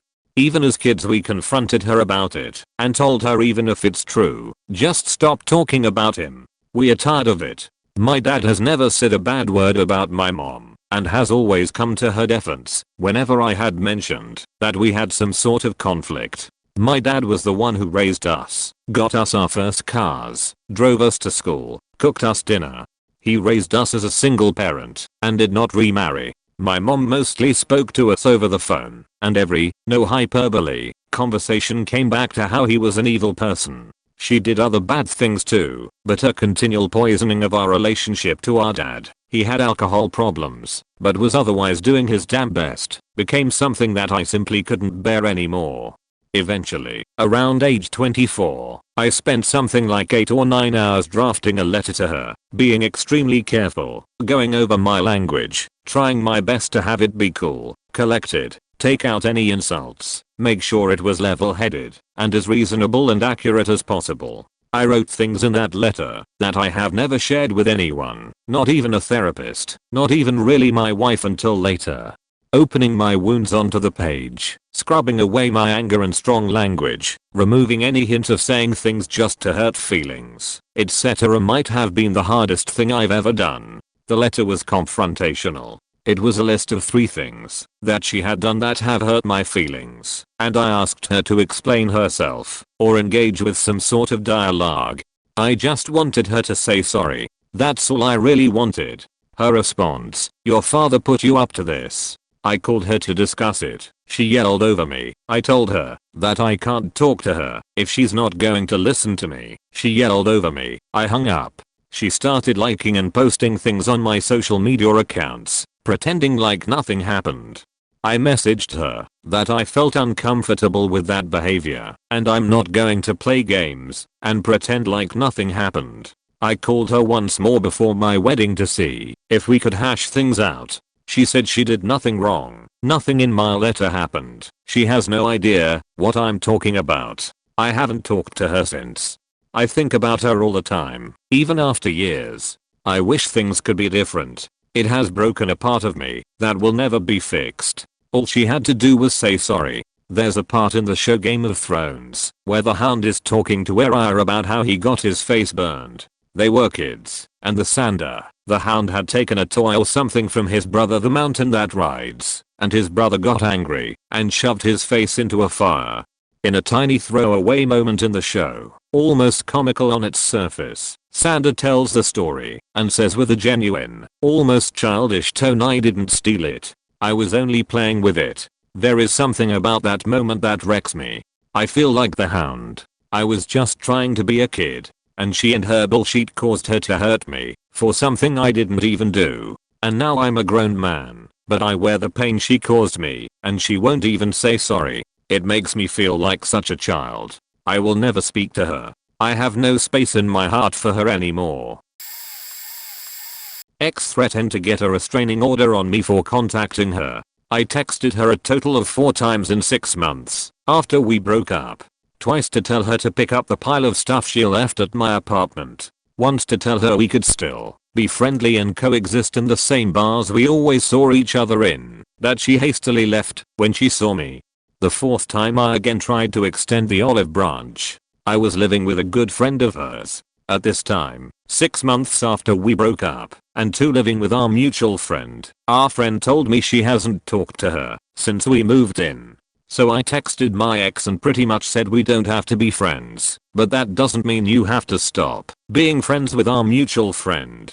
I told her she doesn't have to see me or talk to me or anything, but that abandoning a friendship with a really good person just because we loved together was wrong. She didn't like that, to say the least. She threatened to get a restraining order against me. I really felt no pressure from that baseless claim, because to get a restraining order you have to prove there was some sort of harassment or stalking, etc. There was none of that for brief text conversations that were, at least on my part, civil. Yeah, good luck getting that done. At that point I realized she had a lot of issues, and that I didn't even want to be her friend, nor did I know why we dated for 6 months. Hindsight is 20/20. I had a friend who had been pulling shit on a lot of friends, but she had a really traumatic home life situation, and I was trying to be understanding that she's just acting out, and I thought if I continued to be her friend she would see others cared about her, and it would help calm her down. Wrong. When we were 19 she invited me out to dinner, just us, and I said okay since we hadn't hung out one-on-one in a while, and I thought I might be able to talk to her about the most recent bullshit she pulled on another mutual friend and hopefully talk some sense into her. I show up, and it's her boyfriend and a friend from work who was 31. She set up a double/blind date. I had a boyfriend at the time and she knew that. I stupidly still went to dinner, politely letting the guys know I was already seeing someone, and she straight up says in front of everyone, "Your boyfriend is totally immature and not right for you. You need a real man like coworker." Side note, she never met him.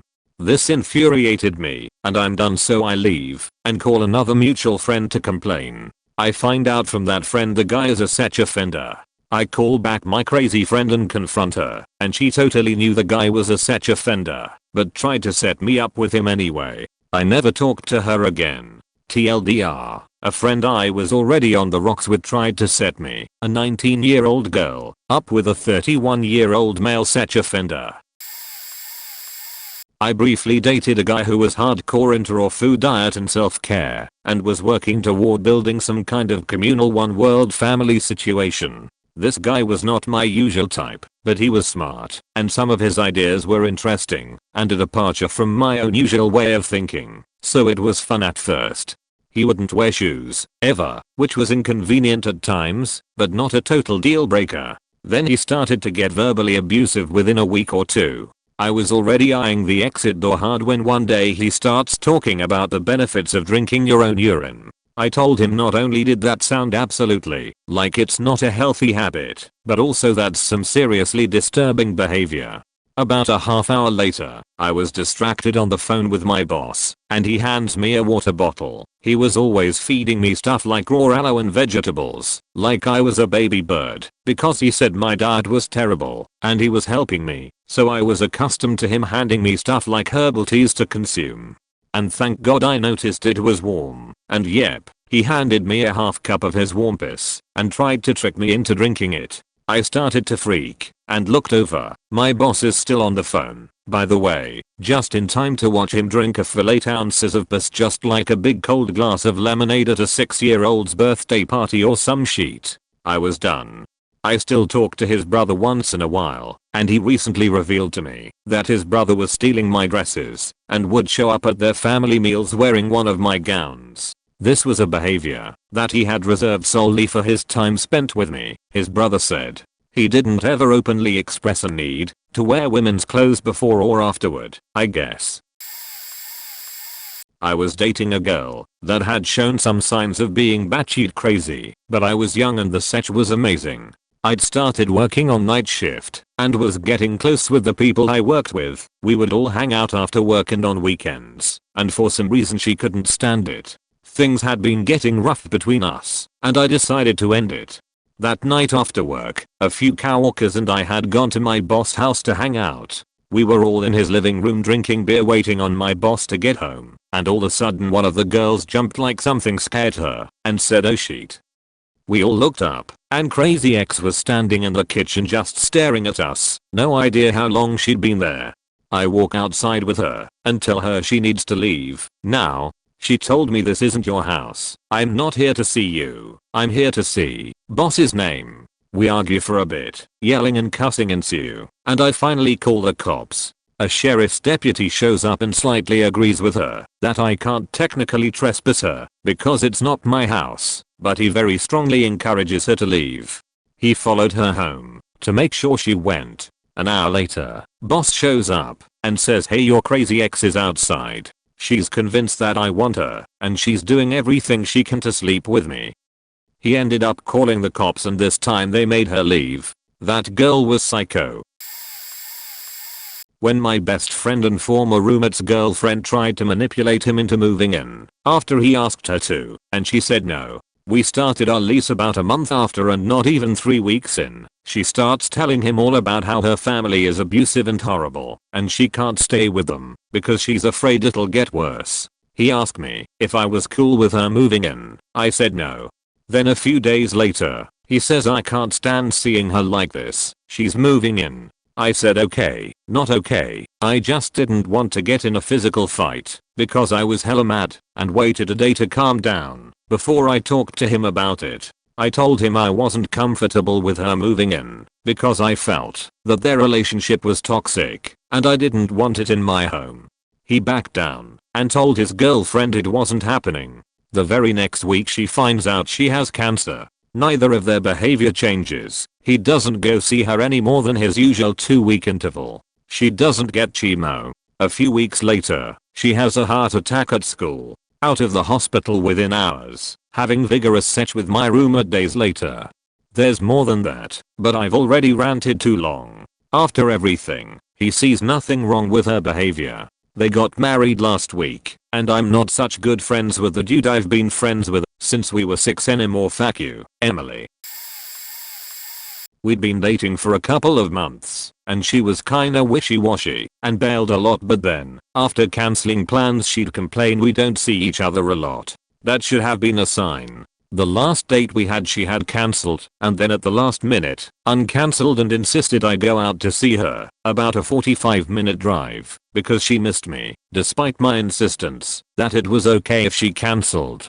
Throughout the night she kept slipping in how she was super busy and super tired, and acting like she was doing me a favor by allowing me to take her out. Just generally making it sound like spending time with me was an inconvenience, and like I'd pressured her into stopping working on stuff to go out. But when I offered to cut it short and drop her at home, she said no, it's NBD, she needed the break.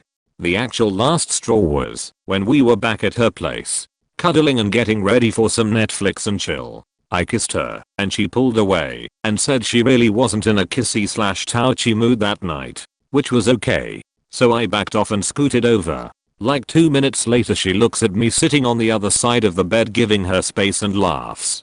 Wow, I was joking. Why are you sitting over there? You can come over here and kiss me. It's okay. Then immediately after I kissed her again, deadpan, actually upset. Wow, really? I literally just said I'm not in the mood for that. How inconsiderate can you be? I backed off again and just kinda sat around for a few minutes confused and sketched out before making some excuse to leave.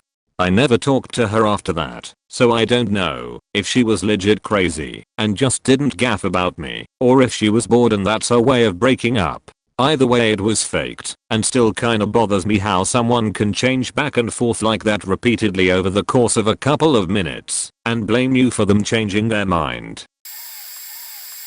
I had an ex who said he could control the weather with psychic abilities. Whenever we'd argue on a rainy day, he would tell me that was the proof, because his anger would stir up the weather and make it rain, even if it had already been raining before we fought. Coincidentally, he would also always start silly arguments on days the weather was bad. I came to believe he did this on purpose. He also gave me a small pink colored crystal and told me if I rubbed it when I needed him, he would know and show up wherever I was to help me. I pretended to do this a few times just to prove to him it didn't work, but he insisted and told me it wasn't working because I didn't believe. He didn't have a job or a car and lived an hour away, so whenever we'd hang out I was the one who had to foot the money for gas to go be with him or pick him up. One day he was bumming at my house, eating my food and watching the cable I pay for while I was at work, and I finally got some sense and said to myself, why the hell am I putting up with this shit? So when I got off work, I told him it was over and that I was taking him home. We drove the whole hour in silence. He got out of the car and I drove off without even saying goodbye. That's how done I was. A few days later we had a small tornado touch down in my town and he called me to tell me he was the one who caused the tornado and that if I didn't get back together with him, he was going to do it again but worse. Dude was a nut. When I used to teach preschool, we had a new hire who started with us one year in early October. She was a middle-aged woman. One of the main rules at the preschool was that all personal belongings needed to remain locked in the back closet. This was a safety thing for any NICE accredited school. Anything could fall out of your purse and be grabbed by a kiddo. We started getting weird vibes about this woman when she refused to adhere to this rule. She'd literally sidle away when she thought we weren't looking, and when we noticed her, she'd be clutching her giant bag. Despite being against regulations, this also left her incapacitated to care for the children. The head teacher got stern with her and told her point blank that it needed to stop. She nodded like she understood and then went almost immediately after to get her bag and stand in the back of the room. It became a matter of principle. The lead teacher was appalled at her brashness. One day at a work training, I found myself in the bathroom still next to her. She started wailing. Literally, wailing. Oh no. I need toilet paper. Oh no. This is bad. This is very bad. Hello. Whoever's out there. Can you please bring me toilet paper? And it's going to need to be wet. This is real bad. I left as quickly and silently as possible. Then came the witch issue. Mind you, this was a large public school and had a diverse population. And the kids loved Halloween. So we'd sing silly little songs during music. Songs like 5 Little Pumpkins and Witch's Brew, an upbeat song about making magic by throwing silly ingredients in a pot. It was all goofy and fun, and it had been part of the curriculum for years. Well, on her way out on her first day, she cornered me. Literally cornered me and told me that I was teaching these kids witchcraft and Satanism. Lectured me until I told her to please back away and left. I talked to the head teacher, who happened to be a friend of mine, about it and she was in disbelief. We decided to continue on like usual and not make a big deal about it. The next time we sang the songs, this woman shot up out of her chair and screamed no, no, covered her ears, and ran out. When she came back at the end of the day, holding her freaking purse, of course, all she said was I will be absent from work on October 31st. She never came back on November 1st. We later found out that the reason she'd been so eager and willing to change the kids' diapers is because she was whispering prayers and preaching to them the whole time. Even later, I found out from a friend in administration that she sang a full made-up song during her initial interview. They must have been desperate for workers. Last little anecdote about her. She once proudly told us about how she was so cold waiting for the bus one day that she turned to prayer. And then, like magic, she felt a warm sensation rush up her skirt. It was a miracle. Without looking up, the head teacher said, "Heh, must have been a fetched." I had to leave because I was laughing so hard. Please note that I don't think that her religious beliefs were inherently crazy at all. It was just the way she expressed them and her overall paranoia. I probably have more stories about my time with this lady, but I think I repressed them. My parents had a neighbor who was a retired pastor. This pastor ministered to those in prisons and helped them find jobs and somewhere to live when they got out. On the neighbor's property was a boat shed where they let a guy live who'd just gotten out of jail. I'd seen this guy a few times and tried speaking to him, but he never responded. He'd just glare at you with this cold malignancy. One day he knocks on my parents' door. I was living with them and starts talking about the neighbors and the neighborhood. It was a very cold evening and I asked him to step in and have something warm to drink, you know, be the good neighbor. So we are sitting there chatting about random stuff when he suddenly becomes anxious and agitated. He begins to plead with me to speak to my parents and ask them to stop shooting him with their microwave guns. He said it's making it hard to sleep and function. He also said that, since he just got out of prison for beating a gay guy half to death, he needs to be on his best behavior. Doesn't want to return to prison. Yikes. Now I'm a big guy. I've had people scared to speak to me because they thought I was a bouncer and, on a couple of occasions, an enforcer for the mafia, but this guy was much taller and much bigger than me and freaky looking. So I'm freaking out at this point. I try reassuring him that my parents don't own any microwave guns, but he's not buying it. He said that the Mormons, Jews, and gays have been trying to kill him for years and years. That they've got a satellite in space watching him, put a tracking device in him, and he's getting fed up with it all. I managed to get him to leave. I thought he was going to pummel me to death. He tried coming over a few times after, but we'd pretend to not be home. We spoke to the neighbor about his behavior and after that the guy stopped coming over. My longtime neighbor and childhood friend. I feel bad writing about him, but I already did write about him in a different subreddit, so I'll just copy and paste most of the stuff I've already written. He's not a bad guy at all, he just has mental issues that need to be addressed, most of which have been. There are too many stories about him being unhinged, but the final straw that made me seriously worry about him was what he texted me at 2 o'clock in the morning. I wake up, half asleep, receiving a long-winded text from him. I mean, an essay's length text, detailing how he served in the Marine Corps. He's never served, let alone any branches, was both in the Korean and Vietnam War. He was born in the 90s, and that he has 2 wives and 6 kids, that he's been hiding from his family. He doesn't. The text message just goes on and on to more nonsensical ramblings of a man clearly having an episode. Within the bizarre message was something along the lines of not wanting to go on and this life is not for me. I'm with my family on vacation, so I can't go over and check up on him. I get desperate and, reluctantly, call the police in my hometown to have them do a welfare check on him. The dispatcher tells me they'll call me back once they've confirmed he's okay. About 10 minutes pass, and they tell me he's fine, but I use that word loosely. This story ends on a somewhat happy note, because he did start taking meds to help him become a little more stable. I still worry about him, mainly because he's been hanging around very shady characters, some of whom most likely share the same problems he does. In any case, that was the final straw for me, and I hope I never have to do something like that again. My sister-in-law has some deep issues. I've known she was crazy since the beginning, but nobody believed me. I guess the last straw in my case was one of the first straws. My brother and her met in August, and by his birthday in October, she gave him the most weirdly elaborate present, and that is when I knew she was not sane. She gave him 3 full music CDs with a 10-page letter explaining why she picked each and every song and what about that song fit their relationship. When I saw this, my radar went off, but my brother was content, so I only made a joke and moved on. Then every time she came over she would ask him where the CDs and letters were, to make sure he took care of her present and held it in high regard.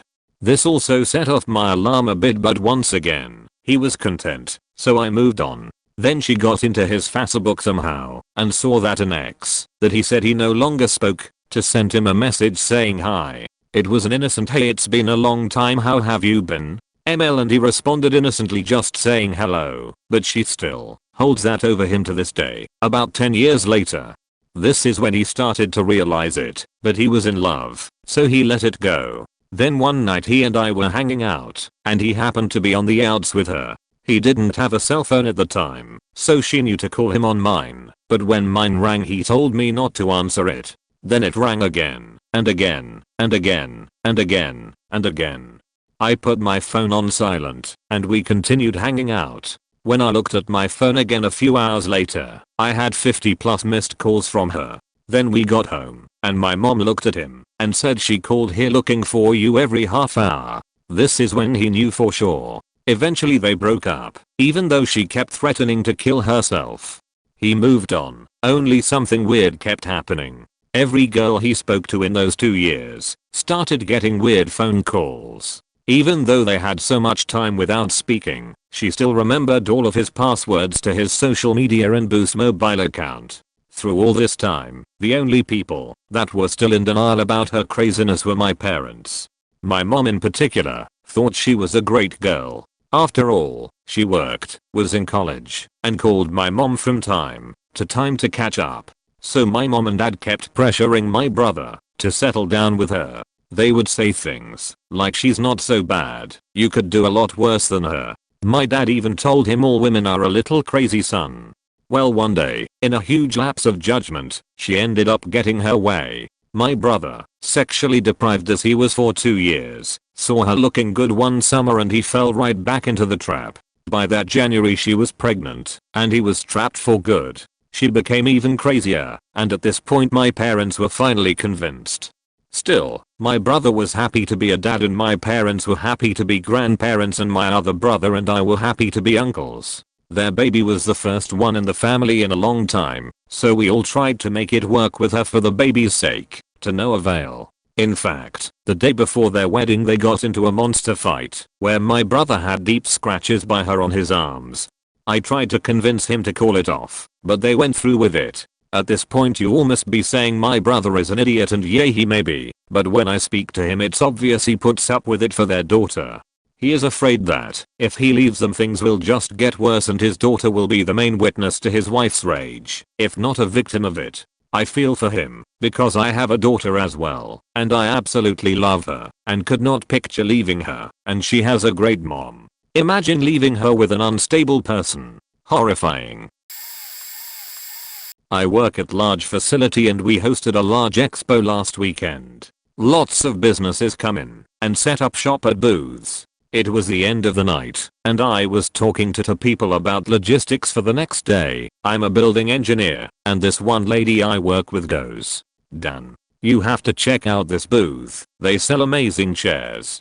Sure, okay. We go over, and it's this company that sells these expensive foldable lawn chairs. I see this other lady sitting in one of the chairs, and she has straps over her arms, forehead, and chest. I figured it was one of those massage chairs. The lady who told me to check the booth out goes, "Talk to Steve about the chairs. He'll tell you everything you need to know." Okay. Hey Steve, what's the deal with these chairs? This dude, who's like 6 feet 5 inches, 275 pounds turns around. I get a good look at him. He's a white dude, in his 50s, wearing a camo baseball cap, a black military vest with a lot of buttons on it, and a jean shorts that are way too short for him. He had 5 o'clock shadow, dreads, old school 70s-ish glasses, and a Bono stash to top it all off. That was straw one for me. Oh, these chairs are simply delightful, Dan. I never told this dude my name. Straw 2. Cool. So what do the straps on the arms, forehead, and chest do? Do they massage, or heat up or something? Oh no, Dan, they don't do that. They center the magnetic field in your body to better align yourself to the universe. Straw 3. Cool. How much do they cost? $500. Little out of my price range, but they look cool. Well, you must try it. It will do amazing things to your body. Star 4. Nah man, I'm good. I should get going. I've been here all day and I have to get some sleep. I'm going to be here all day tomorrow too. I'm off the next day. Well, let me at least give you a gift before you go. Okay, I figure he'd give me a goodie bag or company pen. That's usually the deal at these sort of things. Usually, this dude extends his hand out to me. Confused, I go in for a handshake. Nice to meet you, man. I'm just going to give you some of my energy. What? Count to 10, okay. Out loud. Okay. Point 1, 2, 3, 4, 5, 6, 7, 8, 9, 10. Do you feel like warm milk and cookies? Damn dude, last straw. Not particularly. It'll come.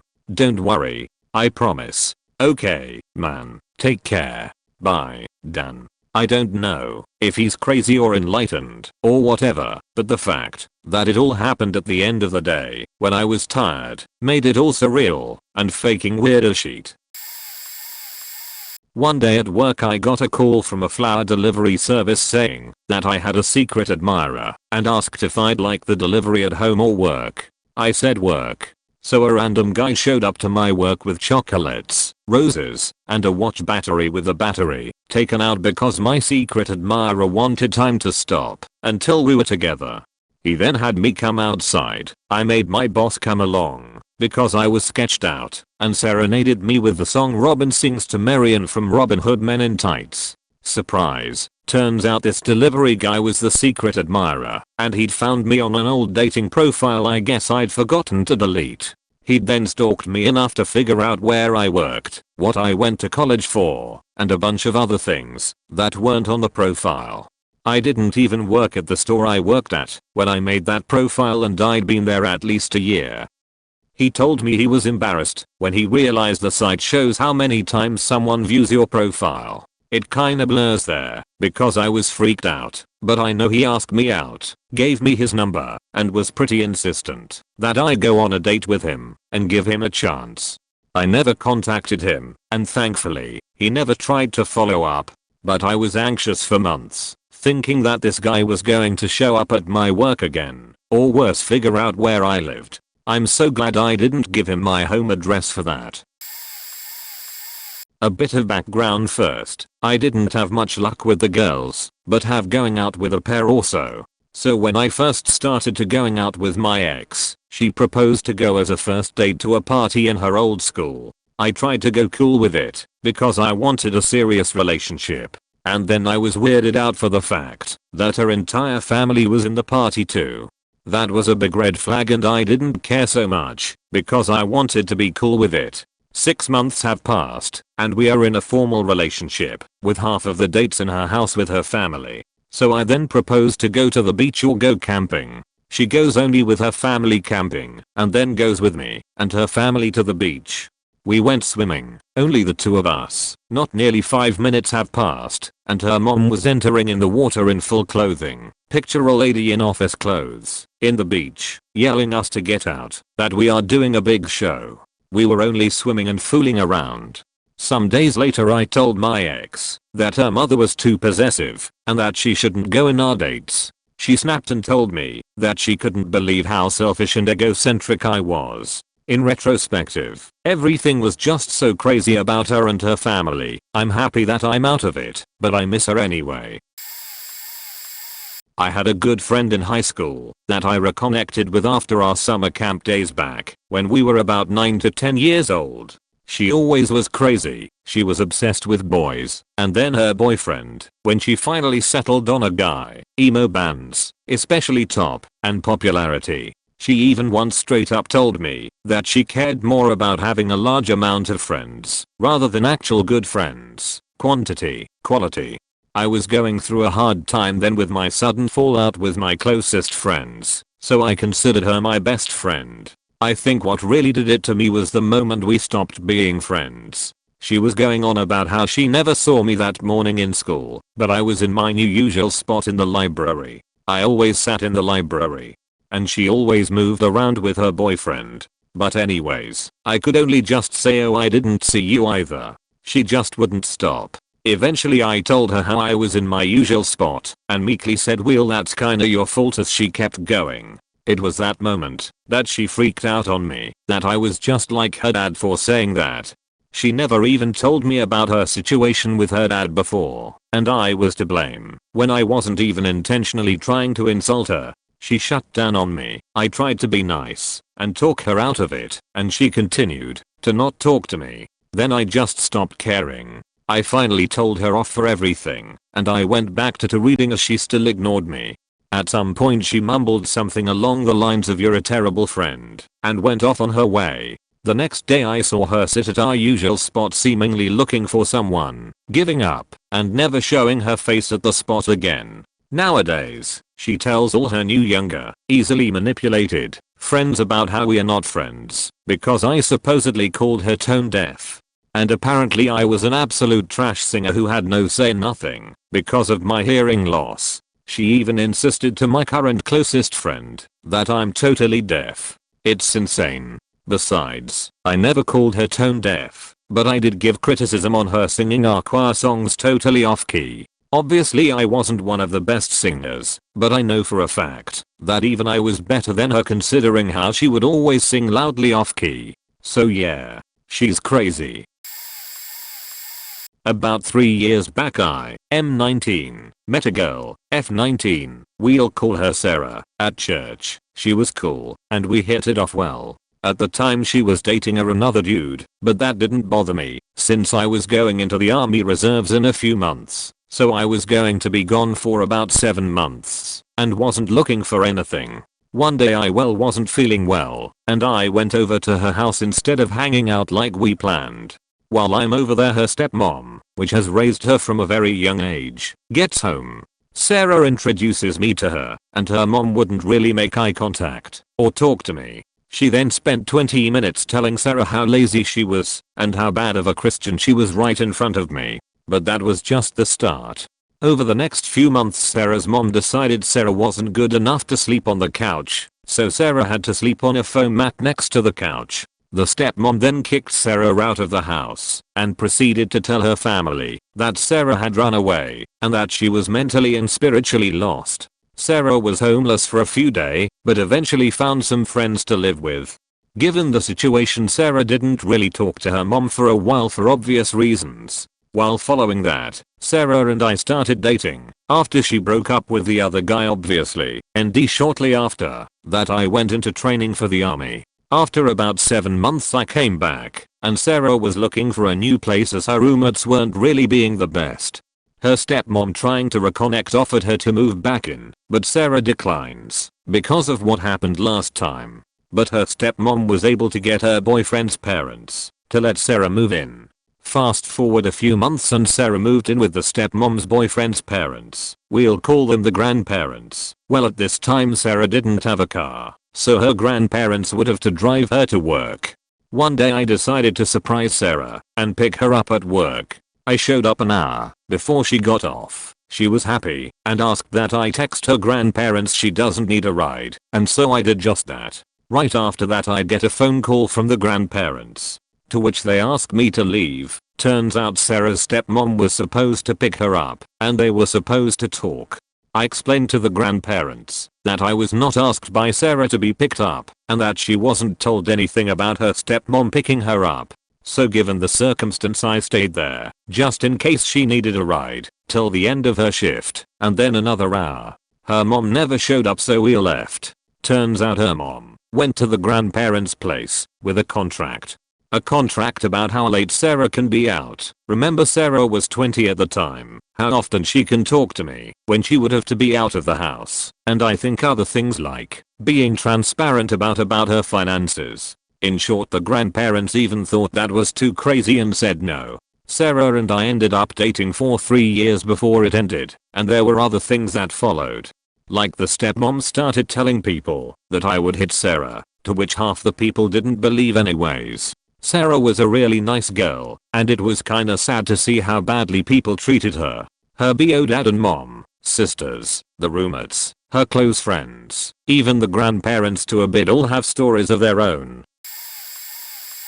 I was taking care of a patient who seemed fine. Mid-50s, was admitted because he had an electrolyte that was slightly off. Cold bean cure with a bag or two of Lay's potato chips. Anyways, I check on him a few times throughout the night, and he states he wants to brush his teeth. A completely normal request. I grab him a toothbrush and toothpaste, and give it to him, and say, "You want to go to the bathroom?" He tells me he wants to brush in the bed, and go to sleep. Okay. He brushes his teeth, then gets up to go to the bathroom. He spits, then attempts to leave the bathroom. I say, "Do you want to rinse your mouth out?" He goes, "No." I say, "You have a lot of toothpaste on your face and it's running down your face." He refuses to look in the mirror, turns on the water with his hand, splashes the water on his face, and proceeds to walk out the bathroom. Mind you, he still has toothpaste on his face. I wipe his face with a towel and leave him be. I come back in the room later, and he tells me the story of how he needs to get home so he could find his dog, and that his parents are trying to teach him a lesson by leaving him in the hospital. I use therapeutic communication to talk him down and leave again. I read a little more into his chart, and it turns out he was found at home with his doors and windows all wide open for roughly 24 hours before he was sent to the hospital. He was definitely crazy. So guys, you all have interesting stories, and props to many of you who dealt with it appropriately. I feel the need to say something about this though, since the post has gotten quite a bit of traction. Many of you may not know this, but the way this is worded and how some people are explaining their situation heavily stigmatizes an already beaten and oppressed group of individuals. To put it into perspective, imagine how ridiculous it would be if someone said, "What was the last straw that made you go, yep, that person is definitely queer." Super offensive, right? Not a super directly offensive term, but I can guarantee the gay community would be affected by it. Now I know many of you may not have intended to come off that way or even reference it, but the word crazy, especially in recent times and media, has basically become a derogatory term for the mentally ill.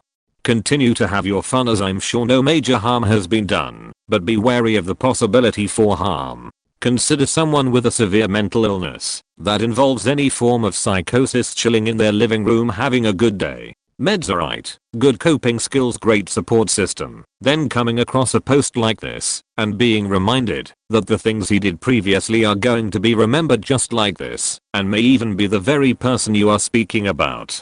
That could heavily impact them and send them reeling backwards in their recovery. Social media affects us all, and we need to understand the impact. So have your fun, but remember 1 in 5 Americans have a mental illness, yet we still are able to be treated exactly the way this post is, not just online, not just in private, but openly and directly in public, and every day that passes is one more day we have to suffer. I used to work at the standard small town pizza place. I worked there with a collection of characters. My sister always warned me about one lady I worked with and how she used to steal tips and silverware from other restaurants in town. Let's call her Jane. During Jane's first day delivering pizza at my company, she saluted the chef, picked up her first delivery, then proceeded to slide the pizza vertically under her arm like a book as she rushed out the door. This of course ruined the pizza.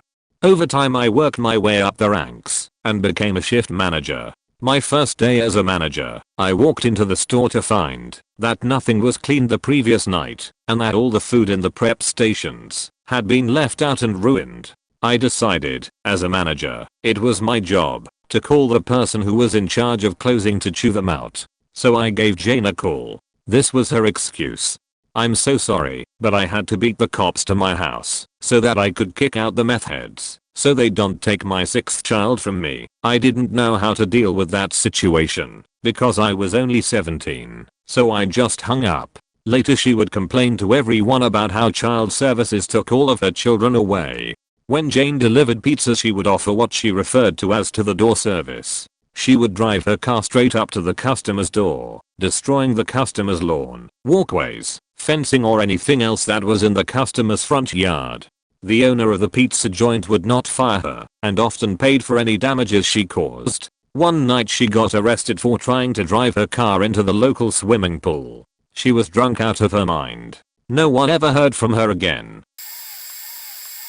When I waited tables, this one guy seemed like not exactly a compulsive liar, but a guy who made stuff up to make himself sound more interesting, or just to have a foothold in a conversation frequently. Like we were talking about a guy with a torn rotator cuff stopping playing sports, and he said he played football in high school with a torn rotator cuff no problem. Stuff like that.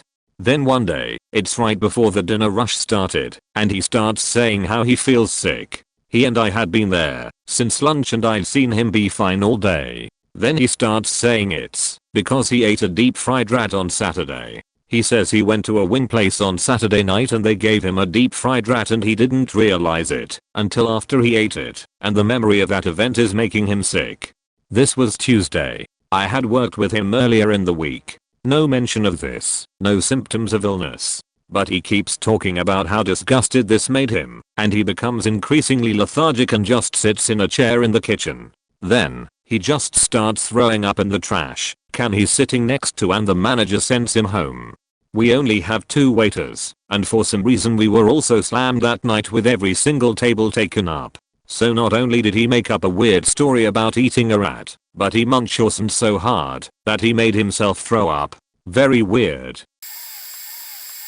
My first friend, when I started college, was a lovely lad. Could never wish for a nicer friend to have. At the end of the first year he just got kind of quiet, and the start of the second year he barely spoke apart from to say really weird stuff. Sometimes he'd try to start a conversation with me, and despite my replies he's just kind of stare at me like nothing was there. He became really good friends with another guy in our group. They were like best friends. After a little while he took him off for a chat and sat him down and said, "Look, are you gay? It's completely fine if you are. I just want to know if you fancy me so I can deal with it." Needless to say, the friend was really shocked, but came and told everyone, having a laugh about it. My friend laughed it off. Everyone knew he had changed. On nights out he would go really weird. We were the group of people who took drugs on a regular basis. We'd go to raves and free parties and try to get in the clubs because we were still 17. So we would all be having a really good time, but he'd just spin out or go off on one and start a fight or go missing. He was having a tough time at home because his parents didn't know what to do with him. When summer came around and we all finished, he decided he was going to travel around Europe on his own. He shut down his Facebook and just left. No one heard anything from him. That summer we all went to a festival, and some of us thought our friend was back, but we weren't sure if he was or not, or if he was coming to the festival. A couple people who was in the group and had grown up with him had said he was back and planning on breaking in. Well, he did. But he wasn't just changed. He was nothing. He was a shell, a big, empty, and very confused shell. I was so happy to see him. I think at this point I was in denial of him changing, because I didn't want to accept that my sweet, funny friend wasn't there anymore.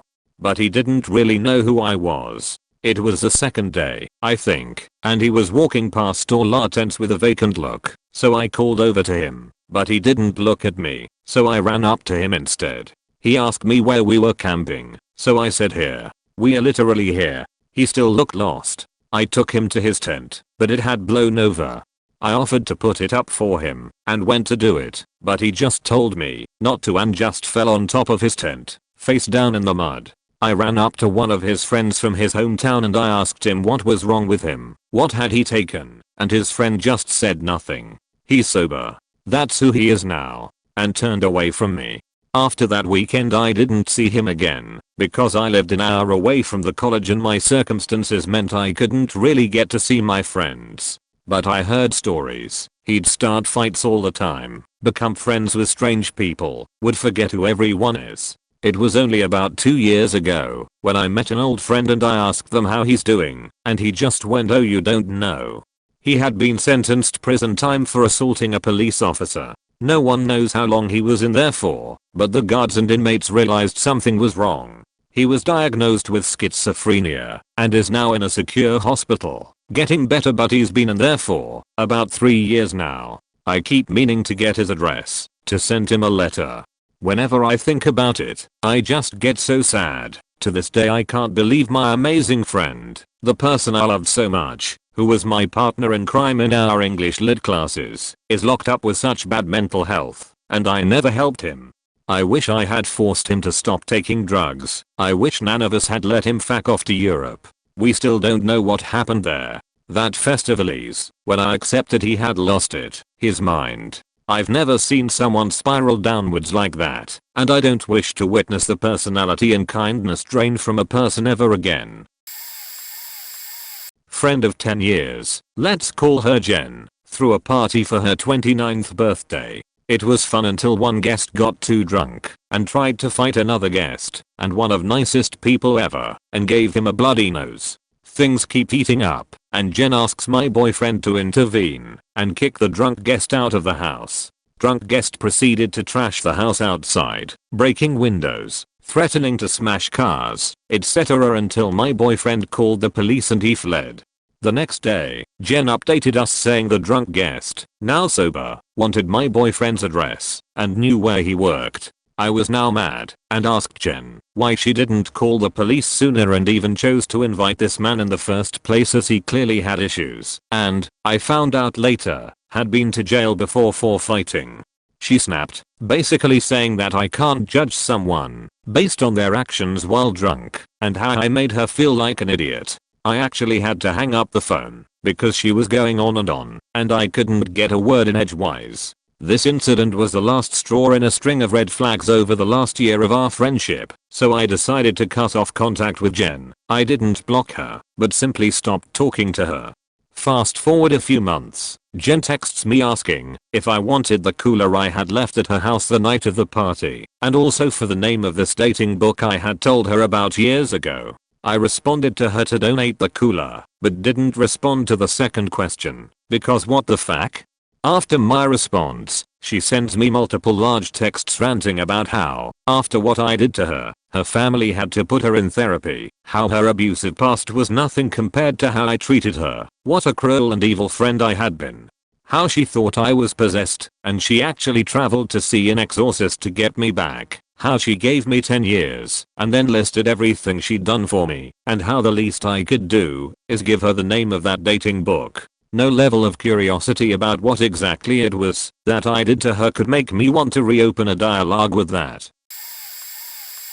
There was a girl I knew in college who was a pathological liar. I mean, she always made up things that she did not have to lie about. And she was just really weird in a lot of other ways. She had seizures like multiple times a week, sometimes multiple times a day, and she still drove. She told me that she and her mom were so far below the poverty line that they didn't have to pay taxes. Her mom worked at the university and was definitely at least middle class. She told me that she was a nurse at the hospital I worked at, but would never say what unit. I once asked her if she was an RN or BSN, and she had no idea what I was talking about. One time I was in the car with her, and she randomly made a phone call signing up for a CNA program. Said her service dog knew how to put the car in neutral, pull over, and call 911 if she had a seizure, while driving. Her stick literally requires opposable thumbs to shift. Went on vacation with her before I knew she was psycho, because she supposedly had a timeshare with a resort and it'd be a really good deal. Right before we left she told me she had to pay an extra $2,000 for each of us, but said she didn't expect to be paid, but then constantly talked about this huge credit card bill. I never saw any receipts, so glad I never paid her. She was definitely trying to scam. She expected to have a 3/some with me and my boyfriend on that vacation. She acted entitled to it. She also told people at the resort that she was dating him. Told everyone she was engaged, but she had no ring, no pictures, no evidence. When she met my roommate, she said, "Oh my god, that's my middle name," but her Instagram has a different middle name. She has no other social media, faked a southern accent. When she told people she had lived in Alabama, faked a Spanish accent. When she told people her family was from Spain. There are so many more stories, but I'll spare the reader. I eventually just humored her and went along with all of her stories and was a pity friend cause she had no other girlfriends. The last straw with that girl was this. At the dog park, my GSD puppy got attacked by a grown pit bull. Not a rip on pit bulls, but they are damn strong and that death grip is real. He could have died. It was so traumatic, and my dog still has issues around some dogs. The dog fractured bones in my hand and ripped at my arm. That friend of mine was there, and she gave the park ranger, the owner of the other dog, the police, and everyone important her own phone number and contact info. She assured the other owner that she didn't have to help pay my expenses for the vet or my medical expenses. She assured everyone that my puppy was okay. This is all while I'm still in the mud holding him to comfort him, and so he wouldn't bleed out. When we were finally on our way home, She stopped and picked up her mom and drove her home all the way on the other side of town before bringing me and my puppy home. We were covered in mud and blood, and he was still trembling. I ghosted her. Haven't talked to her since. You want to talk about disrespect? How about when you were 16 and you called your father an asshole? I was absolutely disgusted. My mom to me, a 31-year-old woman. My mom, aside from being physically violent and emotionally unstable, always had a habit of dropping the meanest thing you've ever heard as casually, as if remarking on the pleasant weather. She told me not to sit on a toilet seat after my father had used it because you'll catch AIDS from one of his hoes. She told me he didn't love me, made crueler by the fact that she was likely right. He loved his hose more than me. She told me he was a piece of shit pervert and would talk explicitly about his alleged sexual escapades. She heavily implied that my sister and him were close due to an inappropriate sexual relationship. False. This was all during the divorce, but honestly, it wasn't that different from how she spoke of him when they were married. She has always spoken to and of all of us that horribly. Why did I call my dad an asshole? He abandoned me at a friend's house. Literally told them it would be for a week or so, and then never came back, landing me in foster care as I now had two unfit parents. He was the sole trustee of a $35k trust fund left to me by my grandparents for my education, and he drained it all on his hose, lol, before I could use it. The only portion that went to me was for my desperately needed braces at 17 due to a literal court order. The order came about because he was making well over 6 figures a year, but they still never got me braces, together or apart. Of course, the court would have had something to say about the abuse of the trust if they had known about it. Oh, and he also ignored the physical and emotional abuse from my mom, even while listening to it from the room next door. I don't have the energy to deal with that shit as your kid is getting hit. So yeah. I called dad an asshole, and my mom can shove her disgust up her own. I don't know why this was the straw that broke the camel's back, but it definitely was. I finally realized that my relationship with my parents was an extension of my trauma. I had never allowed myself to process it until that moment. I went total NC with mom that day. Dad is dead, but I allowed myself to be angry, truly angry, with him for everything he did for the first time. I'm now in the process of retracing the steps of my childhood via court documents, academic records, witness accounts, CCT pointers. I have a lot of gaps in my memory. Started seeing a girl I used to mess around with in my earlier teens a few months after me and the mother of my daughter broke up. At first everything seemed great. We would just hang out, watch action movies, play video games. We weren't dating but we had mutually agreed to be exclusive. I found out while I was at work she was video chatting with her ex, and I'm sure you can put 2 and 2 together. I called it off after that and didn't speak to her any further. For a couple days she consistently attempted to contact me, and I ignored any contact as it was only a couple of months and I wasn't looking to jump back into anything ultra serious, so what had happened was enough for me to write it off. One night about 3 days later I get a call from her as I'm in my living room with a buddy. I reluctantly decided to answer and just make it absolutely clear I don't want any further contact. She began the conversation asking what I was doing and where I was. I replied with nothing really, just at a friend's. I didn't want her showing up. She said she wanted to come get some obscure thing from my place, and I told her she could another time, that I was busy. I asked what she was up to, and she said she was at home. Then all of a sudden I hear long fake nails clicking on my door one by one quickly for about 30 seconds, and I look through the peephole and she's standing right there, after she just told me she's at home. I ran and hid on my balcony, because I couldn't stop nervously laughing, and I didn't want her to hear me. Peeking over my balcony I could see her looking up from the street trying to see if I was home. She semi-stalked me for a couple months, and now, if she sees me in public she tries to approach me, but for the most part it's over. One person added me and a couple other friends on Steam and Discord, and we eventually started talking and playing some games together. We talked for about a week or so, and then I got my wisdom teeth taken out and couldn't talk really well for a while. He then starts messaging me about how his grandma got into a car crash and was in the hospital. Of course I felt sorry for him, but couldn't really call him, as it was painful to put on headphones and talk. He apparently took it as you don't wanna be friends with me and started to act like I didn't like him just because I wasn't able to speak. A few days later, he said that his grandma died and was acting extremely depressed and was using it as an excuse for me to call him on Discord. Of course, I wasn't able to wear headphone without pain, so he threatens me saying that he was gonna kill himself and that it will be my fault because I didn't talk to him. At this point, he's already unfriended one of my other friends that was talking to him for the same reason. I explained the situation as best as I could, and he seemed like he was okay. Later, I messaged another one of my friends asking about the dude and how he was guilt tripping me. My friend said that he was getting the same treatment because his grandma is in the hospital, but guilt trip friend told me that his grandma was dead. I questioned him about it, and he immediately got super defensive and claimed that I don't know what it's like and was insulting me. I asked if he was lying the entire time and he unfriended me, blocked me on Discord, and put some insulting /sob story style messages on my Steam page, which got deleted later that day. I told everyone I mentioned about him, and one of my friends on Discord said that guilt trip friend tried the same thing on him, except he was blocked before I was. After that happened, now ex-friend blocked me on Steam, deleted his Discord, and I never heard from him again.